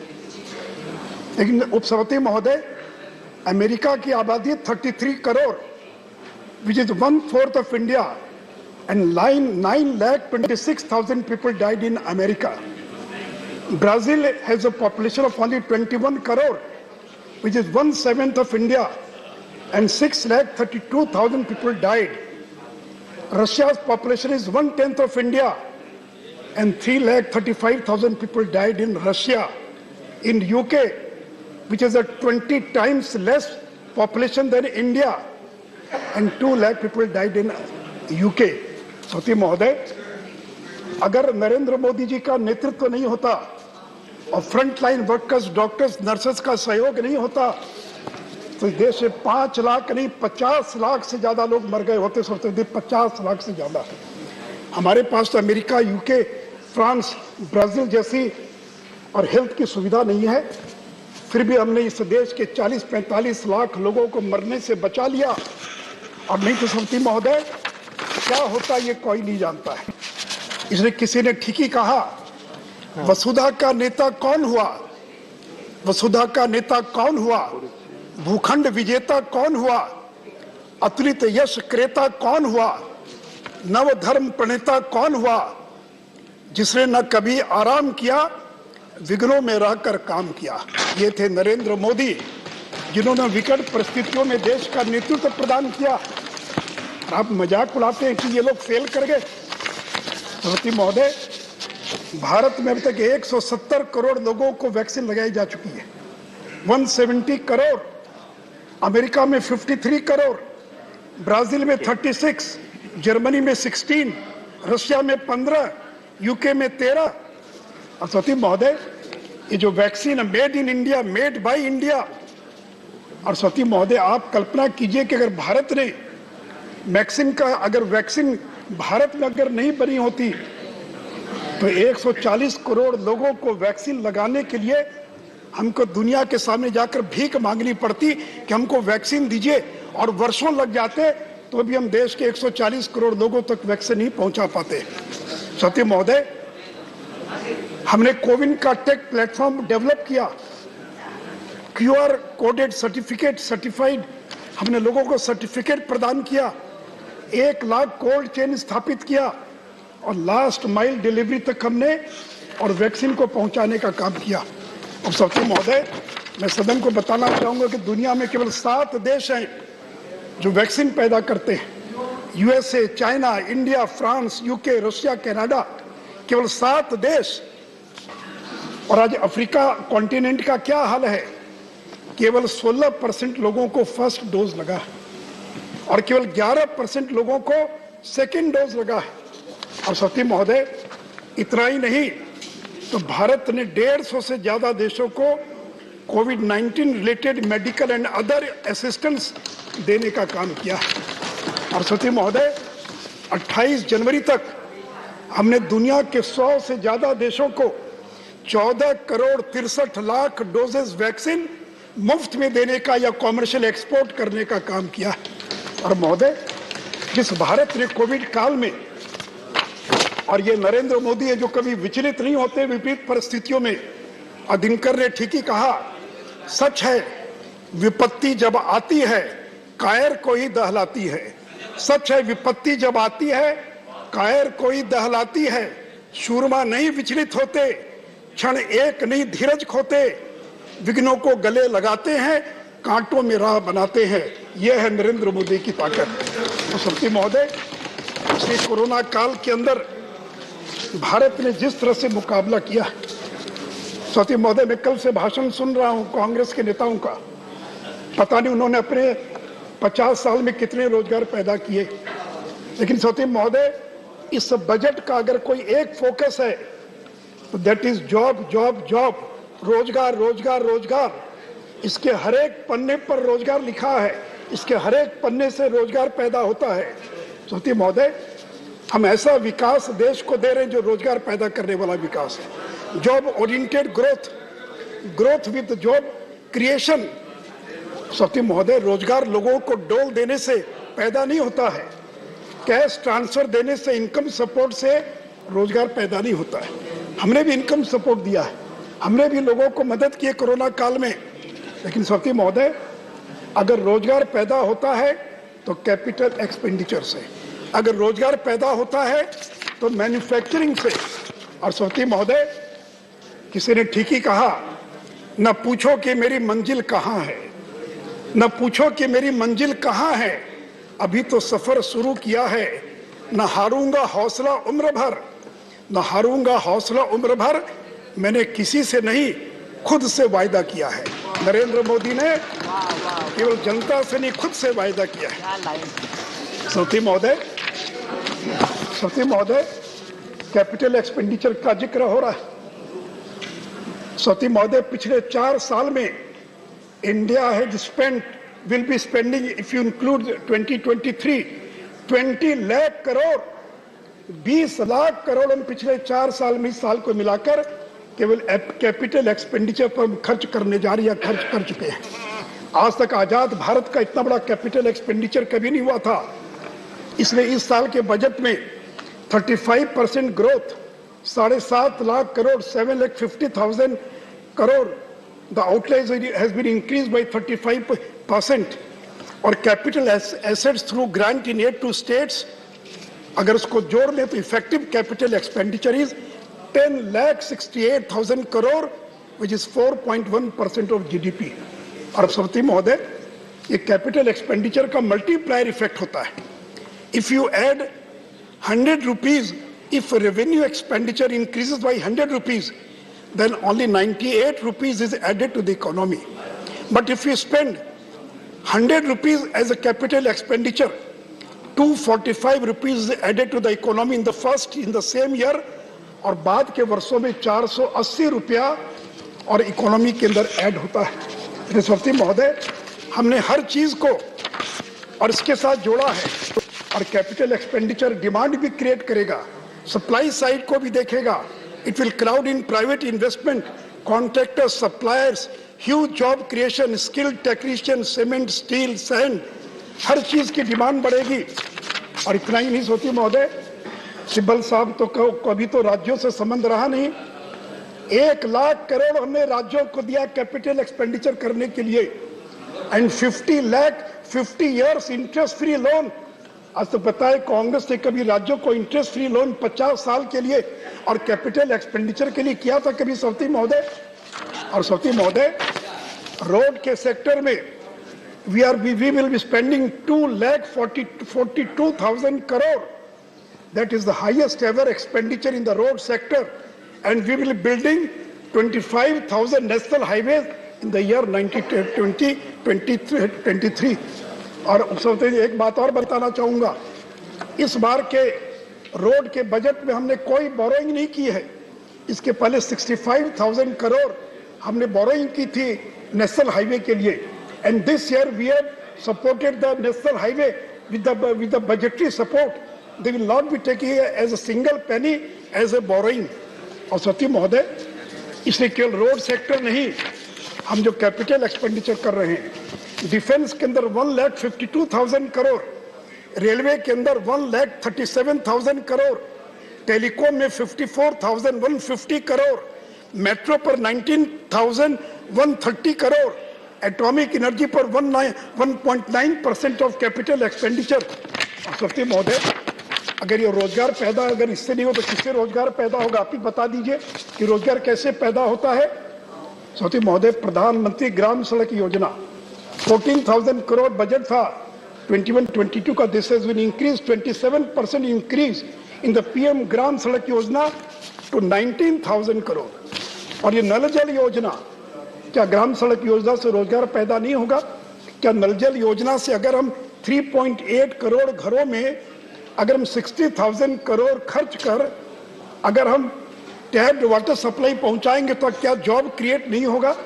अगर 80 लाख घरों को पूरा करने के लिए अगर हम 48,000 करोड़ पैदा खर्च कर रहे हैं तो क्या इससे रोजगार पैदा नहीं होगा? सती महोदय, मुझे बहुत हंसी भी आती है और दुख भी होता है कि चिदम्बरम साहब और कपिल साहब जैसे लोग आरई को 20 से तुलना कर रहे हैं।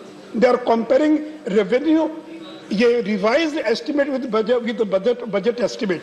अरे चिदम्बरम साहब, इतना तो आपको मालूम है, आप तो इतने बार वित्त मंत्री रहे कि हमेशा बजट एस्टिमेट को बजट एस्टिमेट से कंपेयर करते। अगर मनरेगा में पिछले बार 72,000 करोड़ था और बाद में हमने इंक्रीज किया, इस बार भी बजट में उतना ही रखा जो पिछले बार था। So now we are comparing budget estimate of 2023 with the revised estimate of 21-22. सौती महोदय, और national infrastructure pipeline 111 lakh crore. सौती महोदय, 20 से 25 तक 111 lakh crore we will be spending on national infrastructure pipeline, world class infrastructure. और सौती महोदय, इतना ही नहीं तो प्राइम मिनिस्टर गति शक्ति, ये क्या prime minister Gati Shakti? Road, railway, airport, port, mass transport, waterways and logistic. The projects pertaining to these 7 engines of growth in the NIP will be aligned with PM Gati Shakti programme. PM Gati शक्ति और NIP, उन दोनों का align किया गया। Multi modal connectivity, world class modern infrastructure, logistic synergy among different modes of movement. और सती महोदय, आप कहते हैं मैन्युफैक्चरिंग की बात करते हैं। सौती महोदय, productivity linked incentive scheme 14 sectors में additional production of 30 lakh crore, 30 lakh crore से ज्यादा का production, additional production will be अगले 5 साल में हम पैदा करेंगे। और 3,46,000 crore will be spend as a subsidy incentive to the industries in 14 sectors. Semiconductors 76,000 crore semiconductors के क्षेत्र में हम खर्च करने वाले हैं एज ए इंसेंटिव। सोलर, हमारे देश के अंदर सोलर पीवीज नहीं है। सोलर जो मॉड्यूल, जो सोलर प्लेट्स होती हैं, उनको चाइना से इंपोर्ट करना पड़ता है। मैं निर्मला जी और पीएम को धन्यवाद देंगे। This year she has increased from 4,500 to 19,000, additional 19,500 crore for manufacturing of solar panels. और सती महोदय 280 gigawatt of installed solar capacity by the year 2030. Solar capacity 280 megawatt नहीं 280 gigawatt हम 2030 तक इस देश के अंदर और पैदा करेंगे। इसलिए सती महोदय चाहे वो सेमी कंडक्टर्स हो, ऑटो कंपोनेंट्स हो, ऑटोमोबाइल्स हो, इलेक्ट्रॉनिक्स हो, केमिकल्स हो, फार्मा हो, मेडिकल डिवाइसेस हो, फूड प्रोसेसिंग हो, टेलीकॉम हो, टेक्सटाइल्स हो, व्हाइट गुड्स हो, ड्रोन्स हो, इस पर हम इतनी बड़ी राशि खर्चा करने जा रहे हैं। और अब कहते हैं कि रोजगार कहाँ से पैदा होगा। महोदय नरेंद्र मोदी लंबे समय तक गुजरात के मुख्यमंत्री थे, उनको मालूम है, इसे किसी ने कहा हम तो दरिया हैं, हम तो दरिया हैं, हमें अपना हुनर मालूम है, हम तो दरिया हैं, हमें अपना हुनर मालूम है, हम जहां से जाएंगे वो रास्ता बन जाएगा, हम जहां से जाएंगे वो रास्ता बन जाएगा। अगर देखना चाहते हो तुम मेरी उड़ान को, अगर नरेंद्र मोदी की उड़ान को देखना चाहते हो, अगर देखना चाहते हो तुम मेरी उड़ान को, तो जाओ ऊंचा करो आसमान को, जितना ऊंचा कर सकते हो आसमान को करो, आसमान को, हम अपना हुनर दिखाएंगे। सभापति महोदय, ये जमाना मेटावर्स का है, वेब 3 का जमाना, आर्टिफिशियल इंटेलिजेंस का जमाना है। और कहते हैं कि डिजिटल से क्या होगा। कपिल सिब्बल साहब, आप तो कम से कम इस तरह की बात मत बोलिए।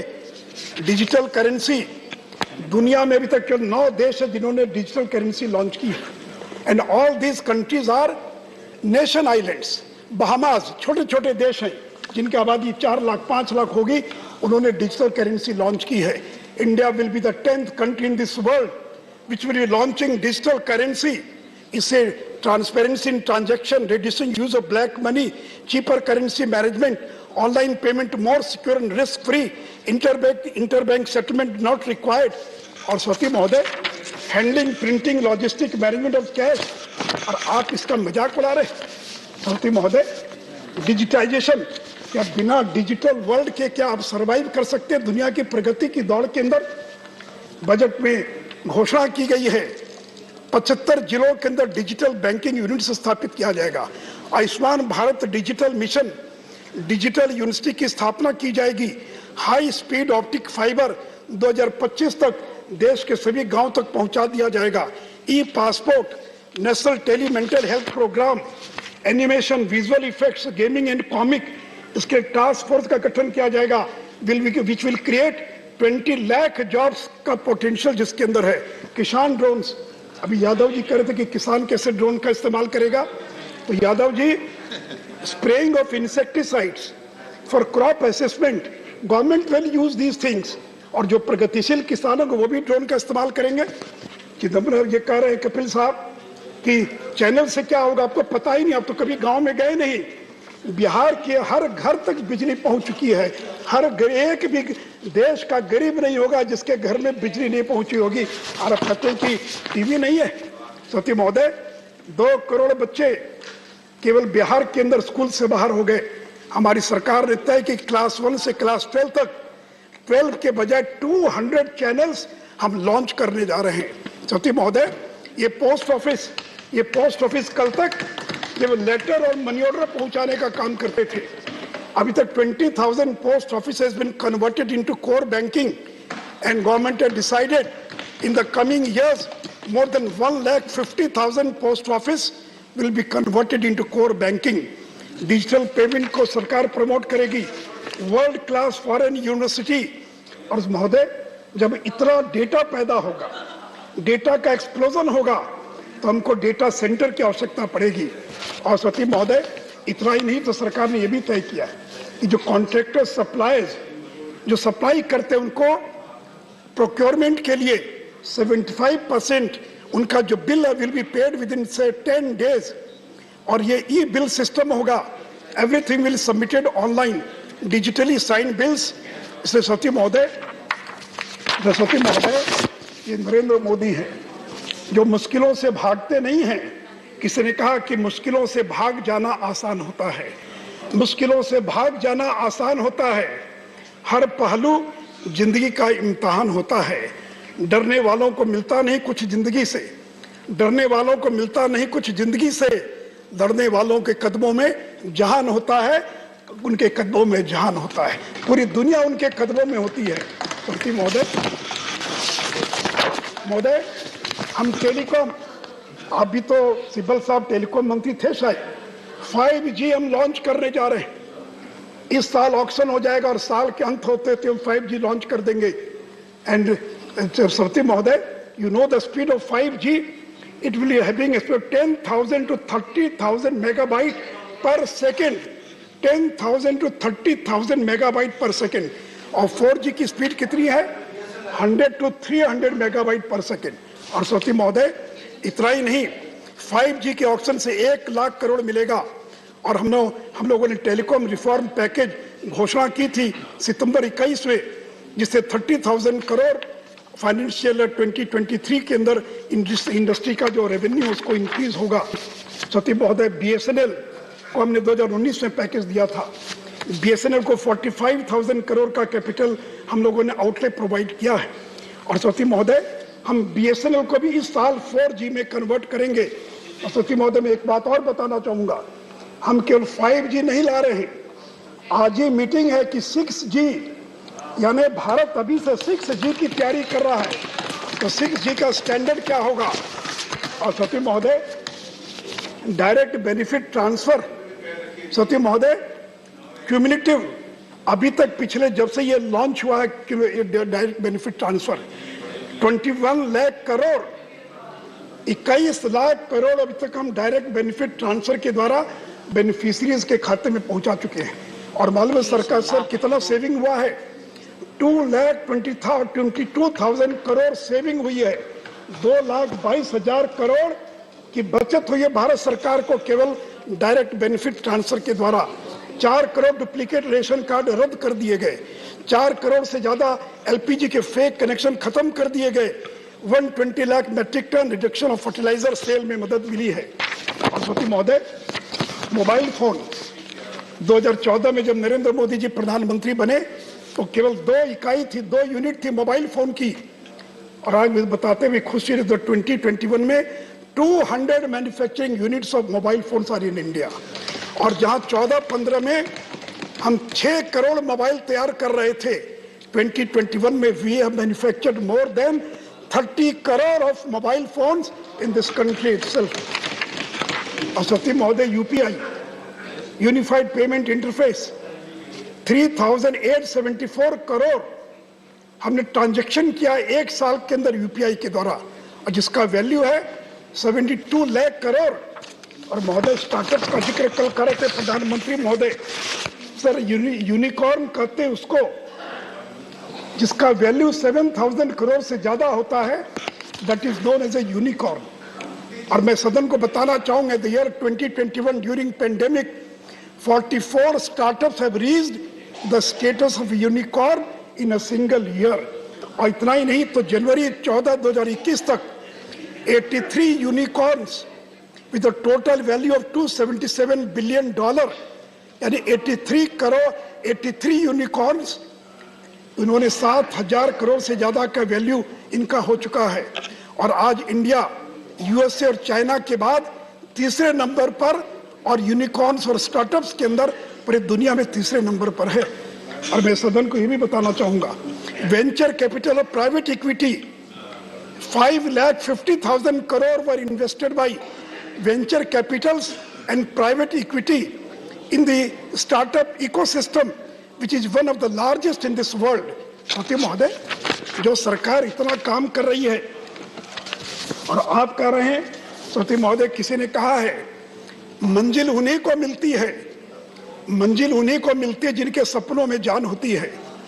पंखों से कुछ नहीं होता है, मंजिल उन्हीं को मिलती है जिनके सपनों में जान होती है। पंखों से कुछ नहीं होता है, हौसले से उड़ान होती है। श्रीमती महोदय, फॉरेन एक्सचेंज रिजर्व, वर्ल्ड में हाईएस्ट फॉरेन एक्सचेंज रिजर्व आज इंडिया के पास, चाइना, जापान और स्विट्जरलैंड के बाद highest foreign exchange reserve Bharat के पास है। FDI, we have the highest foreign capital, foreign FDI inflow,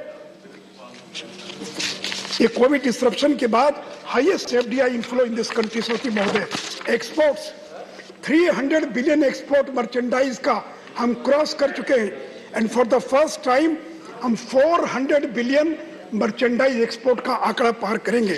सती महोदय, इतना ही नहीं, और जीएसटी के अंदर रिकॉर्ड रेवेन्यू कलेक्शन 1,40,000 करोड़, और पेंडेमिक के बावजूद हमने जीएसटी का रेवेन्यू कलेक्शन किया है, और इस पूरे फाइनेंशियल ईयर में हमने रिकॉर्ड रेवेन्यू कलेक्शन किया। सती महोदय, उड़े देश का आम नागरिक उड़ान, मैं सदन को बताना चाहूंगा 86 लाख लोगों ने अभी तक उड़ान का इस्तेमाल किया है। अगर उड़ान नहीं होता तो ये गरीब चप्पल वाले लोग और उड़ान का इस्तेमाल नहीं कर पाते। सती महोदय, आईपीओस, वाइंड अप कीजिए, 2 मिनट के आईपीओस। सती महोदय, 21-22 में सो फार 89,066 crore has been raised by 750 IPOs, 75 IPOs ने एक साल के अंदर कोविड के बावजूद, और 89,000 करोड़ जो पिछले 10 साल का हाईएस्ट है। और सती महोदय, अंत में इंटरनेशनल मॉनेटरी फंड का वर्ल्ड इकोनॉमिक आउटलुक रिपोर्ट आई है 25 जनवरी को, and growth projection release on 25 January by IMF's world economic outlook को कहता है India's real GDP is projected to grow at 9% both in 21-22 and 22-23 and 7.1% in 23-24. This project India is the fastest growing major economy in the world in all the 3 years. अगले 3 साल के अंदर भारत दुनिया का सबसे ज्यादा तेज गति से विकास करने वाले देशों के अंदर होगा। सती महोदय, गरीबों की बात करते हैं, इंडिया टुडे, 1 मिनट और सती महोदय, 1 मिनट केवल। सती महोदय, इंडिया टुडे का मूड ऑफ द नेशन सर्वे आया है। ये हमारा सर्वे नहीं है, ये इंडिया टुडे मैगजीन का सर्वे है, और वो कहते हैं कि 68% लोग they are satisfied with the performance of Narendra Modi government pandemic के बावजूद। 1 मिनट केवल सती महोदय, 1 मिनट केवल। और इतना ही नहीं, एक अंतर्राष्ट्रीय ग्लोबल कंसल्टेंसी फर्म है, उसने सर्वे किया 4 दिन पहले, मिंट में आया है। नमो की पॉपुलरिटी 72%, मैक्सिको के प्रेसिडेंट की popularity 64%, Italian PM 57%, Japan 47% and Joe Biden केवल 41% है। और अंत में सती महोदय, लहरों को साहिल की दरकरार नहीं होती है, लहरों को, वेव्स को साहिल की दरकरार नहीं होती, हौसले, लहरों को साहिल की दरकार नहीं होती। धन्यवाद। लहरों को साहिल की दरकार आप कंक्लूड कीजिए, नहीं होती, सुनने की जरूरत नहीं है, आप कंक्लूड कीजिए। हौसले बुलंद हो तो दीवार नहीं होती, हौसले बुलंद हो तो दीवार नहीं होती। जलते हुए चिराग ने आंधियों से ये कहा, उजाला देने वालों की कभी हार नहीं होती, कभी हार नहीं होती, कभी हार नहीं होती। धन्यवाद। जी शब्दों के साथ मैं निर्मला जी को इस बजट के लिए धन्यवाद देता हूँ। धन्यवाद। Next speaker is Dola Sen. Miss Dola Sen, you have 5 minutes. बहुत कुछ। We have 40 times 10 minutes. Another speaker has already spoken about it. Please, now you start. Yes. 5 minutes or 10 minutes, sir? आप शुरू कीजिए।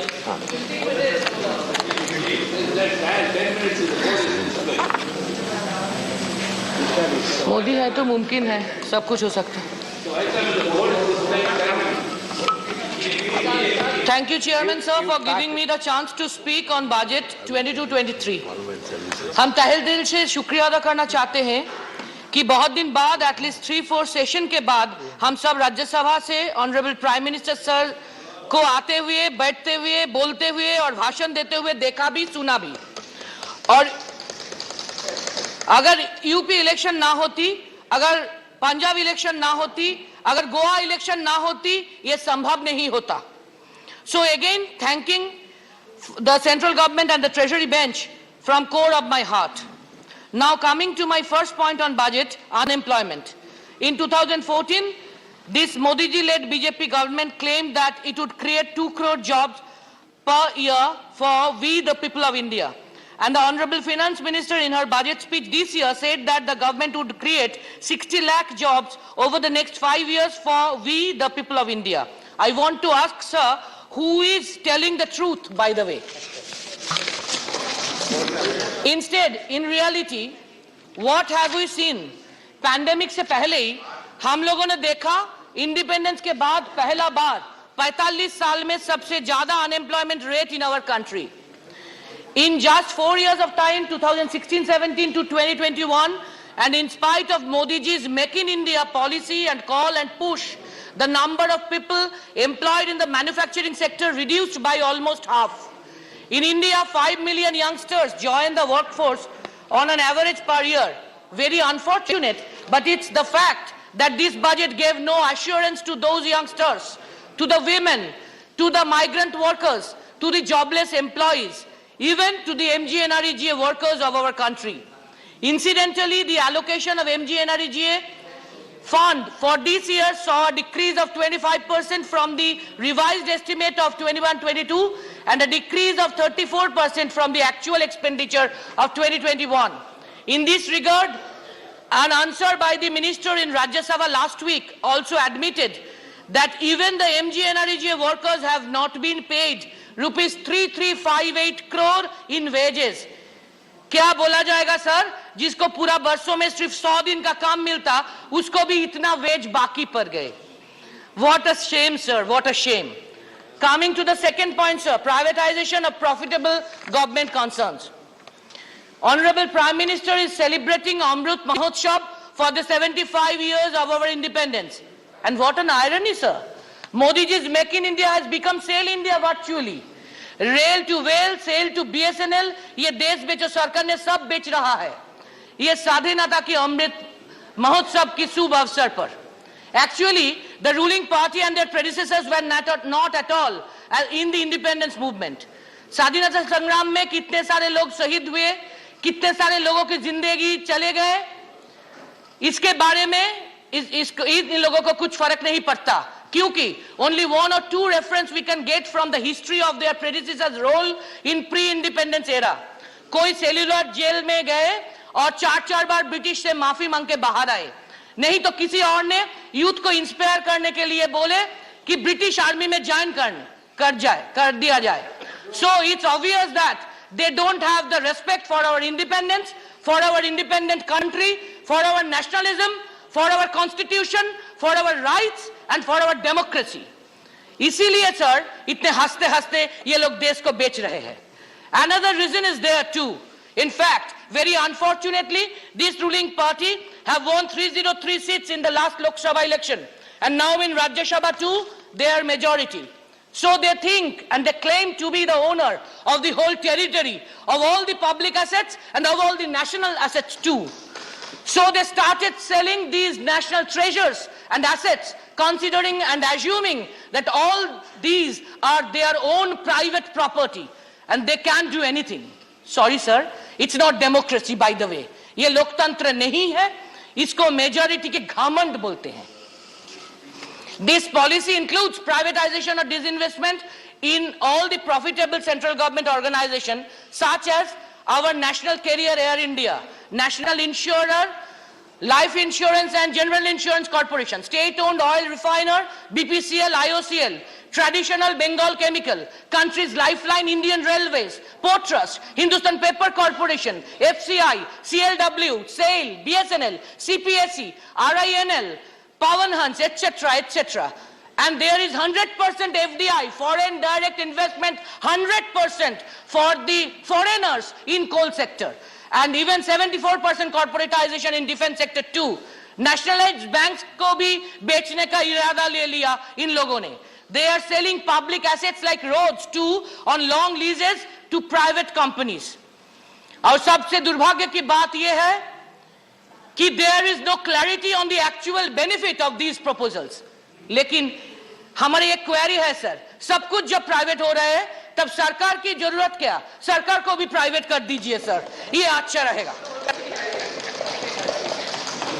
Now the 4-year national asset monetization plan proposes to generate and vague rupees 6 lakh crore by selling all the assets and properties of we, the people of India.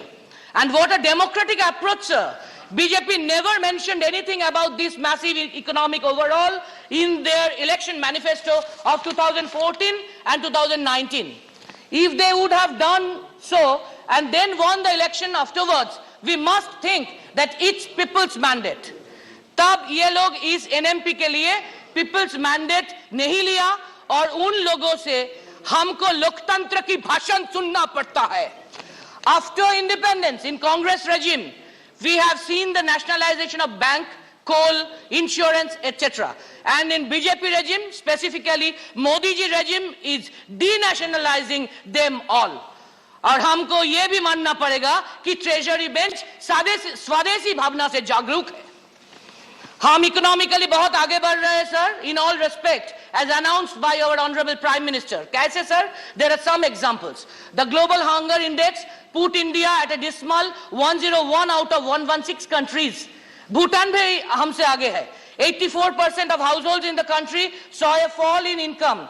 4.6 crore Indians fell into extreme poverty. Inequality and poverty leads to the death of 21,000 people each day, irrespective of COVID-19. The food subsidy bill has fallen, a 28% drop, which also includes the public distribution system. The fertilizer subsidy has been cut, a nearly 25% drop in the raised estimate for the financial year. And is this how, sir, the government aims to achieve its goal of doubling farmers' income? With the Sale India policy and amended labor laws, 4 labor codes, workers and employees are going also to the streets to become beggars. इस सब कुछ को हम लोगों को सबका साथ, सबका विकास मानना पड़ेगा sir. Lastly, sir, I will refer some traditional industry of my state, of West Bengal, jute industry. Raw jute is a natural fiber.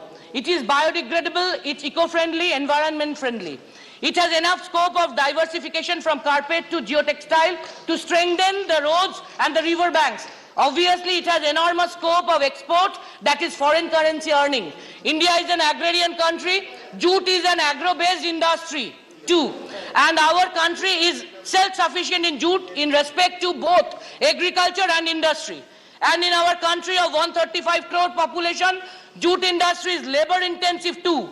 Out of our West Bengal's population of 10.5 crore, jute industry contains 2.5 crore population as a whole, including agriculture and industry. But sir, jute industry is in dire crisis now. In 1987, Congress regime has announced mandatory packaging act for jute industry so that 100% food grains and sugar will be packed by jute bags. अभी wind up कीजिए. For the sake of 1 minute is left, sir. Please. So that 100% food grains of sugar will be packed by jute bags for the sake of health of us, we the people of India, and for the sake of the survival of the industry. The industry now wants the central government to reduce the raw jute price from 7,200 per quintal to rupees 6,500 per quintal at least, so that they can buy the raw jutes to run the industry. The government must help the jute growers too. But in this ongoing season, the jute industry has already suffered a loss of rupees 1,500 crore due to the dilution of 4.81 lakh bales of Hessian bag orders from Food Corporation of India to Jute Corporation of India in favor of plastic materials, unfortunately, for food grain packaging. Sugar packaging has already been reduced to 20% only from 100%. Only central government can save this industry, but this budget is silent regarding these traditional industries' revival. Let me finish my speech, sir, with our Honorable Prime Minister's reference. उन्होंने कल इस सदन पर बोले हैं, देश की जनता कुछ नेताओं से आगे चल गए. हाँ, ये सच है, ये हम भी मानते हैं. सर, एक सेकंड सर, क्योंकि if we consider world history, we will see that हिटलरी, तुगलकी, तानाशाही, anti-campaign, झूठ, साजिश, defamation कभी last word नहीं होते. हर time last word होते हैं justice, सच, न्याय और people. We the people of India will tell the last word, sir. जैसे बंगाल में people ने इन लोगों को सबक सिखाए 2021 पे, ममता जी को लैंडस्लाइड विक्ट्री देके वैसे ही 2024 में देश की जनता भी इसको सबक सिखाएंगे। Thank you. Thanks, sir. The next speaker is Dr. Kanimoji NVN Somo. Thank you, sir. I rise to address this august house for the first time with utmost humility. I would like to express my sincere gratitude and thanks to our beloved DMK President and the Chief Minister of Tamil Nadu, Thiru M.K. Stalin, for giving me an opportunity to become a member in this august house. With a pride, I wish to say that I belong to the Dravidian stock. I revere the legendary leaders Thandai Periyar, Peraringer Anna, Kalaignar M. Karunanidhi, with whom my grandfather N.V. Natarajan worked with. My father, the late N.V.N. Somu, was a Minister of State for Defence in the Union government, who died in harshness on his way to address forward troops of Indian Army in 1997 near Tawang in Arunachal Pradesh in a helicopter crash. I am indebted to all of them. Sir, as we enter into the third year of COVID pandemic, we expected the budget 2022-23 would seek to balance short-term fiscal needs with structural reforms to support medium-term growth. However, nothing has been done in this regard, and the road to recovery is very fragile. Every household in the country fails to meet both the ends of the monthly balance sheets. The only sure thing in this last 3 years is the economic uncertainty. Now the Omicron variant has also renewed the economic uncertainty. Even without another full-scale lockdown, substantial fiscal support will be required to keep recovery track month by month. But our Honorable Finance Minister is happy to announce schemes and roadmap for next 5-6 years. There is a saying in Tamil, "Iruppadai vittu parapadai pidipadu tagumo." The Finance Minister's action is akin to this. The COVID pandemic has added 20 crore new poor people into the system and robbed more than 20 crore people their jobs. Tourism and hospitality sector was hard hit, and the road to recovery is still very bleak. But the Finance Minister is happy to announce scheme for the next decades. Kura eri kori pidikadavan vaana meri vaigundam ponana. I think the Finance Minister knows the meaning of this proverb. Sir, as a medical professional, I would like to emphasize that the COVID-related medical interventions will still remain a top priority for the foreseeable future. The development in medical infrastructure and public awareness by the state governments has reduced the death toll due to COVID-19 pandemic. Unfortunately, the patients with other ailments had to bear the heavy burden in the coming years. Than the estimated fund from last year, this year 500 crores of funds have been cut off in this pandemic budget for the health. Unless the budget allocation for medical care and infrastructure increase to 6% of country's GDP, the country may not be in a position to serve its 140 crore population. Though we are optimistic that COVID pandemic would end soon, the government has no clue how to tackle if there is any other virus outbreak in the future. Unless the government gets the right advices of the medical expertise, whatever planned by the government is like putting cart before the horses. Sir, last time there were many deaths due to the unavailability of the oxygen. I think the PM Care Fund can set up oxygen plants across the country in all the government hospitals. It is very important to protect the health of all citizens from the risks associated with any future pandemic. To mitigate these risks, the role of health insurance sector becomes a more vital, necessitating a collaborating effort to improve health insurance penetration and the development of healthcare facilities across the country. One of the largest contributing factors to these high prices is the current 18% GST rate imposed on the health insurance premium. The sector has called for a GST rate cut on health insurance premium and granting infrastructure status to healthcare facilities to boost access to quality healthcare. But the government is turning a blind eye in this regard. In fact, there is a need for GST exemption for several life-saving medicines, equipments and services. As per industry reports, an estimated 56 crore individuals from lower middle class to upper middle class do not have any health insurance cover, and it represents about 40% of India's population. Apart from the lack of awareness about the importance of health insurance, the costs associated with even standard insurance products like Arogya Sanjeevani is a deterrent, with prices ranging between rupees 15,000 to rupees 18,000 per year for a family of 2 adults and 2 children, with the senior most member's age being 45. Sir, generally speaking about health is a state subject, but we are at present sitting on a health time bomb, and that healthcare should be accorded topmost priority. The budgetary allocation from the union government is absolutely inadequate to achieve quality healthcare for all. Take for example the success story of Tamil Nadu, sir. The pioneering champion of healthcare in Tamil Nadu is a mercurial leader, Dr. Kalenga, who a beloved leader and Chief Minister M.K. Stalin is following the footsteps of Dr. Kalenga in providing free and good healthcare for poor in Tamil Nadu. Tamil Nadu is the first state in the country to provide free healthcare for all needy patients.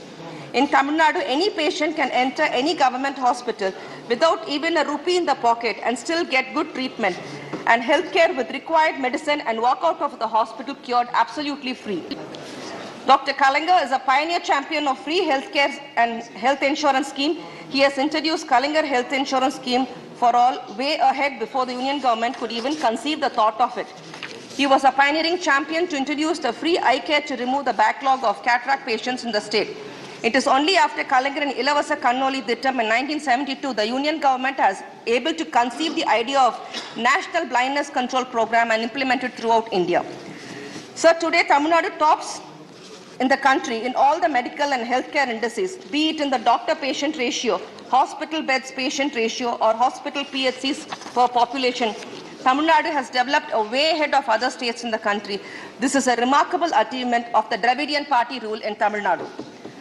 While there is an urgency to focus on all the three levels of primary, secondary, and tertiary healthcare, it is imperative that the union government look towards improving primary healthcare. The budget 2022-23 is a usual bundle of blatant lies and imaginary empty promises that do not reflect the actual accounts of the government's budgeted expenses and receipts. Instead of setting a stage for the country's actual growth and reform trajectory, the budget plummets the hopes of the people into deep, stinky gorges. Failed promises and false promises are the regular feature of the budget documents since 2015. There are promises repeated in the union budget speeches from 2015-16 onwards. The classic examples are housing for all by 2020, double the farmers' income by 22. There are many such like the linking of the peninsula rivers, 1 crore loan in just 59 minutes for the eligible SME startups, generation of 175 gigawatt renewable energy or green energy by 2022. In 2022, all the promises still remain a distant dream. Sir, the Housing for All by 2022 announced in 2015 with the aim to construct over 2 crore houses for Indians belonging to particular economic sections. In 2022, the Finance Minister has announced 48,000 crores have been sanctioned for the completion of 80 lakh houses for the eligible beneficiary under the Prime Minister Awas Yojana in rural and urban areas in the year 22-23. At this rate, it may take another 5 years to achieve the desired results. And by the time the backlog of houses required for the poor urban and rural household may go up to another 2 crores, this is only a conservative figure. The real numbers may bring more dark spots in this Housing for All program. Sir, I am immensely proud to also say that Dr. Kalenga, who introduced the pioneering scheme of providing Pakka house to the slum dwellers way back in 1970s, and later the distribution of free concrete houses to poor people of the sections of the society, namely the Samathuvapuram village housing scheme with 100 houses in each Samathuvapuram. There are so far 145 Periyar Ninevu Samathuvapuram in Tamil Nadu. No other leaders have even dared enough to thought of constructing houses for Dalits along with the other communities to promote social equality and uphold social justice in the country. This has also been allotted to the poor, transgenders and to the physically disabled. Had the Samathuvapuram schemes were replicated throughout India, we could have established a social equality among the people. At least from now on, I would like to urge the union government to take a leaf out of Dr. Kalenga and his far-sighted social upliftment program, sir. Sir, ever since the government has imaged the railways in the general budget, its importance has been reduced and the stage is set for the privatization of railways.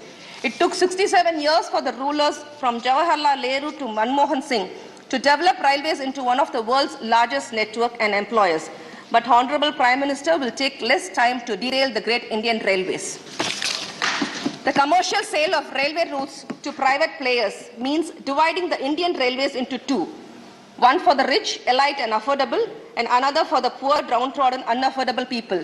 It will create all the stations into two, one for the rich class and another for the poor class.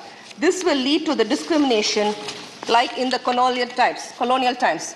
Are we heading towards such discrimination and division? Indian Railways so far has been a symbol of Indian unity and social integration. It is the prime duty of the union government to maintain the same levels of unity, integration, communal and social harmony in railways. Sir, a stepmotherly treatment in Tamil Nadu by the union government budget stands exposed again. Under the fund allocation for the new railway lines, it has been granted rupees 59 crore for 11 projects, out of which 10 projects have been allocated only a token amount of rupees 1,000. Whereas the Northern Railway gets the highest share across all zones, with rupees 18,926 crores for 14 projects, along with a token amount of rupees 15,000 for 15 other projects. Make in India, make for worlds is mantra Prime Minister Narendra Modi gave in his 2020 Independence Day speech. For this vision to be successful, over 6.3 crore MSMEs must be taken on board. Whether the Finance Minister has taken any serious note on it needs an answer. To ease credit and liquidity concerns, the Emergency Credit Line Guarantee Scheme should be expanded further to ensure outreach among smaller enterprises within MSMEs. MSMEs need support to improve production and exports to attain Atmanirbhar Bharat or self-reliance in line with Prime Minister's vision. Sir, Tamil Nadu is India, India is Tamil Nadu. When Tamil Nadu progresses, India too shall progress. Tamil Nadu is a champion state as far as the socio-economic development is concerned. Whether it is education, employment and economic generation, income generation, infrastructure development, wealth creation, enterprises, health infrastructure, social justice and communal harmony, Tamil Nadu stands second to none other in the country. Unfortunately, the centre sometimes deny and jeopardize the rightful share to Tamil Nadu. Even in the 1960s, our great predecessors have said, "Vadakku vaalgirathu, Terkku theigirathu." I strongly believe that the same situation is still continuing. In spite of facing denials of various kinds, Tamil Nadu has remained a pioneering champion in the country. Thanks to the political renaissance created by our party, DMK, spearheaded by our genius leader, Peraringer Anna, sustained by one and only Dr. Kalaignar. Now the baton has been handed over to our beloved Chief Minister, M.K. Stalin. The people of Tamil Nadu, especially the poor, downtrodden and oppressed, the religious, the linguistic minorities, feel that they are very much safe in the hands of Muthuvel Karunanidhi Stalin, the statesman par excellence. Thank you. Thank you, Dr. Kanimoji. Now,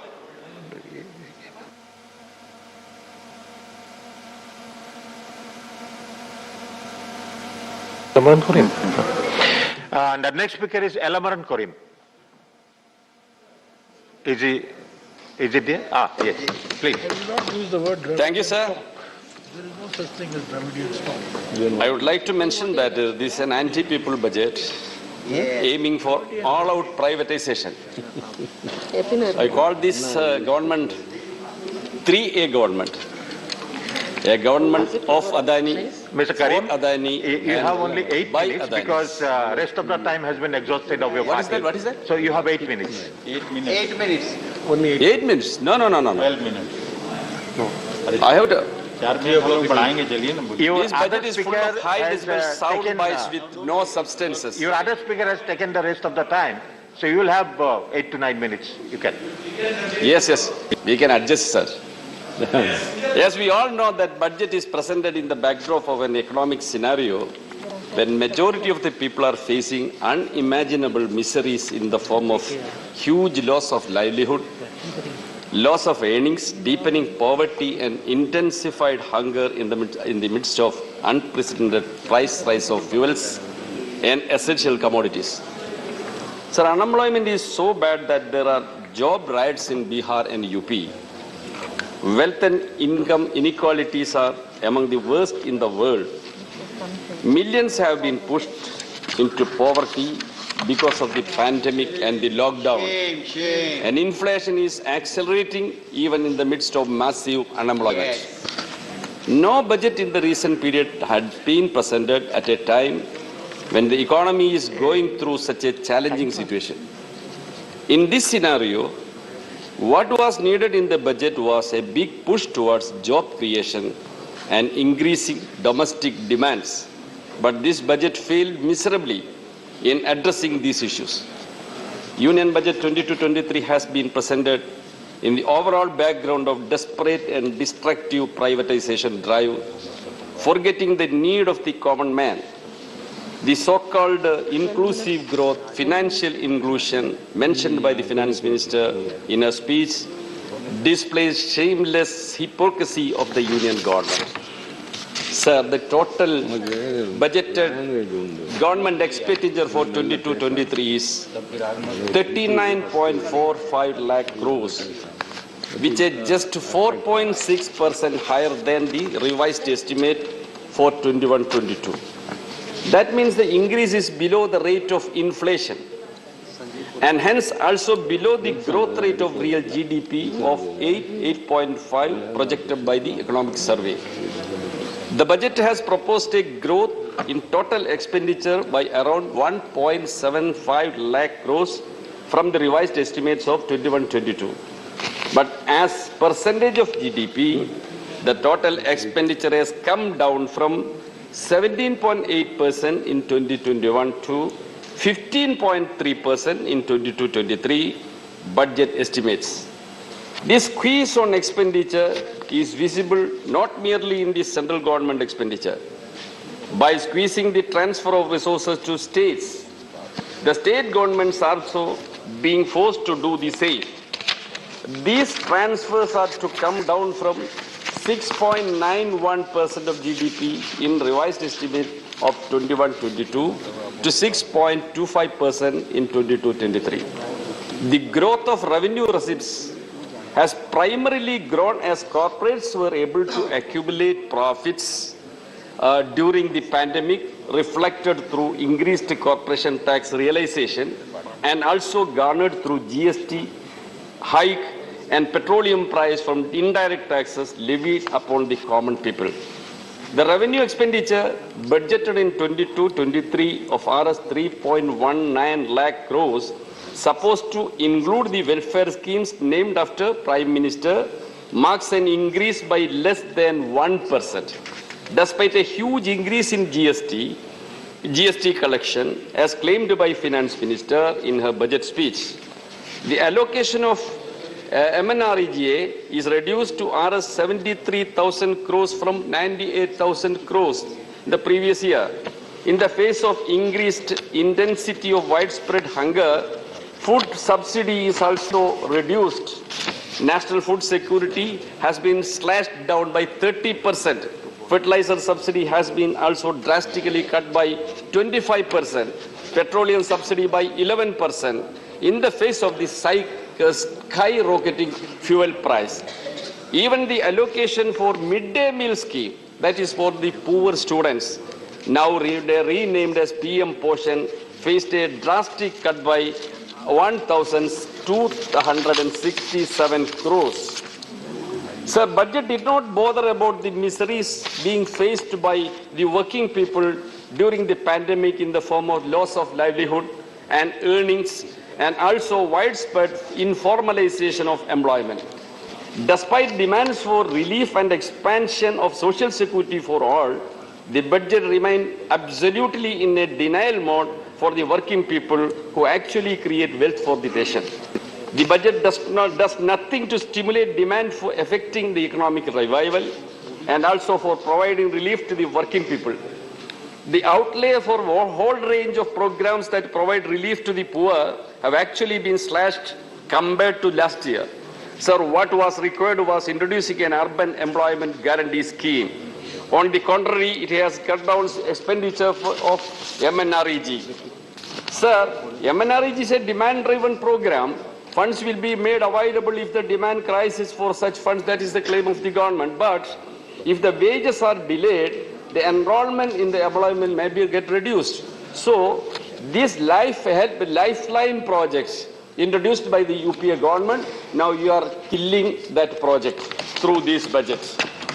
So the privatization, the budget is presented in the overall background of desperate and destructive privatization drive, embracing the infrastructure, manufacturing and mineral sector, facilitating transfer of our resources from national exchequer to private hands. So the corporates could doubled their wealth during this pandemic, COVID pandemic. The finance minister at the very beginning of her budget speech itself was praising the government for its successful sale of the national carrier Air India and Neelachal Ispat to the Tatas. The budget has reiterated government's commitment of further transfer of state-owned capital assets to private sector, both domestic and foreign. In fact, under this regime, economic policy making is gradually moving towards purely anti-people destructive trend, much to the detriment of the national interest. Sir, on farmers, what was the promise in the budget of 2021? Point 22 in the budget 2021, it said, our government is committed to the goal of doubling the farmers' income by 2022, this year. Sir, a commission was appointed by the then government, Ashok Davle Commission. That commission gave the report, 14-volume report. It is still sleeping in the shelf of the government. Now, in this budget, there is a single word mentioning regarding the doubling the income of the farmers. In contrary, the revenge to the farmers, what you have done, the farmers' reliefs are cut short by drastically. Procurement remunerative price of non-waiver were not even addressed. We have two more speakers. Yes, I am concluding, sir. Total allocation was 4,74,750 crores in 21-22, which has now fallen to 3,70,303 crores. That is over a lakh crore reduction. That is a revenge on the farmers who were on the struggle against the controversial farm laws. The share of the rural development in the budget has also fallen from 5.59% to 5.23%. Allocations for all major schemes for farmers have also seen budget cut. The allocation for procurement of FCI and under decentralization procurement sum has been reduced by 28%. Allocation for funds for the fertilizer subsidy has been reduced by 25%. Under PM Kisan, 12.5 crore farmer households are supposed to be provided 6,000 rupees each, which requires an allocation of 75,000 crores, but only 68,000 crores are allocated. Thank you. You conclude. And finally, one minute, sir. Please. In the post-COVID period, there is a need to provide more assistance to states, including Kerala, but the budget has been inconsiderate and silent on this. Should have liked to hear you more, but there is no time. Kerala has always raised so many demands. Again, I have to request a railway zone and other important projects which were put to the government is not considered. It is very sorry to say. So I can't support these budgets. Thank you, sir. So you speak tomorrow. Now, Mr. Sanjay Singh. आपने मुझे इस budget पे अपनी बात कहने का मौका दिया। सर, मैं इस बजट पे और इनके डिजिटल इंडिया पे राजीव जी की एक कविता है, वो एक बड़े अच्छे कवि हैं, उन्होंने लिखा है, वो सदन के सामने सुनाना चाहूंगा। खाओ डिजिटल, गाओ डिजिटल, देश का बैंड बजाओ डिजिटल, रुपया डिजिटल, बैंक भी डिजिटल और सेना का टैंक भी डिजिटल, बच्चे पाए डिजिटल शिक्षा और फिर मांगे डिजिटल भिक्षा। बच्चे पाए डिजिटल शिक्षा और फिर मांगे डिजिटल भिक्षा। डिजिटल डॉक्टर, डिजिटल गोली, डिजिटल ईद और डिजिटल होली, डिजिटल सड़क पर डिजिटल कार, डिजिटल संसद और सरकार, डिजिटल खेत में करो किसानी, डिजिटल खाद और डिजिटल पानी, डिजिटल दूध और डिजिटल गाय, डिजिटल चीनी, डिजिटल चाय, भर के खाओ डिजिटल रोटी और फिर कर दो डिजिटल पोटी। ये इस बजट के बारे में एक कवि की प्रतिक्रिया है मान्यवर।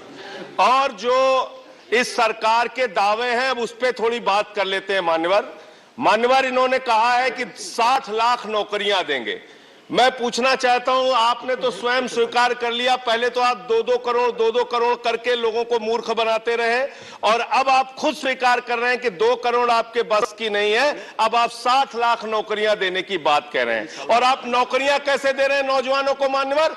35,000 रेलवे भर्ती के लिए 1 करोड़ नौजवानों ने उसमें फॉर्म भरा और उसके बाद जब उसका परिणाम आता है उसमें घोटाला और गड़बड़ी की जाती है। जब वो नौजवान सड़क पर नौकरी मांगने के लिए निकलते हैं उनको लाठियों से पिटवाया जाता है प्रयागराज में, उनको पटना में लाठियों से पिटवाया जाता है, घर में घुस के लाठियों से पीट पीट के आप नौकरी दे रहे हैं, आंसू गैस के गोले छोड़ छोड़ के आप नौकरी दे रहे हैं। आप कर्मचारियों की बात इस बजट में कर लीजिए मान्यवर। जब कर्मचारियों की चर्चा होती है, पूरे देश के कर्मचारियों की एक ही मांग है, पुरानी पेंशन की बहाली की जाए, पुरानी पेंशन की बहाली की जाए। 40 दिन कोई सांसद और विधायक रह लेता है, पूरे जीवन भर उसको पेंशन मिलती है। 40 साल कोई कर्मचारी नौकरी करता है, उसकी पेंशन आपने खत्म कर दी। पेंशन तो छोड़िए, टैक्स के राहत की उम्मीद थी कर्मचारियों को, आपने इस बजट में वो भी नहीं दिया। इसके साथ साथ मान्यवर, आपने इस बजट में किया क्या है?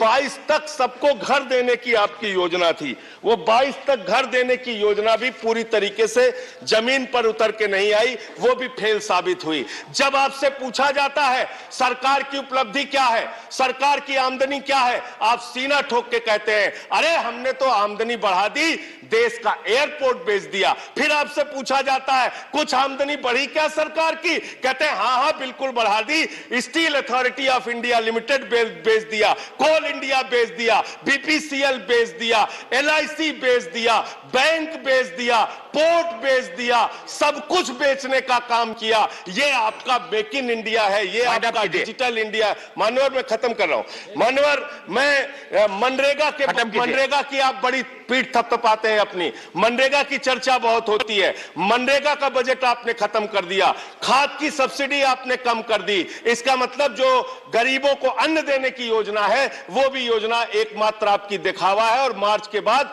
गरीबों को अनाज हिंदुस्तान में मिलना बंद हो जाएगा। अंत में आपके माध्यम से एक ही इस सरकार से अनुरोध करना चाहूंगा कि अपना ध्यान देश की तरक्की पर लगाइए, देश को आगे बढ़ाने पर लगाइए। बेटी बेटी होती है, हिंदू की हो, मुसलमान की हो, सिख की हो, ईसाई की हो, उसकी इज्जत के साथ खिलवाड़ मत कीजिए, गुंडागर्दी मत कीजिए। आप तय करने वाले कोई नहीं होते, कौन क्या पहनेगा, कौन क्या खाएगा, कौन क्या कैसे रहेगा, कौन Jafar Islam, I am sorry please. Thank you very much, sir. First of all, I would like to thank my party and my leaders for giving me this opportunity, and also thank you for giving me this opportunity, sir. Sir, I want to really congratulate the Honorable Finance Minister. Under the leadership of the Honorable Prime Minister, she has presented a very important budget. It is an all-encompassing budget where it has taken care of everyone. So there is something for everyone in this budget. Sir, लेकिन इस budget को मैं बहुत लोगों को सुन रहा था, यहाँ पर बहुत पुराने जो मंत्री भी रह चुके हैं ऑपोजिशन बेंच पे, और बहुत सारे ऐसे लीडर्स को मैंने सुना जिन्होंने बजट के बारे में काफ़ी टिप्पणियाँ की। लेकिन मैं कहना चाहता हूँ कि सर, बजट को किसी बैकड्रॉप पे देखना चाहिए, किसी कॉन्टेक्स्ट में देखना चाहिए। आइसोलेशन बजट को कभी नहीं देखना चाहिए। जब बजट प्रेजेंट करती है सरकार तो उसका कोई मकसद होता है और उस मकसद को देश के मकसद से को अकेले रख के नहीं देखना चाहिए। इस बजट में सरकार ने जो बजट पेश किया इसको आइसोलेशन में नहीं, साइलो में नहीं, बल्कि इस बजट को एक कंटिन्यूटी में देखना चाहिए कि पिछले सारे जो बजट अभी तक पेश किए गए सर, और जितने आत्मनिर्भर पैकेज रहे और जो सरकार 2014 से जो एक चरबराती इकोनॉमी को सुधारने की जो पेशकश कर रही है 2014 से, उसी नजरिए से देखना चाहिए कि उस पूरे 7 सालों में जो हमने बहुत सारे जो रिफॉर्म्स किए हैं, रिफॉर्म मेजर्स लिए हैं, स्ट्रक्चरल रिफॉर्म्स किए हैं, पॉलिसी रिफॉर्म मेजर्स किए हैं और बहुत सारे जो ऐसे डिसीजन लिए हैं जिससे आज जो है इकोनॉमी जो है एक बहुत स्ट्रांग इकोनॉमी उभर के आई है। ये हमें सबको मालूम है और मेरे ख्याल से अपोजिशन बेंच को ही मालूम है कि हम 2 साल, एक तीसरा साल है सर जब हम कोविड से जूझ रहे हैं। सर, हमें बधाई देता हूँ आदरणीय प्रधानमंत्री जी को के और देश के जो फ्रंट लाइन वर्कर्स थे और सारे साइंटिस्ट को कि आज हम बड़ी अच्छी स्थिति में, बड़े सुरक्षित स्थिति में अपने आप को सुरक्षित महसूस कर रहे हैं। लेकिन इसके पीछे एक लीडरशिप थी, इसके पीछे एक सोच थी और प्रधानमंत्री इसके बधाई के पात्र है। लेकिन उससे हट के मैं कहना चाहता हूँ कि जब ये कोविड आया और कोविड के परिप्रेक्ष्य में आप देखिए जब श्री जाफर इस्लाम, it is beyond 3 now. The 3 House was supposed to adjourn. But we have some pending business like special mentions and all, very short business. So we want to finish it if the House we want to extend the House for another 15 minutes, if the House agrees. Okay. Okay. So, thank you, sir. Yeah. Yeah, let him, he has just started. He will, please. Please, carry on. Thank you very much, sir. I'll finish in 15 minutes. So I was talking about the period we had in COVID. और वो 2 साल का वक्फा जो तीसरा साल है sir, उसमें हमने जो तकलीफों का दौर देखा है, जिस तरह से पूरी दुनिया की इकोनॉमी चरमराई, जिस तरह से पूरी दुनिया की इकोनॉमी लड़खड़ाई, भारत को एक्सेप्शन देश नहीं था, भारत की अर्थव्यवस्था को भी असर पड़ा। लेकिन हमने जो रिफॉर्म्स मेजर लिए थे, आज जो लोग क्रिटिसाइज करते हैं कि इकोनॉमी अच्छी हालत में नहीं है, वो उनको मैं बताना चाहता हूं कि आज के हालात में अगर इकोनॉमी को देखिए सर, तो आज के हालात में अगर आप देखिए तो इकोनॉमी जो है सबसे तेजी से चल रही है।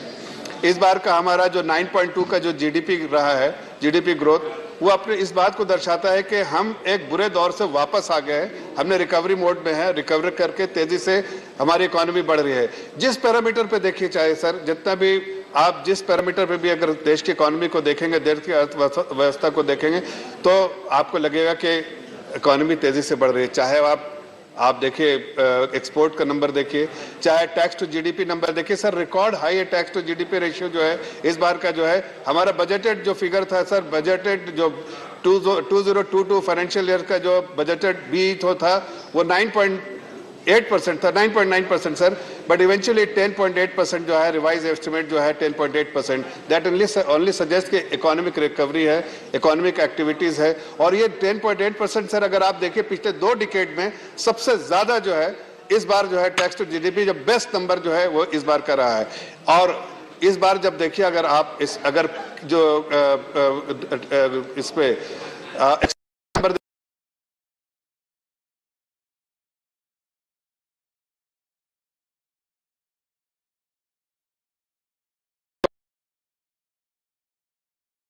नहीं बात करते हैं कि हमने इतने लोन बांटे, लेकिन वो बात करते हैं कि लोन जो वापस कभी नहीं, उसको सुधारने के बाद डिलेवरेज कंपनी करने, जो लेवरेज इतना कंपनी कर चुकी थी उसको उन्होंने डिलेवरेज किया। और अब इकोनॉमिक रिकवरी के साथ साथ ये भी दिख रहा है कि देखिए क्रेडिट ऑफटेक भी है, अभी 9% प्लस में क्रेडिट ऑफटेक है, जो कि पिछले महीने में 7% था। तो ये सब चीजें दर्शाती है कि sir economy in the going in the right direction, back in order, और it's moving very fast. That's why अगर आप ग्लोबल पर्सपेक्टिव से देखें तो सबसे फास्टेस्ट ग्रोइंग इकोनॉमी है, और दुनिया के जो निवेशक है वो हिंदुस्तान में आज इन्वेस्ट कर रहे हैं। जो रिकॉर्ड जो है हमारा एफडीआई है 62 बिलियन, अगर प्रो रेटा बेसिस पे देखें तो 64 बिलियन डॉलर जो है हमारा आएगा। वो अपने आप में एक बहुत बड़ा नंबर है। इसलिए कि इंडिया को आप ब्राइट स्पॉट देखते हैं। क्या सोचते हैं सर ग्लोबल इन्वेस्टर्स, क्या सोचते हैं ग्लोबल इन्वेस्टर्स? देखते हैं 2 चीज की, देश की अर्थव्यवस्था में एक ऐसी लीडरशिप के हाथ में है जो कि ठीक है कोविड की वजह से अर्थव्यवस्था सबकी खराब हुई थी, क्या ऐसी लीडरशिप है जो इसको अच्छे डिसीजन ले सकती है और उसको वापस पटरी पे खड़ा कर सकती है। तो आज हमने ये देखा कि उस इकोनॉमी को जो वापस ऑर्डर पे आई, उसके बाद इसको और तेजी से कैसे ले जाना है उसकी भी जो है इस बजट पे पेशकश की। जो बहुत छोटे संक्षेप में बोलूंगा सर, अभी कुछ हमारे सीनियर लीडर जो अपोजिशन के वो कह रहे थे कि हेल्थ इंफ्रास्ट्रक्चर, भाई हेल्थ इंफ्रास्ट्रक्चर में अगर आप देखिए तो आपने कोई ऐसा तो नहीं कि आपने ऐसा हेल्थ इंफ्रास्ट्रक्चर खड़ा करके रखा था 70 सालों में कि जिसको हमने खराब कर दिया हो। हमने तो हेल्थ इंफ्रास्ट्रक्चर में sir compounded annual growth rate के अगर हिसाब से देखें, CAGR जो एक्सपेंडिचर किया, खर्चा किया, उस पर 23% हमने जो है वो उस रेशियो से हमने खर्च किया है। इसलिए कि वो कंपेयर कर रहे हैं कि पर कैपिटा दुनिया की 20% आबादी हिंदुस्तान में रहती है, पर कैपिटा हेल्थ एक्सपेंडिचर कितना है $175। अरे आप कंपेयर करना है तो करिए कि इटली और उसको भी देखिए कि आपने जिस समय में उन्होंने हेल्थ इंफ्रास्ट्रक्चर डेवलप किया तो आपने क्या किया। आपने तो दुनिया के जो 200 कंट्रीज में के बाद आप आते हैं हेल्थ इंफ्रास्ट्रक्चर में, जबकि आप जो रेफरेंस दे रहे हैं, रेफरेंस पॉइंट आपका अमेरिका का है, आपका इटली का है, जो कि नंबर 1, नंबर 2, आप फ्रांस और जर्मनी की बात करते हैं, ये इन सब कंट्रीज की बात करते हैं जिन्होंने हेल्थ इंफ्रास्ट्रक्चर में लीड लिया था सर। जब हम सो रहे थे तो उन्होंने लीड लिया था। अब हम ये सरकार जो है लीड ले रही है, इसीलिए खर्चा भी कर रही है।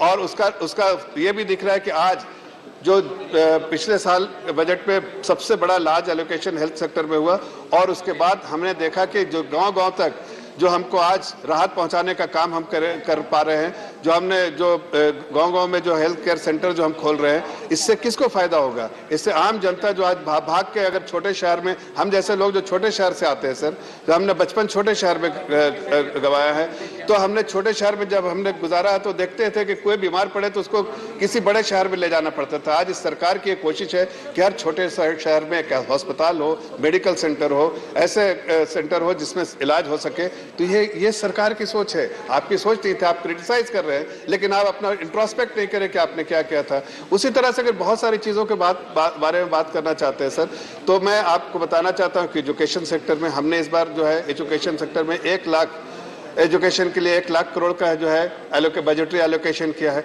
आप जरा 2014 में देख लीजिए आपका क्या बजटरी एलोकेशन था। आपका बजटरी एलोकेशन था नॉट इवन 50,000 करोड़।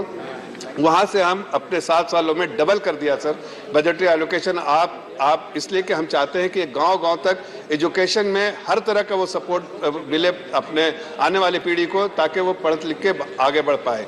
सर, सबसे बड़ी इंपॉर्टेंट चीज है कि इस बजट में क्या है। इस बजट में लोग कह रहे हैं अनएम्प्लॉयमेंट की बात कर रहे हैं। साहब, अनएम्प्लॉयमेंट कैसे ठीक होगा? आपने तो बार बार सीएमआई का डेटा, आपने हर जगह पे आप सीएमआई का डेटा बात करते हैं। जब आप सीएमआई का डेटा ले लीजिए, पिछले जो प्री कोविड लेवल और अभी ले लीजिए, तो आपको समझ में आएगा प्री कोविड लेवल में जो सिचुएशन थी उससे वापस आ गए कोविड लेवल में, जितने 24% जो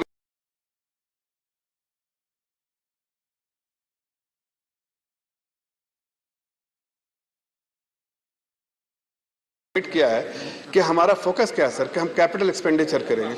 आप कह रहे हैं कि डिमांड कंजम्पशन बढ़ेगी। कैसे डिमांड कंजम्पशन बढ़ेगा? सिर्फ पैसा बांट देने से, या कि परमानेंट सॉल्यूशन निकालना है? परमानेंट सॉल्यूशन कैसे निकलता है सर? जब आप इन्वेस्ट करेंगे, जब इंफ्रास्ट्रक्चर में फोकस करेंगे, इसलिए कि मल्टीप्लायर इफेक्ट है इसका जीडीपी पे।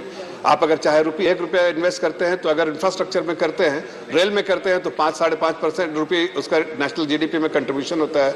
इसलिए कि बैकवर्ड इंटीग्रेशन, फॉरवर्ड इंटीग्रेशन दोनों को लेते हुए आप रोड पे करते हैं तो 3-3.5 रुपए का होता है। उसी तरह से हमारे सरकार का फोकस और जॉब एम्प्लॉयमेंट क्रिएशन होता है। एग्रीगेट डिमांड जो बढ़ेगा, जब जैसे ही हम कैपेक्स जो अपना जिस तरह से शुरू होगा, तो जाहिर है एग्रीगेट डिमांड बढ़ेगा। डिमांड बढ़ेगा तो कंजम्पशन बढ़ेगा, कंजम्पशन बढ़ेगा तो प्राइवेट कैपेक्स शुरू होगा, प्राइवेट कैपेक्स शुरू होगा तो नौकरी और बढ़ेंगी।